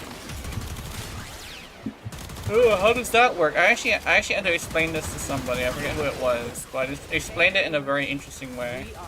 Because I didn't try the D20 thing. I did the percentile die thing, right? Love folks who love what they do. I recently got a hold of the percentile die thing. But yeah. Basically a shotgun specifically with like 20 multi-shot and like 16 status or 16 crit is actually a thing. Well, actually, it's the same thing with crit. Like if you want to see how many times you're gonna crit with a shotgun, you can actually see like with that. And it's like 18 crit on a shotgun in like at base is actually not that bad. Like the compressor I've seen is like pretty shit because it has no crit. But if you build for crit, mathematically speaking, you're doing way more damage than if you didn't. Just because in total you're hitting like twice the amount of times that you would be with something that isn't like a AoE. You know, it hits and then it explodes afterwards. So you're almost guaranteed a crit no matter what. That's why I'm saying, like, it... Core farm for real, yeah. That's why I'm saying that when your Ready Prime comes out, if she can orange crit, that compressor is going to be fucking broken. Like, it's gonna be absolutely broken. Yeah.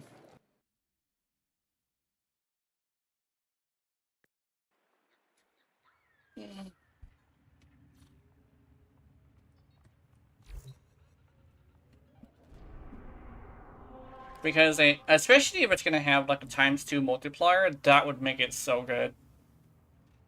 Especially since like, oh, what makes you think they're gonna do that? The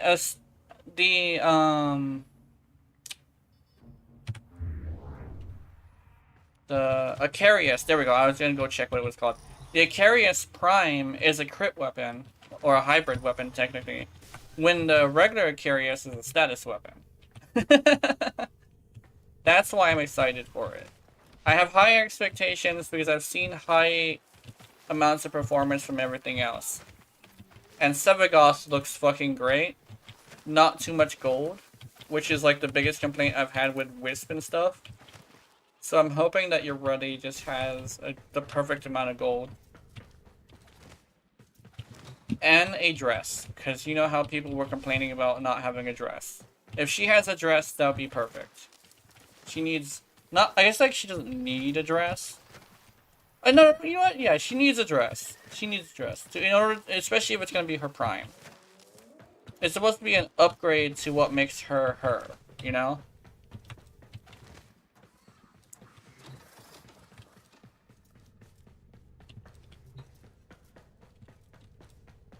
And what makes her her is this cute little dress. So, yes. And the and the knowledge that she's so bouncy and playful that you would very much expect her to just randomly start like when she gets really excited, she might just decide to twerk. Yeah. I can already tell you Ready Prime will be perfect and it will farm her 1,000 times. Yeah.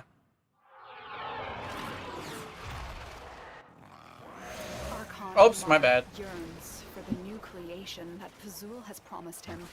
He imagines I he pressed will the be a lord of the I pressed the wilderness wrong thing at the wrong instead time. of what he is now. The price of that vision is measured in innocent lives. The Stop him. price of that vision is measured in innocent lives. Rah, rah, rah, rah. I accidentally popped Roar too soon, so my bad. As you can see, I hit my shots. Oh, I hope that wasn't too high pitched. I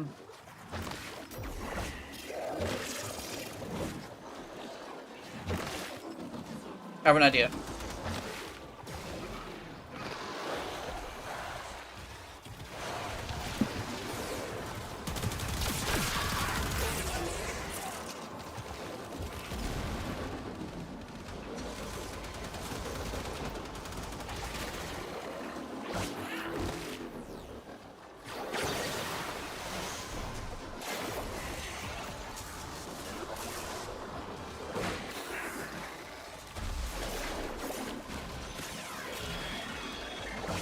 Rocket, you only seem unhinged when I am at 100 pages. I don't know. Wait, are you in public? Oh no. Wait, what is this? Did someone drop the pizza? Insanity is taking a little bit, but I get it. He's a newer player. There we go. Did I get you guys? I fucking missed! I'm sorry. Fast when he creates duplicates. Look for the one that is armed.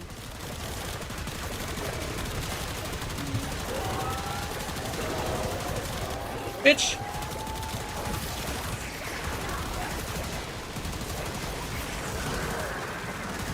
Oops.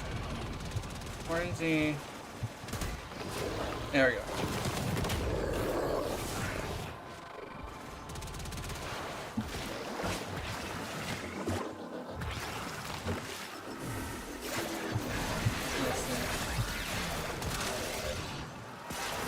Oops, my bad.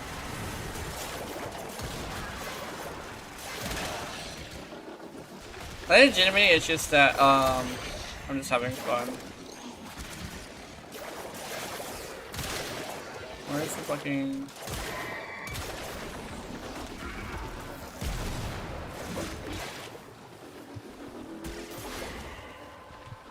Meow, meow, meow, meow. This gate only opens to Ow. murmur prayers. Tear the veils from deacons and Let's use go those. here.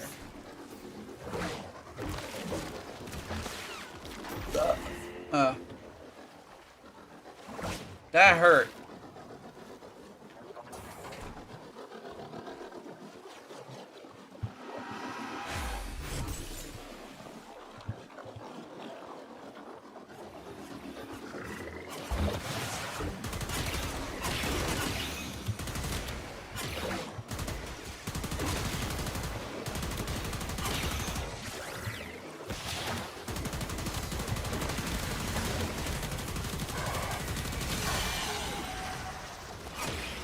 Did they increase the health of those guys too? I thought they only increased the health of Grenier. The deacon is invulnerable. Maybe they Take down his flock first, increased the then him. health of all armored units.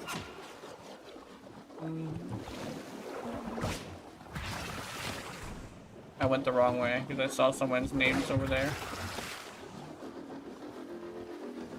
Whee! No. Whee!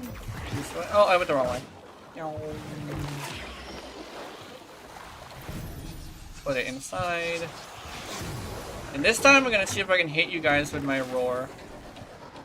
I'm about to get a little bit closer. I'm coming. Oops, oops, oops.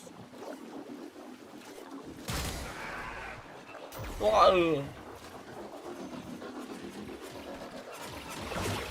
Whoa! Okay, I see what the issue is. This guy's got a lot of block. Where did he go? There we go.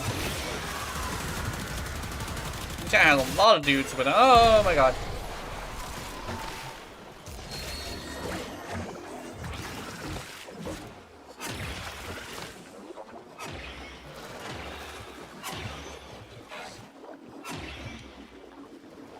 Let me see this way.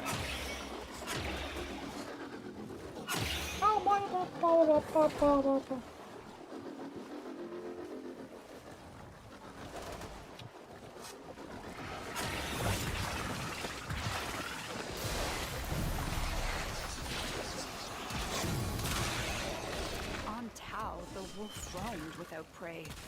He was created in the image of ancient records from old Earth, a naive tribute to ecosystems long extinct. Those savage jaws were never meant to bite.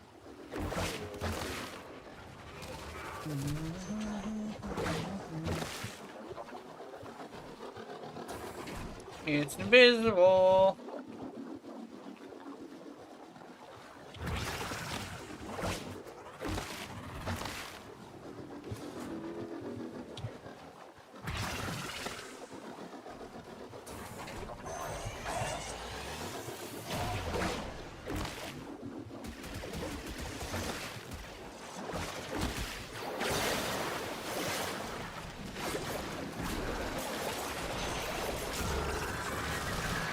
Got that guy.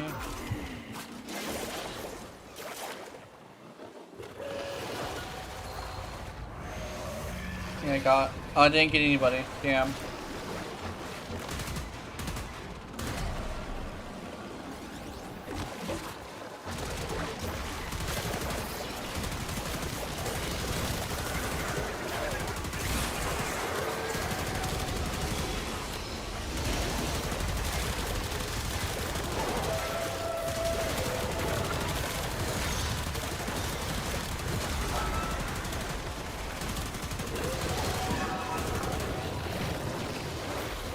Come here!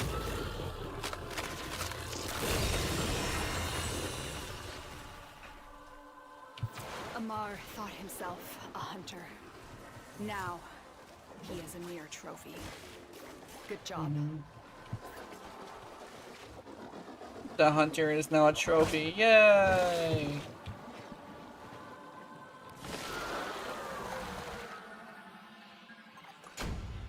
Oh, Telforge! Bad Acidor.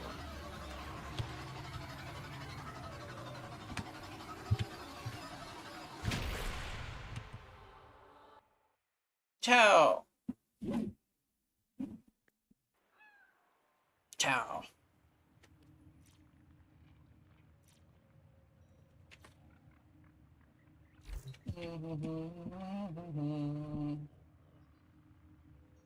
George being left. Let me see. No. They gangbanged my completely and that's so towel red on 20%. That's the most luck I ever had. Through my skill gone down the drain. Yeah.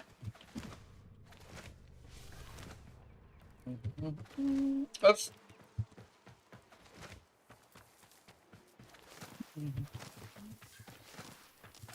Okay. That's fine. Glad to play with you again, though. That's good. Let's see. Alright, so my plans are to get some rest. I'm also going to be putting into practice, gooning only on Sundays and maybe Tuesdays? No, not Sundays, Saturdays and maybe Tuesdays. Because my videos on Saturdays and Tuesdays. And I would like to be able to sleep after I make a video, you know? So I also will be getting more energy because I found out that that may be the issue with my energy. And I will probably be testing that. So yeah, I will have probably have more energy on Wednesday if it goes well. So have wonderful, wonderful nightmares. I will see you in them. And remember, if you're watching my content, I know you're into it. Honey, honey. Good night. Are you building up your goon for me? Yeah. Good night.